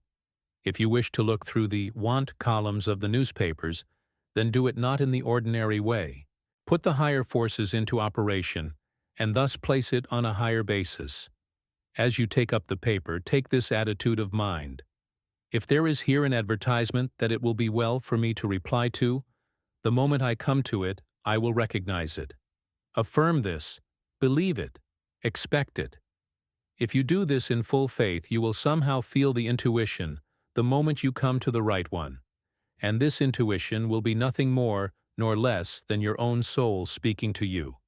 When it speaks, then act at once. If you get the situation and it does not prove to be exactly what you want, if you feel that you are capable of filling a better one, then the moment you enter upon it, take the attitude of mind that this situation is the stepping stone that will lead you to one that will be still better. Hold this thought steadily. Affirm it. Believe it. Expect it. And all the time be faithful, absolutely faithful to the situation in which you are at present placed. If you are not faithful to it, then the chances are that it will not be the stepping stone to something better, but to something poorer. If you are faithful to it, the time may soon come when you will be glad and thankful, when you will rejoice that you lost your old position. This is the law of prosperity. When apparent adversity comes, be not cast down by it, but make the best of it, and always look forward for better things, for conditions more prosperous. To hold yourself in this attitude of mind is to set into operation subtle, silent, and irresistible forces that sooner or later will actualize in material form that which is today merely an idea. But ideas have occult power, and ideas, when rightly planted and rightly tended, are the seeds that actualize material conditions. Never give a moment to complaint, but utilize the time that would otherwise be spent in this way in looking forward and actualizing the conditions you desire. Suggest prosperity to yourself. See yourself in a prosperous condition. Affirm that you will before long be in a prosperous condition. Affirm it calmly and quietly, but strongly and confidently. Believe it absolutely. Expect it. Keep it continually watered with expectation. You thus make yourself a magnet to attract the things that you desire. Don't be afraid to suggest, to affirm these things, for by so doing you put forth an ideal which will begin to clothe itself in material form. In this way, you are utilizing agents among the most subtle and powerful in the universe.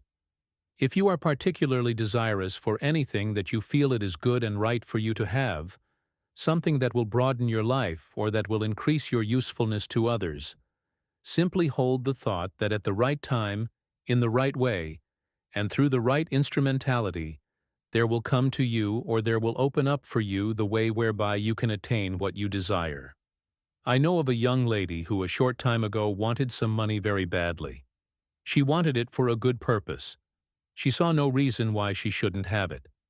She is one who has come into an understanding of the power of the interior forces.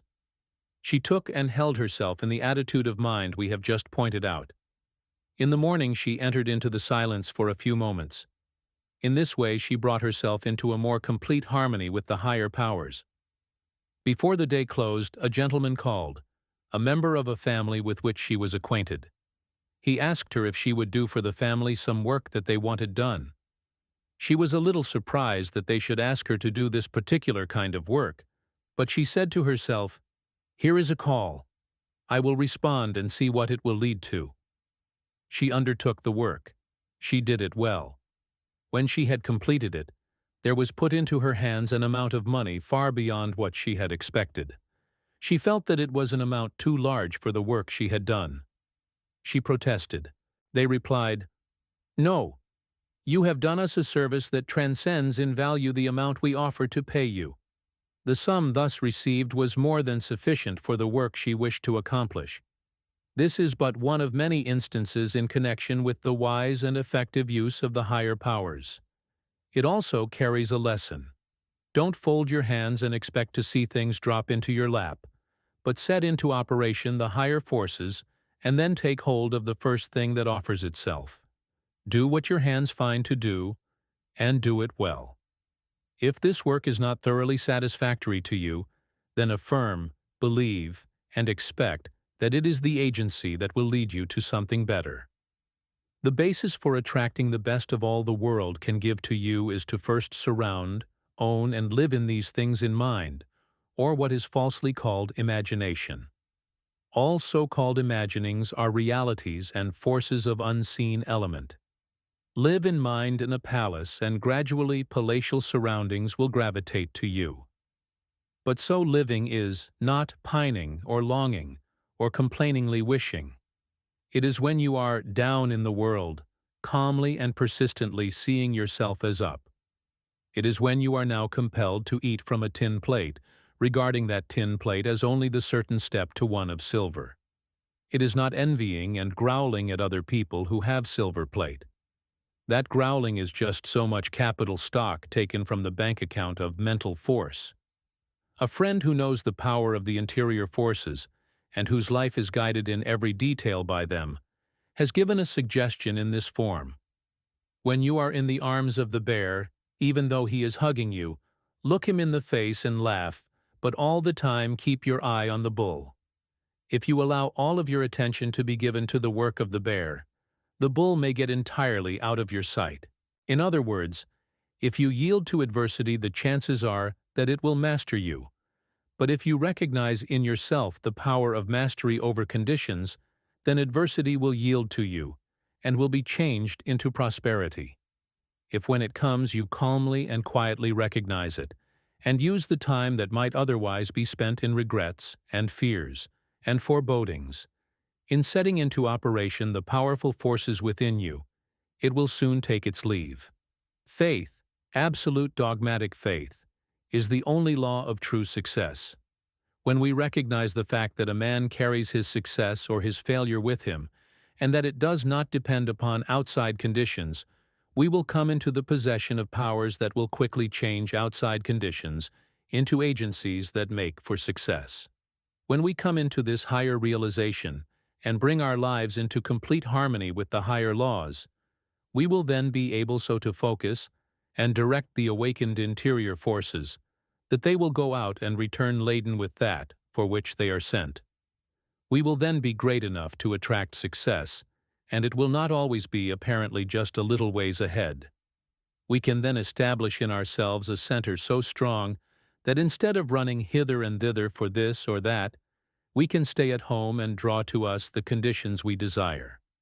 If we firmly establish and hold to this center, things will seem continually to come our way. The majority of people of the modern world are looking for things that are practical and that can be utilized in everyday life. The more carefully we examine into the laws underlying the great truths we are considering, the more we will find that they are not only eminently practical, but in a sense, and in the deepest and truest sense, they are the only practical things there are.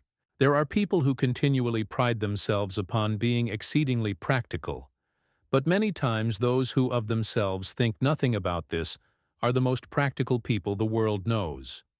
And on the other hand, those who take great pride in speaking of their own practicality are many times the least practical. Or again, in some ways they may be practical, but so far as life in its totality is concerned, they are absurdly impractical. What profit, for example, can there be for the man who, materially speaking, though he has gained the whole world, has never yet become acquainted with his own soul? There are multitudes of men all about us who are entirely missing the real life, men who have not learned even the A, B, C of true living. Slaves they are, abject slaves to their temporary material accumulations. Men who, thinking they possess their wealth, are on the contrary, completely possessed by it. Men whose lives are comparatively barren in service to those about them and to the world at large. Men who, when they can no longer hold the body, the agency by means of which they are related to the material world, will go out poor indeed, pitiably poor, unable to take even the smallest particle of their accumulations with them. They will enter upon the other form of life naked and destitute. The kindly deeds, the developed traits of character, the realized powers of the soul, the real riches of the inner life and unfoldment, all those things that become our real and eternal possessions, have been given no place in their lives, and so of the real things of life they are destitute, nay, many times worse than destitute. We must not suppose that habits once formed are any more easily broken off in the other form of life than they are in this. If one voluntarily grows a certain mania here, we must not suppose that the mere dropping of the body makes all conditions perfect. All is law, all is cause and effect.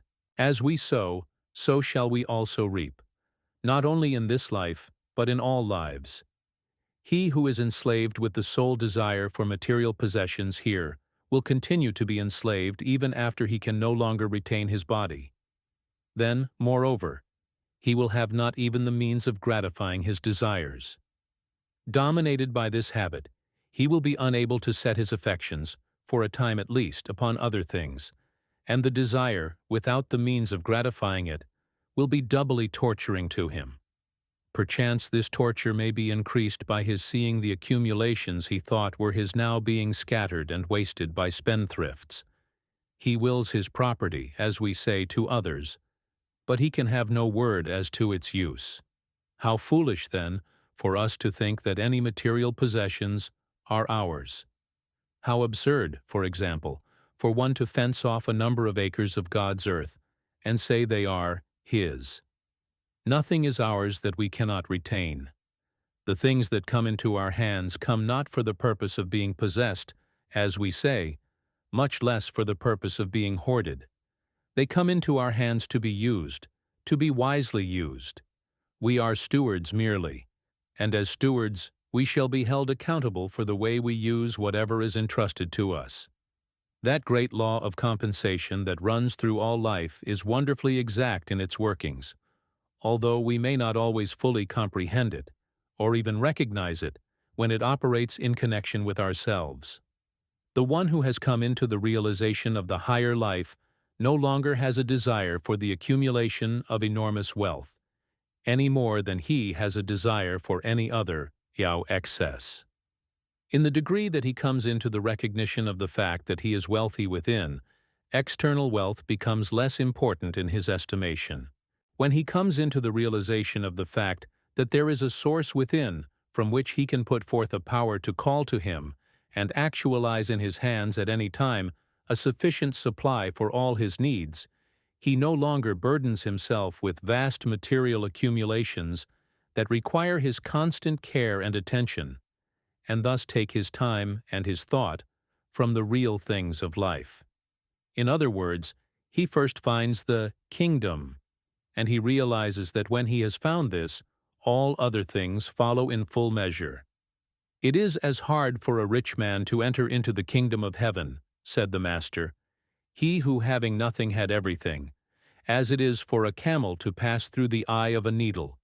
In other words, if a man give all his time to the accumulation, the hoarding of outward material possessions far beyond what he can possibly ever use, what time has he for the finding of that wonderful kingdom, which when found brings all else with it? Which is better, to have millions of dollars, and to have the burden of taking care of it all, for the one always involves the other, or to come into the knowledge of such laws and forces that every need will be supplied in good time, to know that no good thing shall be withheld, to know that we have it in our power to make the supply always equal to the demand. The one who enters into the realm of this higher knowledge never cares to bring upon himself the species of insanity that has such a firm hold upon so many in the world today. He avoids it as he would avoid any loathsome disease of the body. When we come into the realization of the higher powers, we will then be able to give more attention to the real life, instead of giving so much to the piling up of vast possessions that hamper rather than help it. It is the medium ground that brings the true solution here, the same as it is in all phases of life. Wealth beyond a certain amount cannot be used, and when it cannot be used, it then becomes a hindrance rather than an aid, a curse rather than a blessing. All about us are persons with lives now stunted and dwarfed, who could make them rich and beautiful, filled with a perennial joy, if they would begin wisely to use that which they have spent the greater portion of their lives in accumulating. The man who accumulates during his entire life, and who leaves even all when he goes out for benevolent purposes, comes far short of the ideal life. It is but a poor excuse of a life. It is not especially commendable in me to give a pair of old worn-out shoes that I shall never use again to another who is in need of shoes. But it is commendable if indeed doing anything we ought to do can be spoken of as being commendable. It is commendable for me to give a good pair of strong shoes to the man who in the midst of a severe winter is practically shoeless, the man who is exerting every effort to earn an honest living and thereby take care of his family's needs. And if in giving the shoes I also give myself, he then has a double gift, and I a double blessing. There is no wiser use that those who have great accumulations can make of them than wisely to put them into life, into character, day by day while they live. In this way their lives will be continually enriched and increased. The time will come when it will be regarded as a disgrace for a man to die and leave vast accumulations behind him. Many a person is living in a palace today, who in the real life is poorer than many a one who has not even a roof to cover him. A man may own and live in a palace, but the palace for him may be a pool house still. Moth and rust are nature's wise provisions, God's methods, for disintegrating and scattering, in this way getting ready for use in new forms, that which is hoarded and consequently serving no use. There is also a great law continually operating whose effects are to dwarf and deaden the powers of true enjoyment, as well as all the higher faculties of the one who hoards. Multitudes of people are continually keeping away from them higher and better things because they are forever clinging on to the old. If they would use and pass on the old, room would be made for new things to come. Hoarding always brings loss in one form or another. Wisely using, brings an ever-renewing gain. If the tree should as ignorantly and as greedily hold on to this year's leaves when they have served their purpose, where would be the full and beautiful new life that will be put forth in the spring? Gradual decay and finally death would be the result. If the tree is already dead, then it may perhaps be well enough for it to cling on to the old, for no new leaves will come. But as long as the life in the tree is active, it is necessary that it rid itself of the old ones. That room may be made for the new. Opulence is the law of the universe, an abundant supply for every need if nothing is put in the way of its coming. The natural and the normal life for us is this: to have such a fullness of life and power, by living so continually in the realization of our oneness with the infinite life and power, that we find ourselves in the constant possession of an abundant supply of all things needed. Then not by hoarding, but by wisely using and ridding ourselves of things as they come, an ever-renewing supply will be ours, a supply far better adapted to present needs than the old could possibly be. In this way, we not only come into possession of the richest treasures of the infinite good ourselves, but we also become open channels through which they can flow to others. How men have become prophets, seers, sages, and saviors. I have tried thus far to deal fairly with you in presenting these vital truths, and have spoken of everything on the basis of our own reason and insight. It has been my aim to base nothing on the teachings of others, though they may be the teachings of those inspired.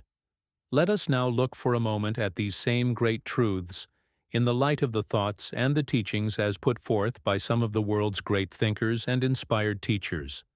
The sum and substance of the thought presented in these pages is, you will remember, that the great central fact in human life is the coming into a conscious, vital realization of our oneness with the infinite life, and the opening of ourselves fully to this divine inflow.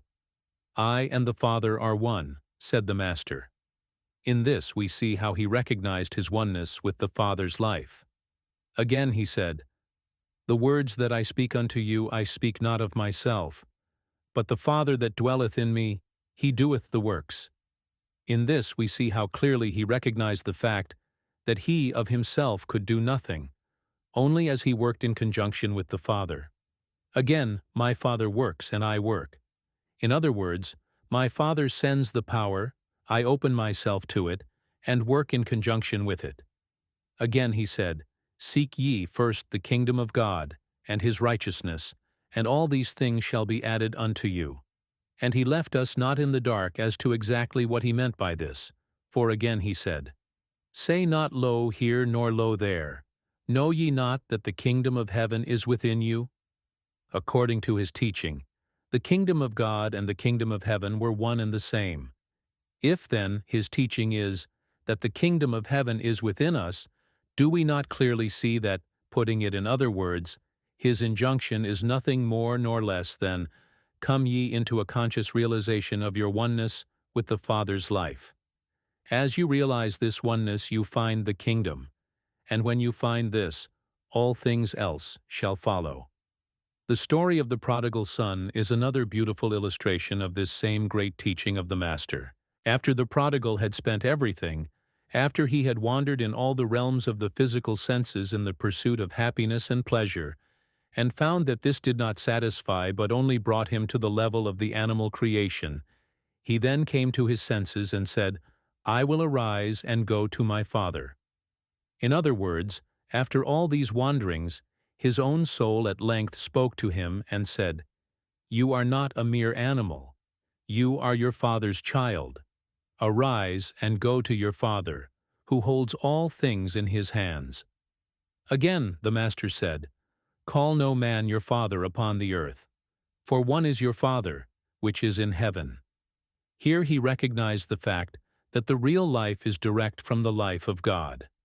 Our fathers and our mothers are the agents that give us the bodies, the houses in which we live, but the real life comes from the infinite source of life, God, who is our Father. One day word was brought to the Master that his mother and his brethren were without, wishing to speak with him. "Who is my mother, and who are my brethren?" said he. "Whosoever shall do the will of my Father which is in heaven, the same is my brother, and my sister, and mother." Many people are greatly enslaved by what we term ties of relationship. It is well, however, for us to remember that our true relatives are not necessarily those who are connected with us by ties of blood. Our truest relatives are those who are nearest akin to us in mind, in soul, in spirit. Our nearest relatives may be those living on the opposite side of the globe, people whom we may never have seen as yet, but to whom we will yet be drawn, either in this form of life or in another, through that ever-working and never-failing law of attraction. When the Master gave the injunction, "Call no man your father upon the earth, for one is your Father, which is in heaven," he here gave us the basis for that grand conception of the fatherhood of God. And if God is equally the Father of all, then we have here the basis for the brotherhood of man. But there is, in a sense, a conception still higher than this, namely the oneness of man and God, and hence the oneness of the whole human race. When we realize this fact, then we clearly see how in the degree that we come into the realization of our oneness with the infinite life, and so, every step that we make Godward, we aid in lifting all mankind up to this realization, and enable them, in turn, to make a step Godward. The Master again pointed out our true relations with the infinite life when he said, "Except ye become as little children, ye shall not enter into the kingdom of heaven." When he said, "Man shall not live by bread alone, but by every word that proceedeth out of the mouth of God," he gave utterance to a truth of far greater import than we have as yet commenced fully to grasp. Here he taught that even the physical life cannot be maintained by material food alone, but that one's connection with this infinite source determines to a very great extent the condition of even the bodily structure and activities.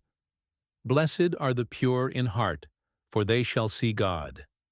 In other words, blessed are they who in all the universe recognize only God, for by such God shall be seen. Said the great Hindu sage, Manu, "He who in his own soul perceives the Supreme Soul in all beings, and acquires equanimity toward them all, attains the highest bliss." It was Athanasius who said, "Even we may become gods walking about in the flesh." The same great truth we are considering is the one that runs through the life and the teachings of Gautama, he who became the Buddha. "People are in bondage," said he, "because they have not yet removed the idea of asyayo. To do away with all sense of separateness, and to recognize the oneness of the self with the infinite, is the spirit that breathes through all his teachings. Running through the lives of all the medieval mystics was this same great truth, union with God. Then, coming nearer to our own time, we find the highly illumined seer, Emanuel Swedenborg, pointing out the great laws in connection with what he termed the divine influx, and how we may open ourselves more fully to its operations. The great central fact in the religion and worship of the Friends is the inner light, God in the soul of man speaking directly in just the degree that the soul is open to him. The inspired one, The seer who when with us lived at Concord recognized the same great truth when he said, "We are all inlets to the great sea of life," and it was by opening himself so fully to its inflow that he became one inspired. All through the world's history, we find that the men and the women who have entered into the realm of true wisdom and power, and hence into the realm of true peace and joy, have lived in harmony with this higher power. David was strong and powerful, and his soul burst forth in praise and adoration, in just the degree that he listened to the voice of God and lived in accordance with his higher promptings. Whenever he failed to do this, we hear his soul crying out in anguish and lamentation. The same is true of every nation or people. When the Israelites acknowledged God and followed according to his leadings, they were prosperous, contented, and powerful, and nothing could prevail against them. When they depended upon their own strength alone and failed to recognize God as the source of their strength, we find them overcome, in bondage or despair. A great immutable law underlies the truth: "Blessed are they that hear the word of God and do it." Then follows all. We are wise in the degree that we live according to the higher light. All the prophets, seers, sages, and saviors in the world's history became what they became, and consequently had the powers they had, through an entirely natural process. They all recognized and came into the conscious realization of their oneness with the infinite life. God is no respecter of persons. He doesn't create prophets, seers, sages, and saviors as such. He creates men. But here and there one recognizes his true identity, recognizes the oneness of his life with the source whence it came.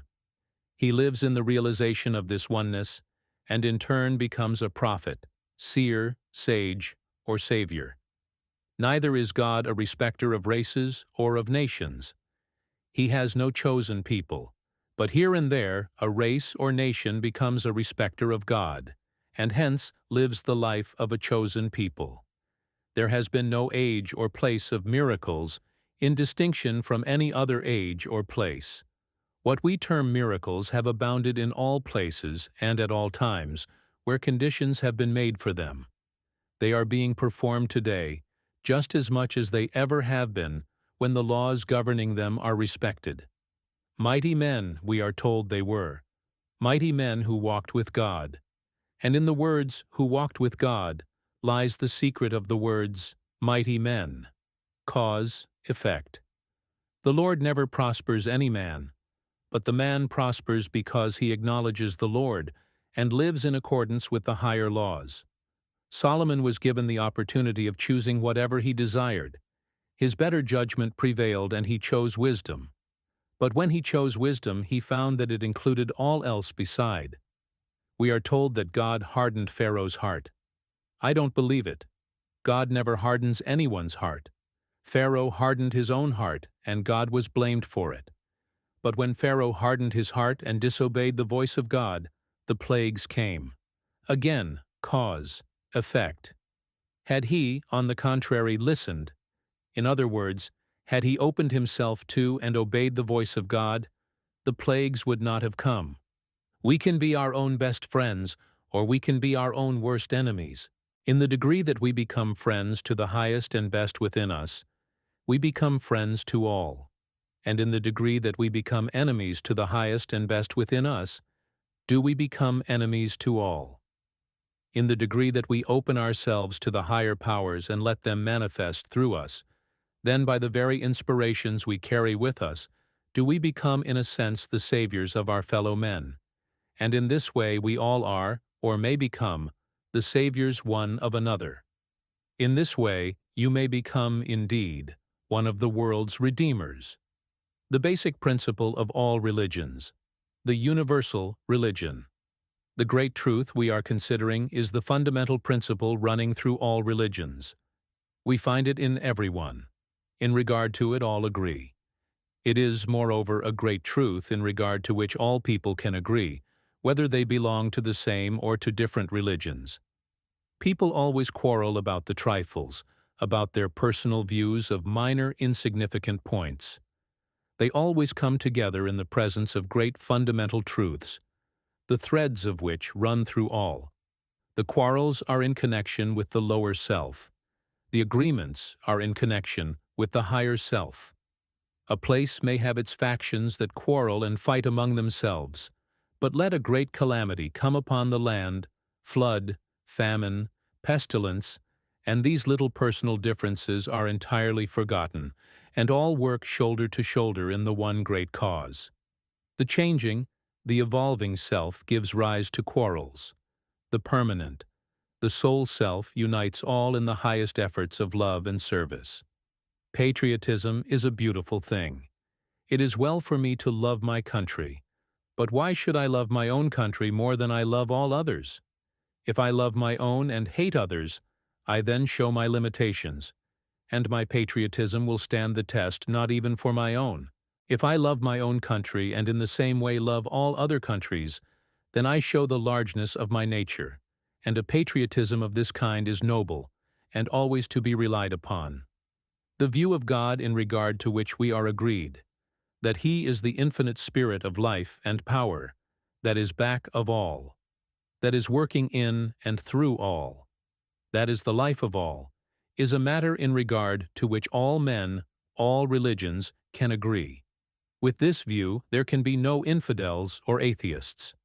There are atheists and infidels in connection with many views that are held concerning God, and thank God there are. Even devout and earnest people among us attribute things to God that no respectable men or women would permit to be attributed to themselves. This view is satisfying to those who cannot see how God can be angry with His children, jealous, vindictive. A display of these qualities always lessens our respect for men and women, and still we attribute them to God. The earnest, sincere heretic is one of the greatest friends true religion can have. Heretics are among God's greatest servants. They are among the true servants of mankind. Christ was one of the greatest heretics the world has ever known. He allowed himself to be bound by no established or orthodox teachings or beliefs. Christ is preeminently a type of the universal. John the Baptist is a type of the personal. John dressed in a particular way, ate a particular kind of food, belonged to a particular order, lived and taught in a particular locality, and he himself recognized the fact that he must decrease while Christ must increase. Christ, on the other hand, gave himself absolutely no limitations. He allowed himself to be bound by nothing. He was absolutely universal, and as a consequence taught not for his own particular day, but for all time. This mighty truth which we have agreed upon as the great central fact of human life is the golden thread that runs through all religions. When we make it the paramount fact in our lives, we will find that minor differences, narrow prejudices, and all these laughable absurdities will so fall away by virtue of their very insignificance that a Jew can worship equally as well in a Catholic cathedral, a Catholic in a Jewish synagogue, a Buddhist in a Christian church, a Christian in a Buddhist temple, or all can worship equally well about their own hearthstones, or out on the hillside, or while pursuing the avocations of everyday life. For true worship, only God and the human soul are necessary.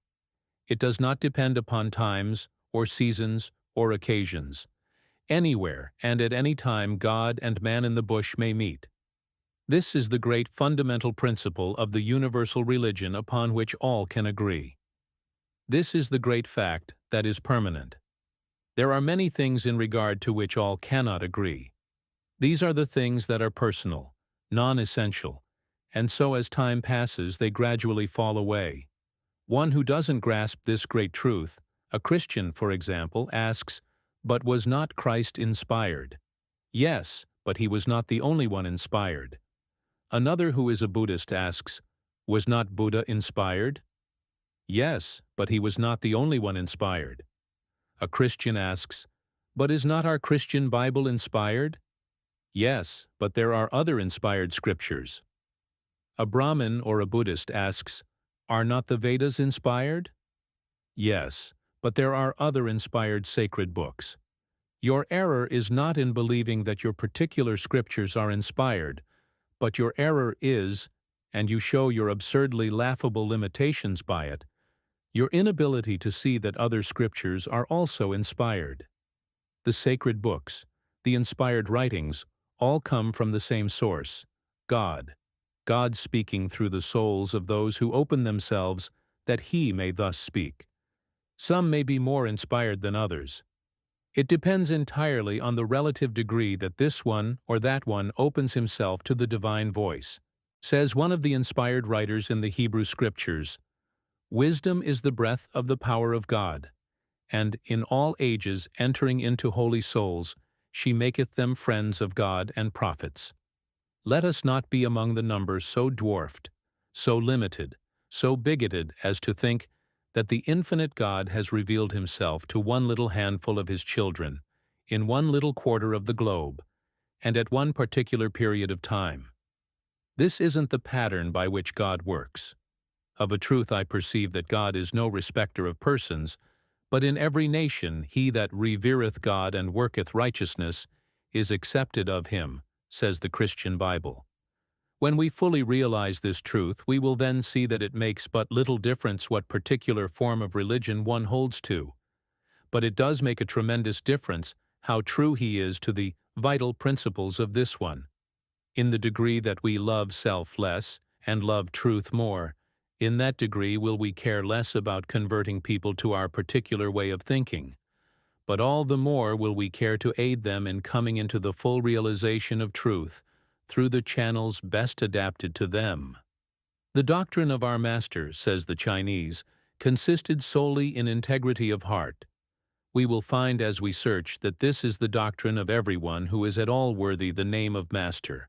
The great fundamental principles of all religions are the same. They differ only in their minor details according to the various degrees of unfoldment of different people. I am sometimes asked, "To what religion do you belong?" What religion? Why, bless you, there is only one religion, the religion of the living God. There are, of course, the various creeds of the same religion arising from the various interpretations of different people, but they are all of minor importance. The more unfolded the soul, the less important do these minor differences become. There are also, of course, the various so-called religions. There is in reality, however, but one religion. The moment we lose sight of this great fact, we depart from the real, vital spirit of true religion and allow ourselves to be limited and bound by form.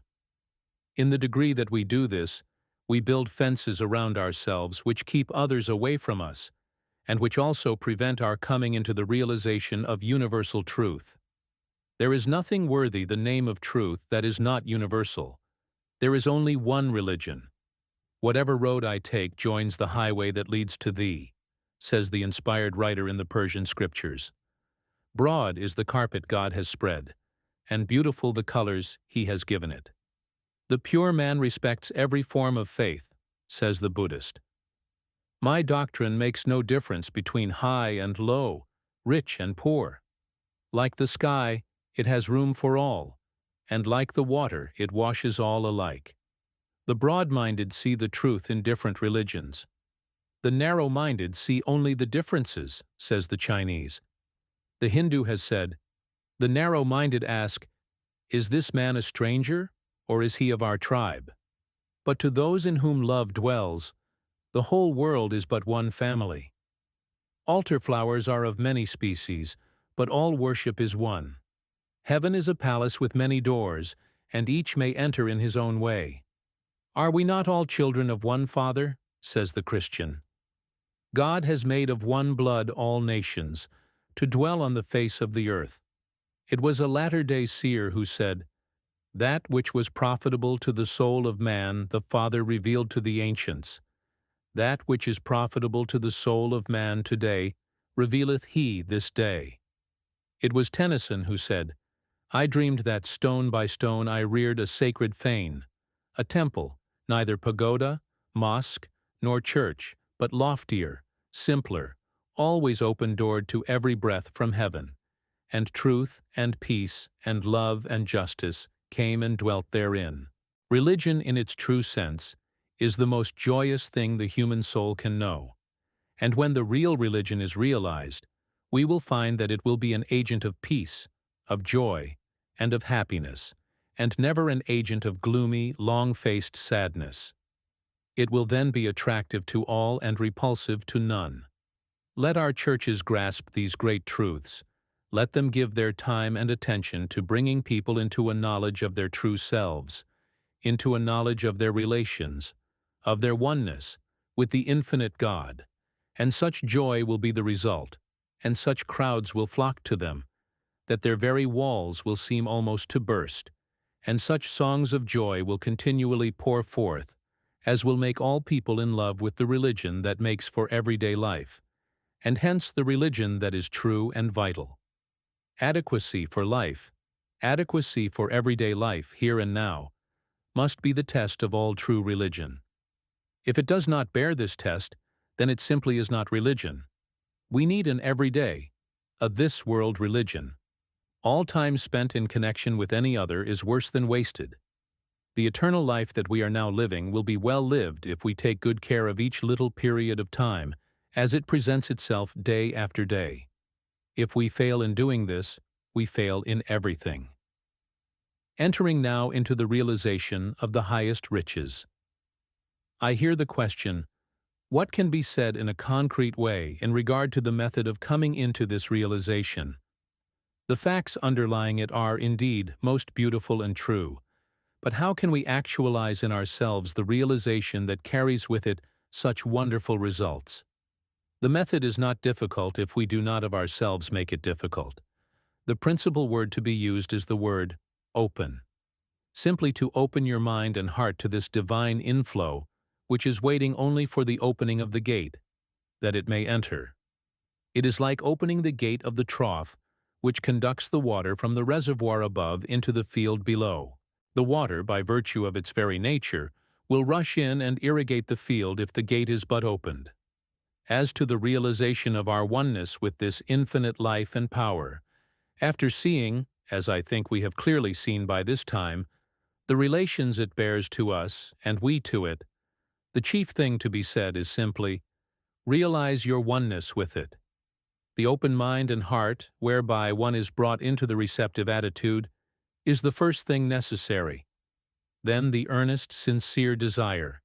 It may be an aid at first to take yourself for a few moments each day into the quiet, into the silence, where you will not be agitated by the disturbances that enter in through the avenues of the physical senses. There, in the quiet alone with God, put yourself into the receptive attitude.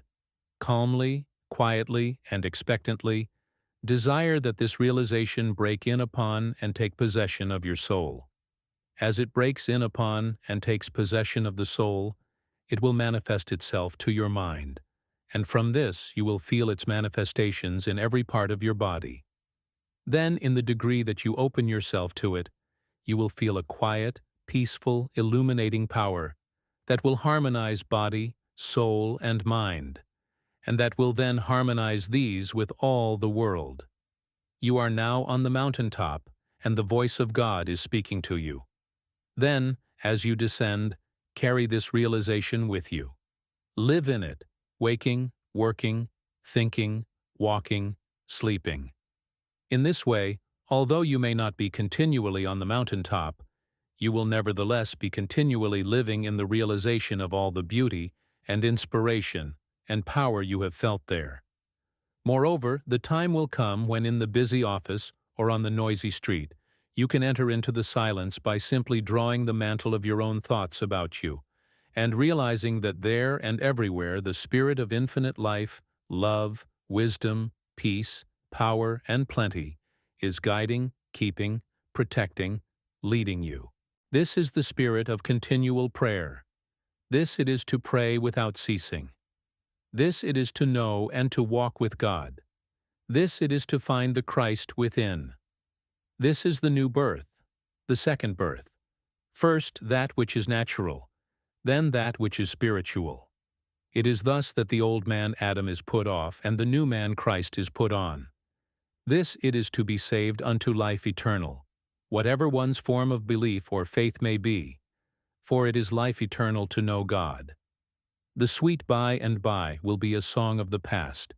we will create a new song, the beautiful eternal now. This is the realization that you and I can come into this very day, this very hour, this very minute, if we desire and if we will it.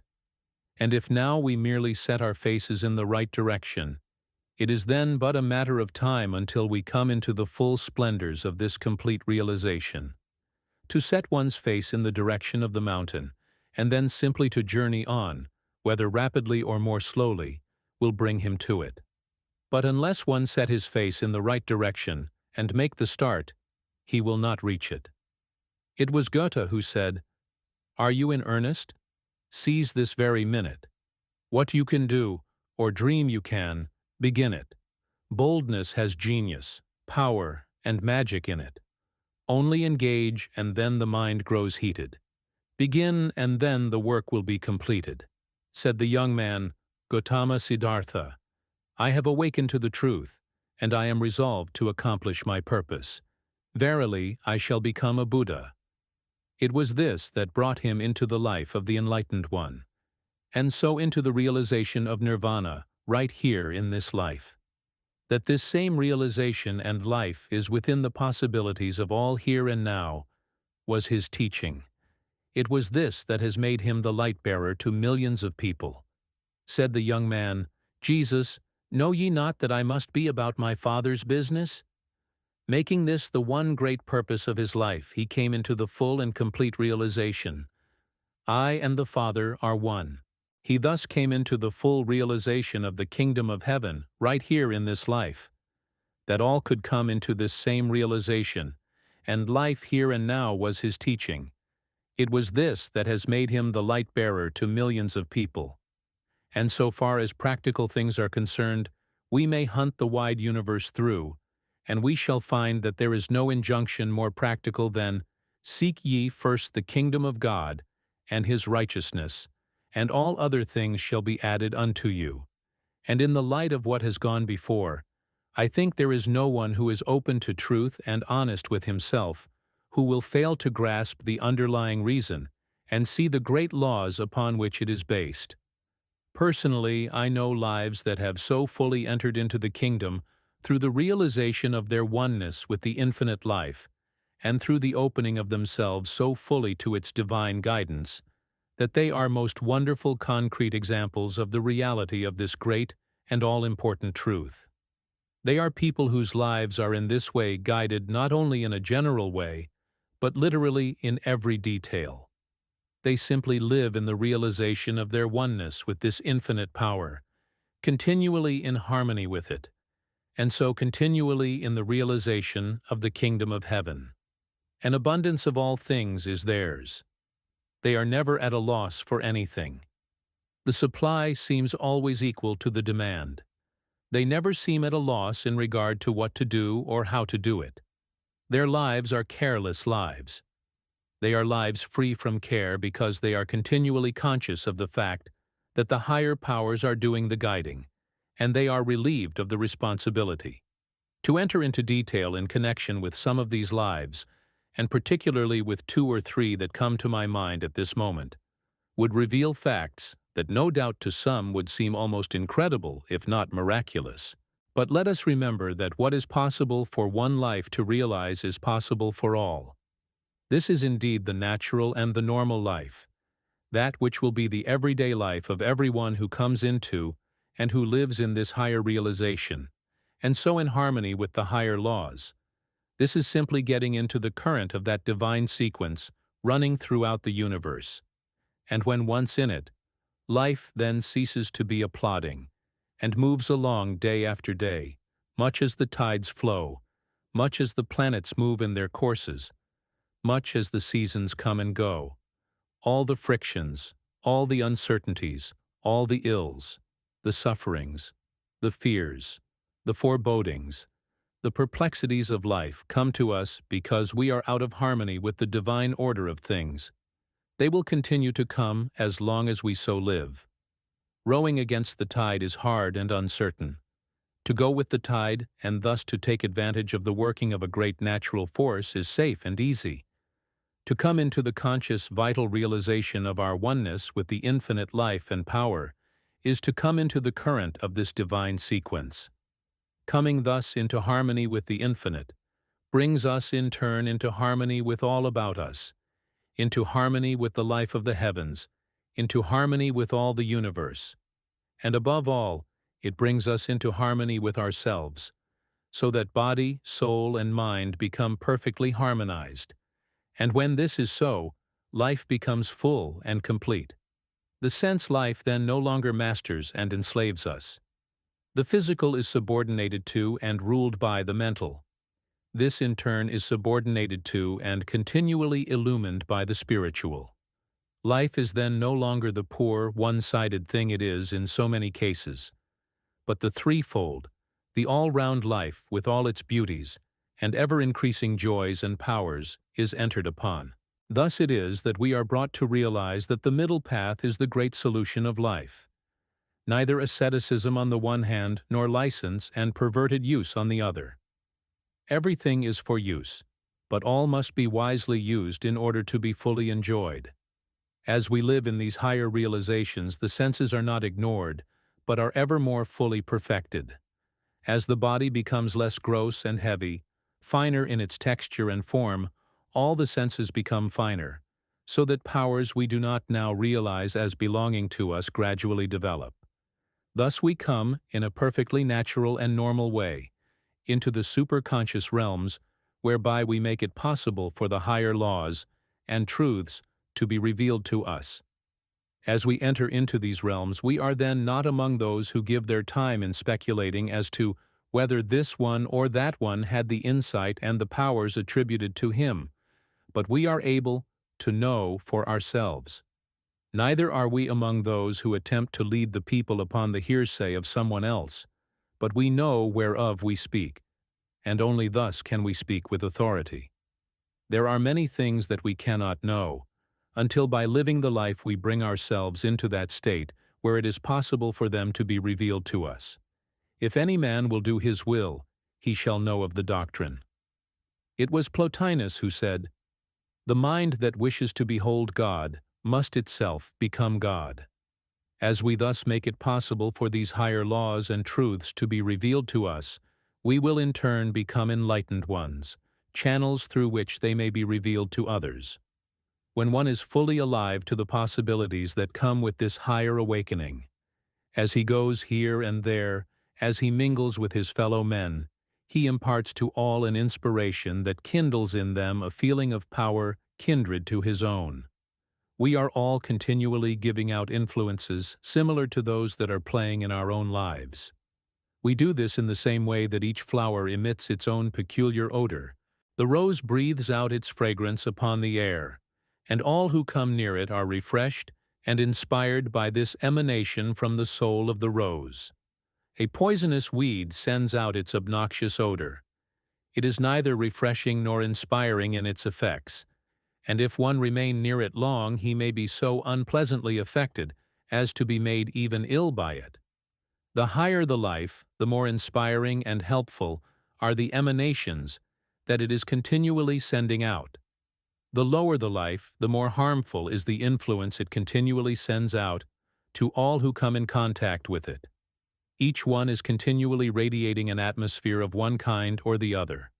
We are told by the mariners who sail on the Indian seas that many times they are able to tell their approach to certain islands long before they can see them by the sweet fragrance of the sandalwood that is wafted far out upon the deep.